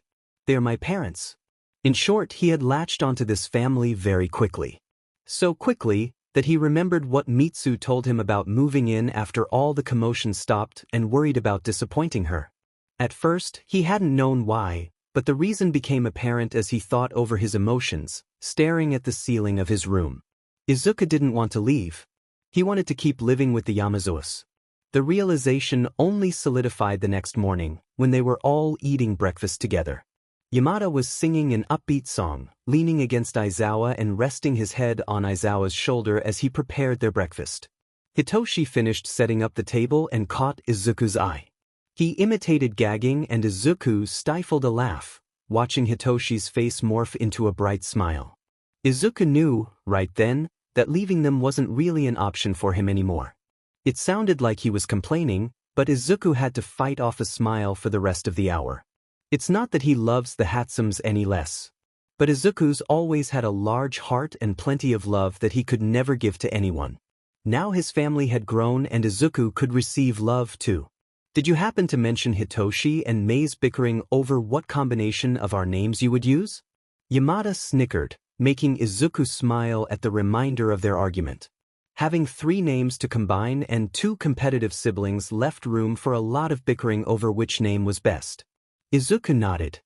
He said they sounded like good siblings, he said quietly. Yamada straightened and glanced at Izuku with shining eyes. That's so sweet, kiddo. Seeing him, mushy and sincere, Izuku knew that he would take good care of Shudo if he chose to intern with him. He certainly wasn't lacking when it came to taking care of Izuku or Hitoshi. Or the cats. Do you know what Izuku's mouth shut with a sharp click? He cleared his throat.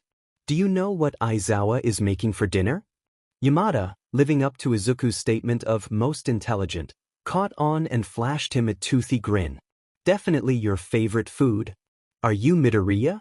Izuku shrieked and Mei chucked her screwdriver at the wall where the voice came from. The wall did not have a door. Both of them turned to see a face poking out of the wall. Mei's screwdriver was impaling his face. The person just laughed and shifted so that their face didn't have a screwdriver inside of it, completely unharmed. Said screwdriver stayed in the wall. What the F dash? They whispered in unison. Hi, I'm Mirio, the disembodied face introduced. Mei tossed a bolt at him half-heartedly, both of them watching as it went through him and then dropped to the ground with a small clang. Mirio didn't twitch. Sorry about the scare, but I'm supposed to find Midoriya Izuku? He didn't look too sorry, not with the smile stuck in what looked like a permanent position on his face. Right? Mei said skeptically. Why are you looking for me? Izuku asked, glancing to the side to make sure his gun was within reach. Izuku was pretty sure this guy was just a student, but caution had to be exercised when your childhood friend could pop in at any moment to nab you. Give me a minute, I'll come in. He couldn't have just done that in the first place? Mei muttered after he disappeared through the wall. Mirio walked in and Izuku shared a glance with Mei. This was not the physique I pictured for your face, Izuku confessed, craning his head to meet Mirio's eyes as he stopped in front of Izuku's workstation. When he continued staring at him, Izuku cleared his throat. You were told to find me? Mirio nodded sharply. Sir would like you to intern with him, if you haven't already turned in your forms. He blinked, adding, Sir Knight, that is? The wrench in Izuku's hand made a loud bang as his hands abruptly dropped to the table. His attention was fully shifted to Mirio, abandoning his goggles as he stared at Mirio. Sir Dash, his voice cracked, hoarse and unbelieving. Mei snickered as she watched him flounder. Sir Knight? As in the man whose quirk was unknown, the man who worked investigations and walked the line of being a limelight and underground hero. The only person aside from David Shield to ever be All Might's sidekick. Mirio seemed as amused at his reaction as May, though he was more subtle about it. Yup, Mirio confirmed cheerfully. Sir would like to see what he can teach you, and since I'm not going to his agency this time, he'll want someone around. Izuku had been planning on interning with Aizawa and Hitoshi, but oh shit, he was going to scream. Sir Fang Night Eyes sent an intern to poach him. Izuku. He wondered how he caught Sir Night Eye's attention. What had he done that made him send an actual person to tell him to pick his internship? Izuku told Mirio he would accept Sir Night Eye's offer. Hitoshi grumbled about being ditched and dying at Aizawa's wicked, ruthless hands alone, opposed to having Izuku suffer with him, but there were no other complaints.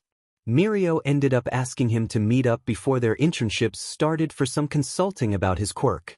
Breaking his mask of a constant smile, he acted more skittish than Izuku had seen him during their entire interaction as he told Izuku that his quirk had taken on a new aspect that he couldn't control yet. Izuku nodded along, curious about what sort of new facet Mirio could have discovered in permeation. Inside the gym Mirio reserved, Izuku watched Mirio demonstrate his original abilities, scribbling down notes as he watched Mirio swing his arm through a punching bag. I've always been able to do that, but this, he showed Izuku a ball, which promptly dropped through Mirio's hand and through the floor. I've never been able to do that before. So, your quirk evolved to more than just self-permeation, Izuku muttered. Does it only work on inanimate objects or people too? Is it like your self-permeation, where you can make only part of it intangible, or does it have to be the whole object? Could you use it indirectly? If you touch the floor, could you make me fall through it? Do you need to be in physical contact with whatever it is you're permeating? Mirio was quailing noticeably by the end of his tangent, his nerves reappearing. I'm not finished. He cleared his throat, like he was trying to brace himself. I also now have super strength. Super strength, Izuku echoed as his thought process was derailed. Permeation, the ability to move through solid objects, has mutated into super strength? I know, he chuckled, watching Izuku's face twist in confusion. And I'm more worried about that aspect because it tends to fracture my bones. It does what? Instead of answering, Mirio brandished his arm and Izuku watched in fascination as glowing red lines formed along his forearm. The glow went away, and Mirio offered him a placating smile. That's about all I can do without fracturing my arm. And you can do this with your whole body? Mirio nodded. Izuku tapped the end of his pencil against his notebook. When did this appear? Around the same time as the new aspect of permeation. Izuku let out a long sigh that trailed into a groan-like sound, then collected himself. Do you have a way of using the super strength without hurting yourself? Can you lower the power output? Mirio scrunched his face in concentration and the glowing lines came back. Slowly he wiggled his fingers. A grin spread across his face and he hooped, jabbing his glowing fist and creating a gust of wind that knocked Izuku off his feet. Izuku stared at Mirio in bewilderment as he rushed to help him up. What the hell kind of mutation gave him the power to create air force as strong as that with a tiny jab?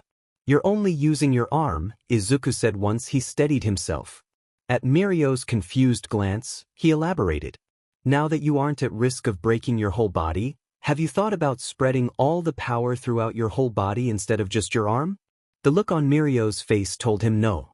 10 seconds later, Mirio had white lightning crackling around him and Izuku wanted to have an aneurysm. Oh my god! Mirio gasped, flexing his hands. It worked. I'm glowing. A half-hearted chortle was forced out of Izuku's throat as he watched the third year jump around like an excitable puppy. A supercharged puppy, who just broke the dynamics of quirk development. After 30 minutes of Mirio becoming accustomed to being supercharged, he muttered something about 15% and Izuku narrowed his eyes. 15% of what, exactly, if he could already create craters in the floor just by hopping around? As they walked out, Izuku gave up trying to hold his tongue. It's weird that your quirk was able to do this. The additional aspect of permeation I can make sense of, but super strength is a whole other ballpark. It's like you have an entirely new quirk somehow. He tried not to let his envy bleed into his tone, but it must have, since Mirio's body stiffened. Izuku winced, wishing for more tact. Just? Mirio was so lucky to have two quirks that would only boost his journey through heroism. Sure, permeation was slightly horrifying if you gave it a minute of thought, and this new super strength would literally break him if he lost control, but they would both be adored by fans. They were nothing like Izuku or Hitoshi's quirks. Izuku's quirk tugged on his senses and he glanced at Mirio. What's wrong? His head snapped up, his alarm easy to read in his eyes. Nothing's wrong. Izuku raised his eyebrow, waiting for a real answer. Mirio caved after a few seconds in silence. I'm interning with an old hero, Gran Torino, so that he can help me get a handle on this new part of my quirk. I have a new mentor with a quirk that's similar, but he directed me to Gran Torino, saying that he might be more helpful. He shuddered. He was scared of him, though, so now I'm scared of a man I haven't met yet? This mentor of yours sounds kind of sucky, Izuku commented, earning an offended look from Mirio. Look, from what you've told me, he met you, said he could help, then handed you off to some grouchy old man. He's not sucky, Mirio sputtered. I mean, even if he hadn't ever heard of a bone-breaking quirk, shouldn't this man have at least given you a way to not hurt yourself? He told me to go to you. Mirio shouted, silencing Izuku in an instant. He told me that while he might not know what to do, that you had a head for analysis and that you could probably help me more than him. So, don't call him a bad mentor.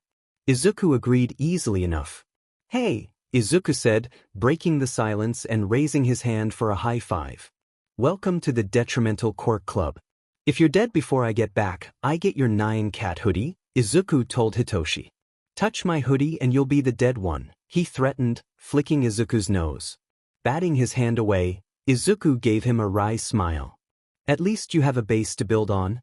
A base doesn't help me when Dad plans to murder me through an intensive training regimen. Snickering, Izuku reached out to hug him, before stopping himself. Izuku's movements faltered as he met Hitoshi's eyes, asking for permission. Hitoshi clicked his tongue in mild annoyance and pulled him into a tight hug. Izuku shuddered in his arms, pressing his face into Hitoshi's shoulder. Short, Hitoshi snorted. Beanpole, Izuku retorted. Broccoli head. Troll droll wannabe. I heard you almost called him Dad, Hitoshi said, making Izuku choke and turn pink. Say it to his face. I want to see if his reaction is better than Mitsu's when you call her mom. You're being mean, Izuku muttered into his shoulder. You just called me a troll doll wannabe? Yamada's voice called for Izuku to bring his things to the door so they could leave for the train station. At the door, Hitoshi pushed a groggy Aizawa in front of him, giving him an enthusiastic thumbs up behind his back. Yamada looked between them in confusion. Before he could rethink his decision, Izuku shot forward and rammed into Aizawa, wrapping his arms around him in a tight hug and squeaking out, "Be-bye, Dad," before bolting from the house. Yamada let out a surprised shriek laugh, while Hitoshi simply began laughing at however Aizawa reacted. The ride to the train station began with Izuku's nervous energy bouncing everywhere. He liked it, Yamada said with a grin. So don't worry about anything like that. When they arrived, Izuku hugged him goodbye, too. Bye, Pops, he whispered into his Elcher jacket. He held him tighter. See ya, little listener. The first day of his internship went well enough until he met Sir Night-Eye. The train ride had been okay, aside from the stiffness of sitting for hours. Bubble Girl and Centipeder gave him a tour before dropping him off at Sir Night-Eye's office. A sudden sense of foreboding befell him, his muscles tensing at the change in atmosphere. Come in, a stern voice commanded. Izuku stepped cautiously into the room and took a second to take in the sheer amount of All Might merchandise in the room. Posters, globes, action figures, they were present and shining like they had only been taken out of their boxes a minute ago. Was that poster from the Bronze Age? No, the design of his costume was all off.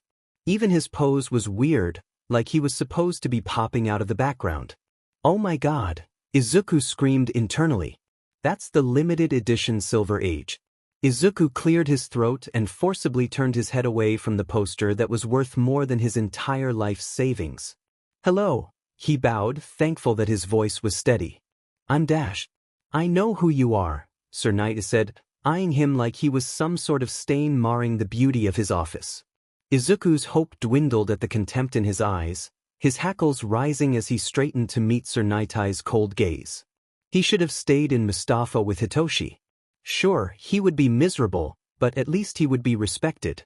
This fanboy in a suit looked like he wanted to tear him into tiny pieces and burn his remains for daring to stand in his agency, even though he was FNG invited. What can you do for me? Oh, is he for real? This is what they mean when they say to never meet your heroes.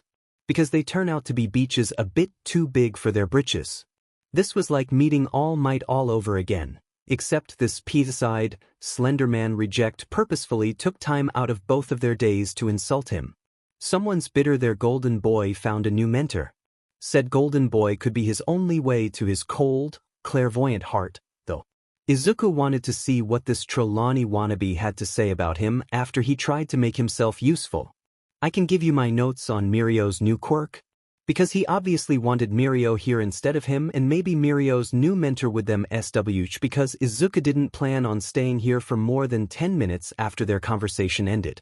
Too soon, Izuku realized, watching Nightai's body become rigid. His eyes narrowed behind his glasses. I spoke way too soon. Mirio told you about the quirk? Well, you too, Izuku quipped.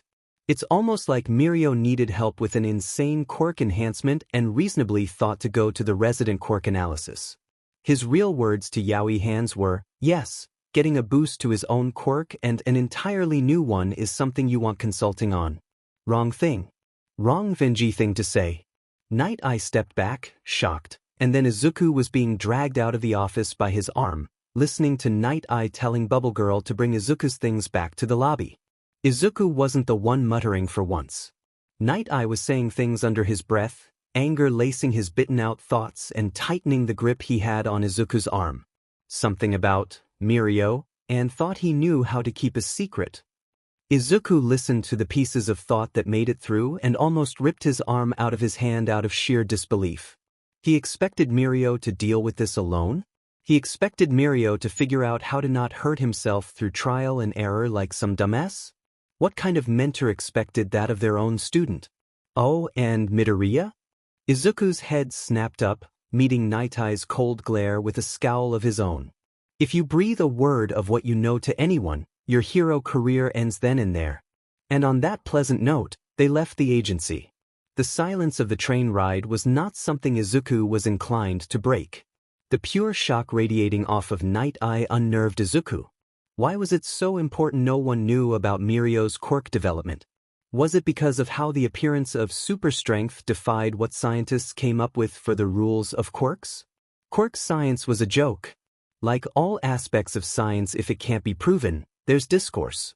So, what if this causes some more?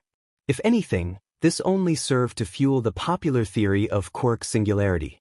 A nonsensical strength quirk that was powerful enough to fracture, and probably shatter, someone's bones when used recklessly.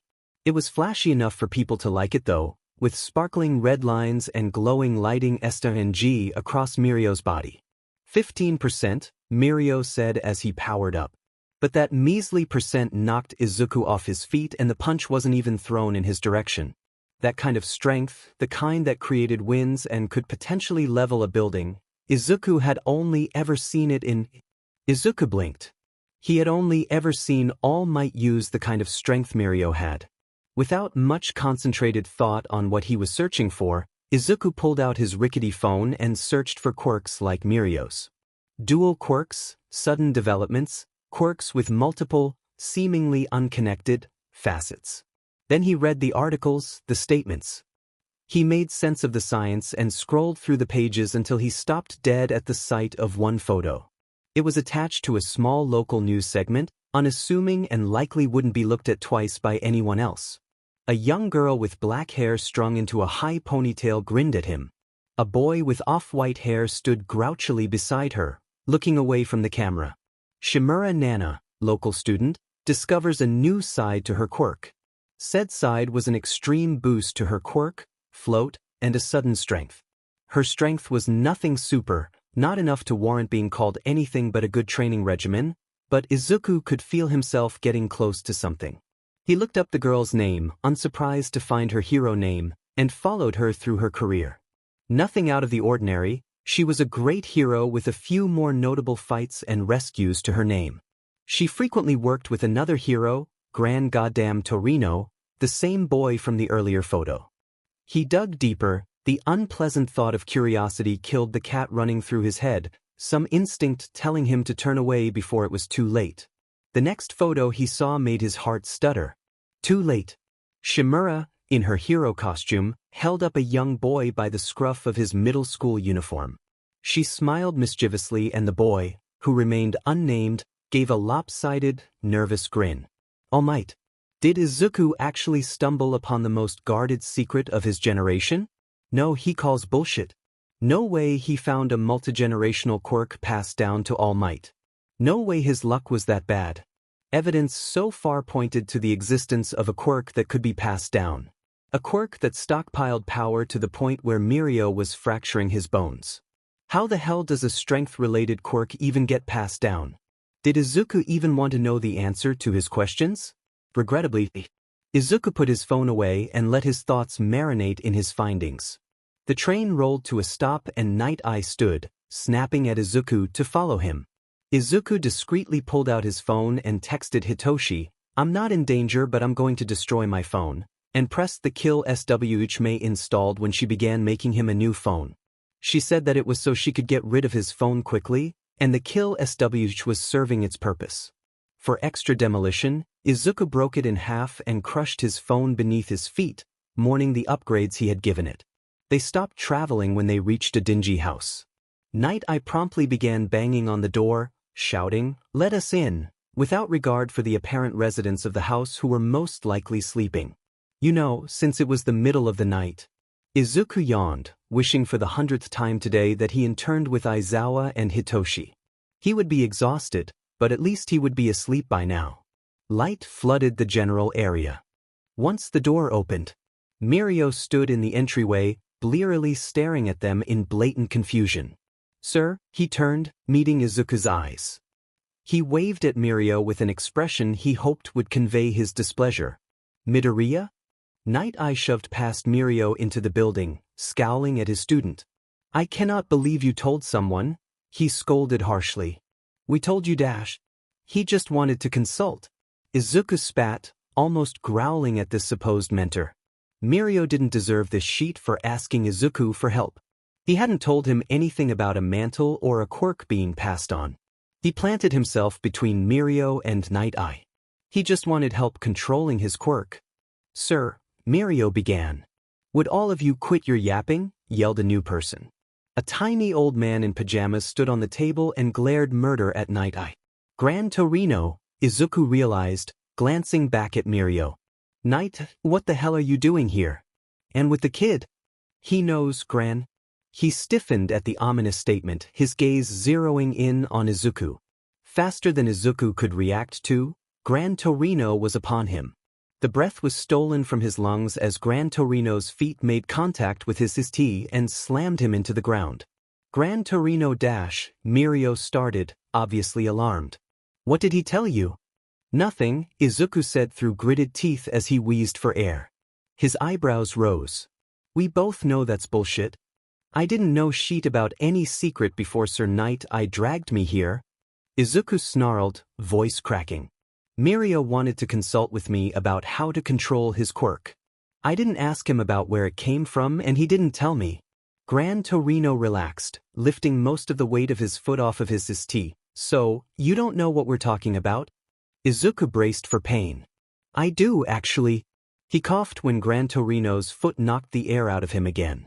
"You should really dash," Izuku heaved in a gasp. "Clear the internet of evidence. If I can find something, any dedicated person could." Gran Torino stepped away with a sigh. Midoriya rushed to his side and helped him to his feet, muttering apologies as Izuku winced from the pain in his ribs. "Toshinori did say you were smart," he conceded. "Who?" Izuku croaked. Night Eye said warningly. "All Might," Gran Torino revealed. "What do you know?" "I don't know where it started but I know it has to do with your friend," he said to Gran Torino. "And I know she gave it to All Might, who passed it to Midoriya." And how did you find this information? Night Eye questioned suspiciously. Izuku gave him a flat stare. Shimura Nana, local student, discovers a new side to her quirk, he quoted. There wasn't a spontaneous bone-breaking quirk, but the quirk boost and subsequent strength that was mentioned was enough of a lead for me to look into it. There's a photo of her and a certain blonde middle schooler that sort of cemented what my theory was. I'm calling Tashinori, Night Eye said defeatedly. Don't bother. Gran Torino waved him off. It's the middle of the night and the kid already knew a chunk of this. Izuku's brain took a second to fill in what he meant. His injury?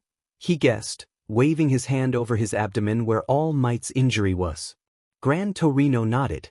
They awkwardly sat in silence, none of their unfortunate souls knowing how to continue. I need to make a call, Izuku realized.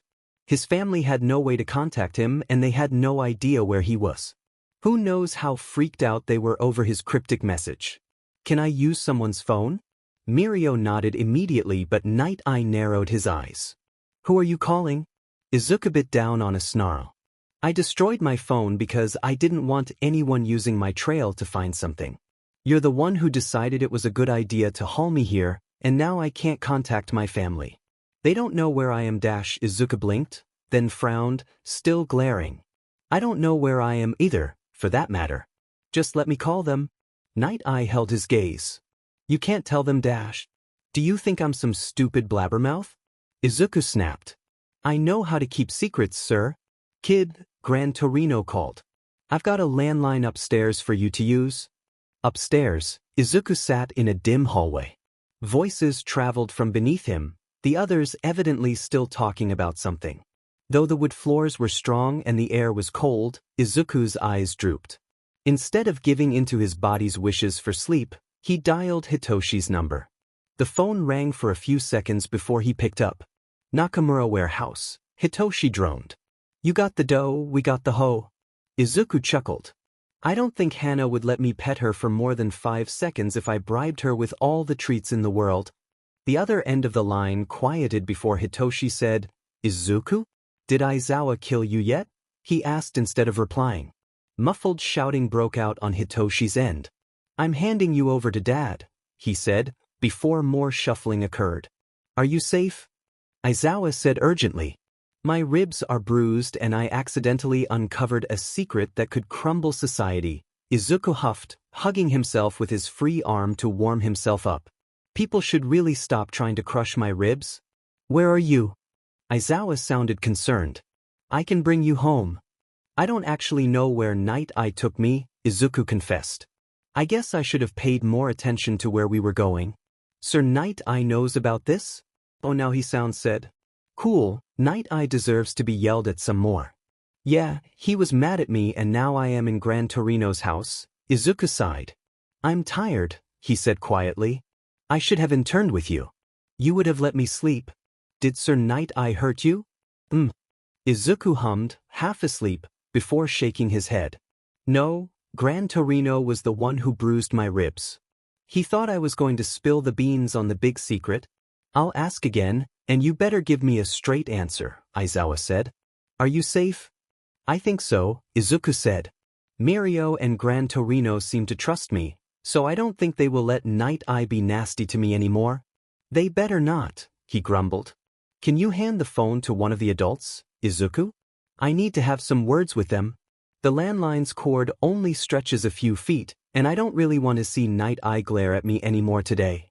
Izuku played with the cord and chuckled darkly. Man, it's true when they say don't meet your heroes.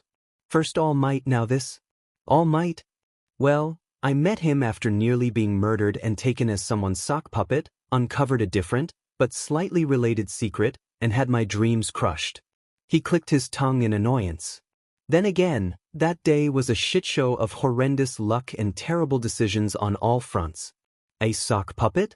He called me a meat suit when he tried to kill me, but same difference, Izuku shrugged, shivering at the reminder of sludge forcing itself down his throat. When was this? Aizawa said. A year or so before the entrance exam. 10 months, maybe? After I used my quirk and, died, I lost most of my awareness. Silence reigned on the other end of the line. That sounds like one hell of a day, Hitoshi said, breaking the silence. How are you, alive though? Kaken resuscitated me. Izuku bit his lip, a sour feeling flooding him at his inadvertent slip-up. He was prone to being loose-lipped when he was tired, and calling Bakugo Kaken was one of the slip-ups that hadn't happened in a while. Who? Aizawa asked. Never mind, Izuku said forcibly, changing the subject. I don't think they will allow me to leave, so you don't need to come to get me. They can't force you to stay, Aizawa growled. Say the word and we're there. He yawned, letting his head knock against the wall softly. I think I'll be okay, he murmured. I should probably build a new phone soon. Just let us buy you one, Hitoshi said, almost pleading. Expensive, Izuku said as an argument, his hold on the phone becoming loose. Knees to his ear, Izuku listened to their voices. Are you tired? Hitoshi asked. He hummed without opening his eyes. Good night. Night, they both said. Mirai considered himself a logical man. It was rational to aid Toshinori in his search for a successor. He found Mirio, a boy who could carry Toshinori's power with the metal to become another symbol of peace. With a bit of training, of course. When the boy was ready, he suggested him to his estranged friend, reaching out for the first time in years to give him the perfect vessel for one for all. Toshinori turned him down. He made a noise of disagreement, saying that he found a boy, the boy. All he needed to do was find him and offer the power, and Mirai didn't listen to the rest, pinching the bridge of his nose in exasperation. Did he really intend to spend any more time searching for someone he didn't have the slightest clue about, when he offered someone amazing on a silver platter? It infuriated him to no end that Toshinori wanted to make this decision based on a heat-of-the-moment feeling. Gran Torino only made him seethe more, his resolve to make his old student find the boy enabling him. This cultivated power that had been passed on generation after generation needed somebody who could handle it. Somebody who could handle the title of number one. How could such an important role be given out to a child that friend had only known for a few brief minutes? Could neither of them see the foolishness in that? 4 months, those bitter feelings stewed, swirling like a cyclone, until Toshinori contacted him. He asked after Mirio. Before he knew it, One for All was in the hands of Mirio, transferred. Gran Torino made his position on the matter blatantly clear, but, after the sports festival, he said he would help Mirio train with One for All. When the quirk settled and Mirio began fracturing his bones, Toshinori sent him to a first year at UA, one Midoriya Izuku. The analyst, if he recalled correctly. His notebooks made a splash in the hero community. Also, his mind reminded him amusedly, the boy who spoke out during his speech in the first year's festival. Toshinori's mentor's demeanor soured, yet brightened, at the mention of the boy. He inquired about the boy and learned that this was the boy Toshinori had turned Mirio down for? He scoffed to himself, wondering what made his old friend believe that this boy could have been the next symbol of peace. He could be a great hero, sure, but with the way he worked and acted, Mirai could only see the boy working out of the limelight. He put out an internship offer and sent Mirio after the boy, if only to find out for himself if the boy truly deserved the kind of praise Toshinori gave him. He was rewarded with a deadpan stare at his first statement. The answer, though, sent his heart hammering against his ear. Yeah, I mean, getting a boost to his own quirk and, like, an entirely new one is something you want consulting on. Mirio told him. It ran through his head on repeat throughout their ride to Gran Torino's house. Was this because Toshinori said that he should go to the boy for consulting? Mirai thought that Mirio possessed enough sense to come up with a cover story, not spill the whole DMN secret. And the boy. Midoriya spoke so casually about One for All. It infuriated Mirai to think of all the things Toshinori relayed to him about the student. His prowess in his studies, his practical thinking during hero training. He believed his student to be humble. He said that the boy shunned away from the barest compliment when people caught him off guard. Mirai couldn't believe any of them. He banged on Gran Torino's door, a half-asleep Mirio asking him what was wrong. Yes, because what could possibly be wrong? Apparently, he should have given his student more credit. He should have waited and listened before making assumptions on both of them. Now Midoriya actually knew about One for All, and he had been the one to reveal it. That night, he lay on a couch that could not fit the lengths of his legs and could not sleep. When Midoriya wandered into the kitchen, groggy with sleep, he had done a great deal of thinking. Mirai had seen his file, had read up on the ongoing search and investigation of his parents after he knew his identity. The boy survived, alone, for 8 years in a tiny apartment with no one else to turn to until a couple of heroes had taken him in. Perhaps Mirai's deduction of his character was too biased by his resentfulness. Mirio looked especially distressed after Midoriya left to call his family, the heroes, because he apparently destroyed his phone to avoid anyone tracing his digital steps. His student eyed Midoriya, no doubt noting the rasping he took on after Gran Torino pinned him to the ground. He avoided his eyes when he explained, and that hurt more than he prepared for. He tracked the way Midoriya's hand rubbed tenderly at his ear, wincing at the pressure, and something regretful curled in his stomach. The moment he shifted on the couch, Midoriya whipped around to face him, alarm clear in his wide eyes. When they landed on him, his expressful eyes blinked before draining of everything, becoming blank. A mask. The thing in his gut churned at the sight. They sat together at the table in silence. Mirai resisted the urge to twitch at the awkwardness as Midoriya intertwined his fingers and slowly raised his gaze to Mirai's. "You look like you want to say something," Midoriya murmured. "I won't tell anyone about the quirk, if that's what's got you thinking so strong." Was he truly so easy to read? While that is appreciated, I was actually attempting to figure out how to apologize to you. He stilled, his gaze flashing with something that disappeared so fast, Mirai barely caught it. Something hopeful. He waited for him to continue, expectant. "When I offered you an internship, I had already made up my mind about you. I interrupted what should have been your learning experience and dragged you here."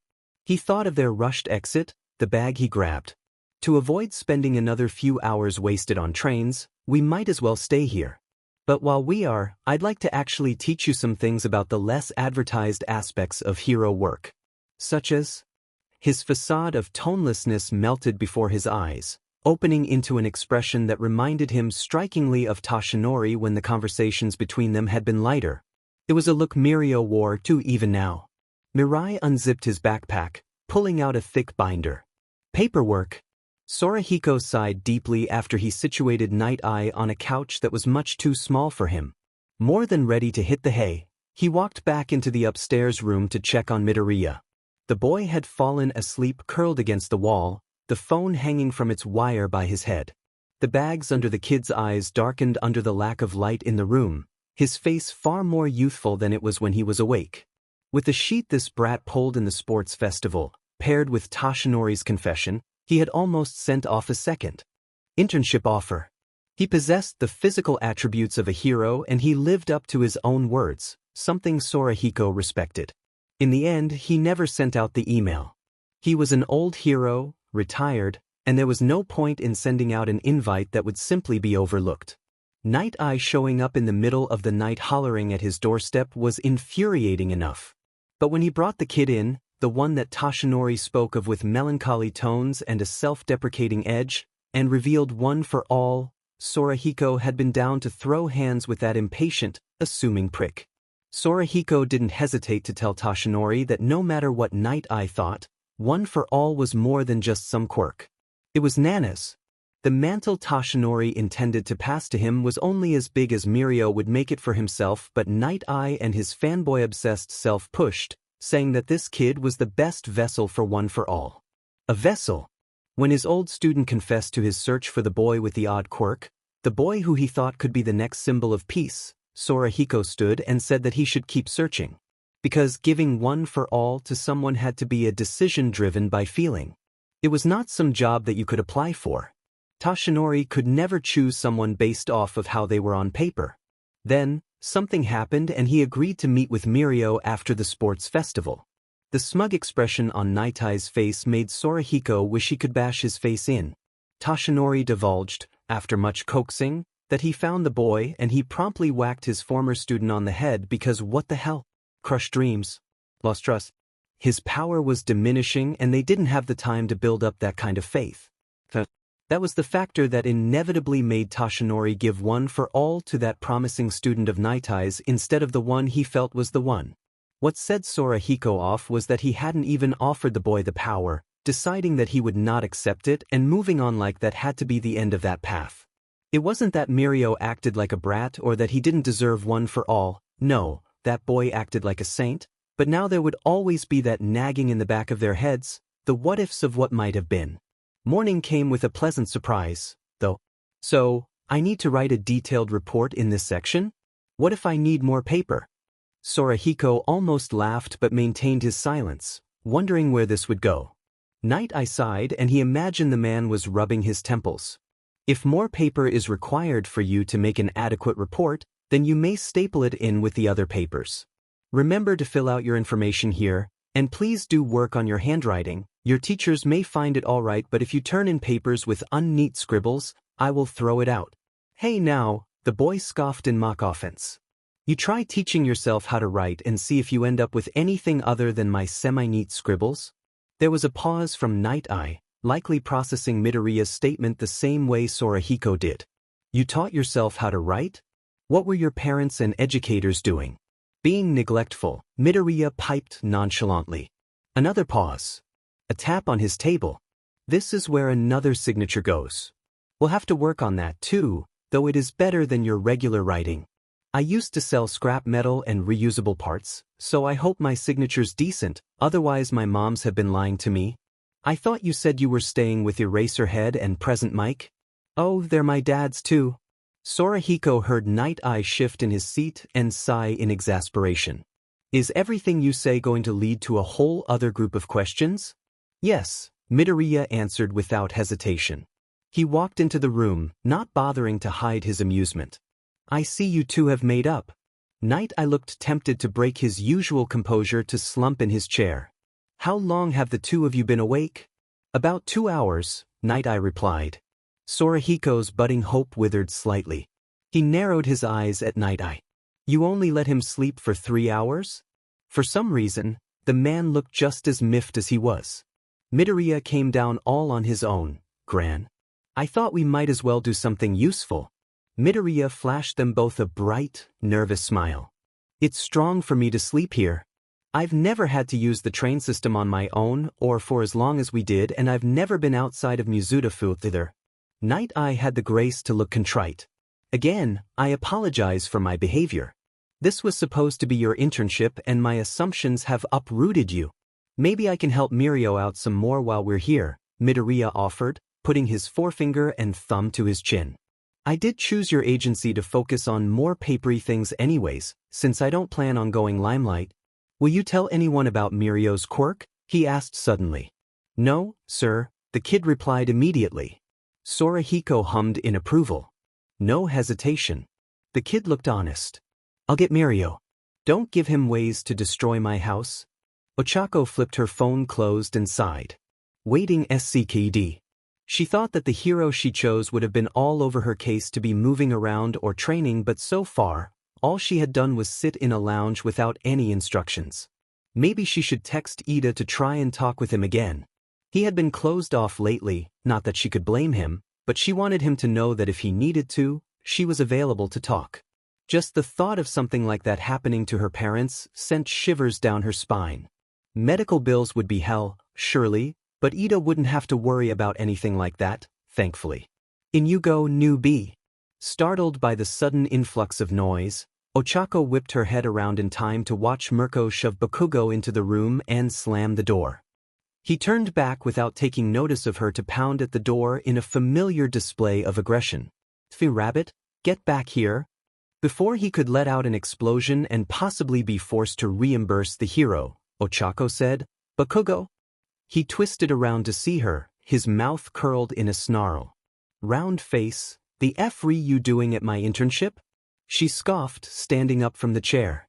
I think it's pretty obvious that this is my internship, too, Bakugo. Why were you here, huh? Thought you wanted to be a DMN rescue hero. I overheard Dkire talking about why you should come here and thought I could benefit from it, too. She explained. I need to be able to fight and work on my own. Mirko can help me with both. Of course you'd listen to him and Deku, Bakugo growled. Everyone thinks he's so DMN smart. You too, I guess? Ochako snorted at his furious glare. What? You took his advice, didn't you? I came here because I wanted to, got it, round face? He stepped closer but she stayed put, not one to fall for his intimidation. Deku's got no FING part in my decision. The door flew open, both of them dropping into fighting stances, and Mirko stepped in. Now that you two have been acquainted, we can start training. Her feral grin made Ochako think that maybe she should have just gone with Gunhead, like she originally wanted to. Get changed, be on the mats in 3 minutes. Future Ochako would reap the benefits of their first day with Mirko, but present Ochako was nauseous and kneeling by the toilet, regretting her life. At least Bakugo had been taken down a notch, his personality somehow a recipe for the perfect kind of chaotic relationship between himself and Mirko. They had been put against each other to spar several times and each of them were won by Bakugo, much to her chagrin. Mirko didn't seem overly concerned about it, though, so Ochako would simply work harder. Plus ultra, right? She collapsed back onto the chair in the lounge when she stopped dry heaving, content to stare at the ceiling while thinking about the day's events. What could she do better? Bakugo's quirk obviously held the superiority in this situation. His quirk was combat-oriented and so was he. Should Ochako be more aggressive? You need to be faster, Bakugo muttered from the opposite side of the room. What? She sat up, ignoring the way her insides roiled, unsure if she heard him right. Was Bakugo, Lord Explosion Murder, giving her advice? You think you heard me, round face, get faster. You're too dim and slow and you need some sheet to throw when there's nothing around for you to float. He was totally giving her advice. Thanks, she said sincerely. You telegraph your moves? Ochako tacked on after a moment. Ha! There he goes again, back to being a rabid dog. Most of your moves are too quick for me to get around but you telegraph your moves. Someone faster than me could take advantage of that. She laughed, sinking back into her chair. Just saying, I bet Dikairu could give you a run for your money. The F does that mean? Think he's better than me? She scoffed, rolling her eyes. Don't put words in my mouth, Bakugo. What I mean is that he's fast. Everyone saw how he managed to avoid Ida in the festival and how he waited out Tetsu. And if Dikairu could do it, I don't think it would be that strong for a villain to there. Keep mentioning him and see what if it happens, round face. Bakugo scowled. What's up with you and him, anyway? She inquired, completely disregarding his petulant warning. What's your beef? When Bakugo didn't immediately tell her off, she knew she must have hit a nerve. None of your DMN business, he finally muttered. He's my friend, so if you have a problem with him, it is my business. You don't know shit. He snarled loudly, standing from his seat to glare at her. Just shut up, Dash. Time for bed, kits. Mirko interrupted enthusiastically. Her toothy grin didn't falter at the clear animosity filling the room. When neither of them moved after a couple of seconds, Mirko grabbed Ochako off of her seat, holding her in a bridal carry. I said move. She hollered, charging at Bakugo. Ochako was abruptly such to dangling from one of her arms, Bakugo fighting against Mirko when she inevitably caught him. Both of them were dumped into one room unceremoniously and the door slammed shut, enclosing them in a spacious area with plain beds at the opposite ends of the room. Good night, I guess? Ochako yawned, dropping their previous subject for now. Bakugo stayed silent. Their first day would be a prelude to an even more terrible second day and future Ochako would pat past Ochako on the back for thinking that it couldn't get any worse. And here is where I host my radio show. Present Mike said, energetically gesturing to the unfamiliar section of his agency.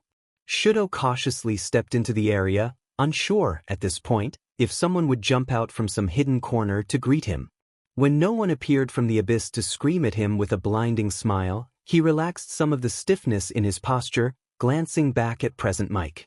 All right, little listener, Present Mike clapped his hands together. Now that the tour's done, we're going to work on something every hero should know. Intrigued, Shudo followed his sensei down the unfamiliar halls of his agency. They stopped in a large room that looked like a lounge room, a wide flat-screen TV facing the plush couches. He sat down in the center of one at Present Mike's gesturing, the cushions soft enough for him to sink into them. Present Mike grabbed the remote off of a throw pillow, muttering about how many times it had been lost to the couch already, and why can't they just put it on the ottoman or something, before turning back to him with his signature grin in place. We're learning about how to handle the press and fans. Diplomacy? Pardon? I'll go through a table of contents with you, hold on. Agreeing to take Present Mike on for his internship at Izuku's suggestion could be construed as a F-ute to endeavor, it definitely could be, but while Izuku's faith in the man gave him hope, he honestly had no idea what to expect from the voice hero. His teaching methods during their time at UA, while loud, were effective. The man's careers practically depended on him being loud enough to incapacitate people, though, so Chiyo could not begrudge his volume, nor the upbeat attitude that accompanied his persona. Perhaps diplomacy would be his first lesson because Present Mike gained enough experience on the subject to know firsthand how important it was.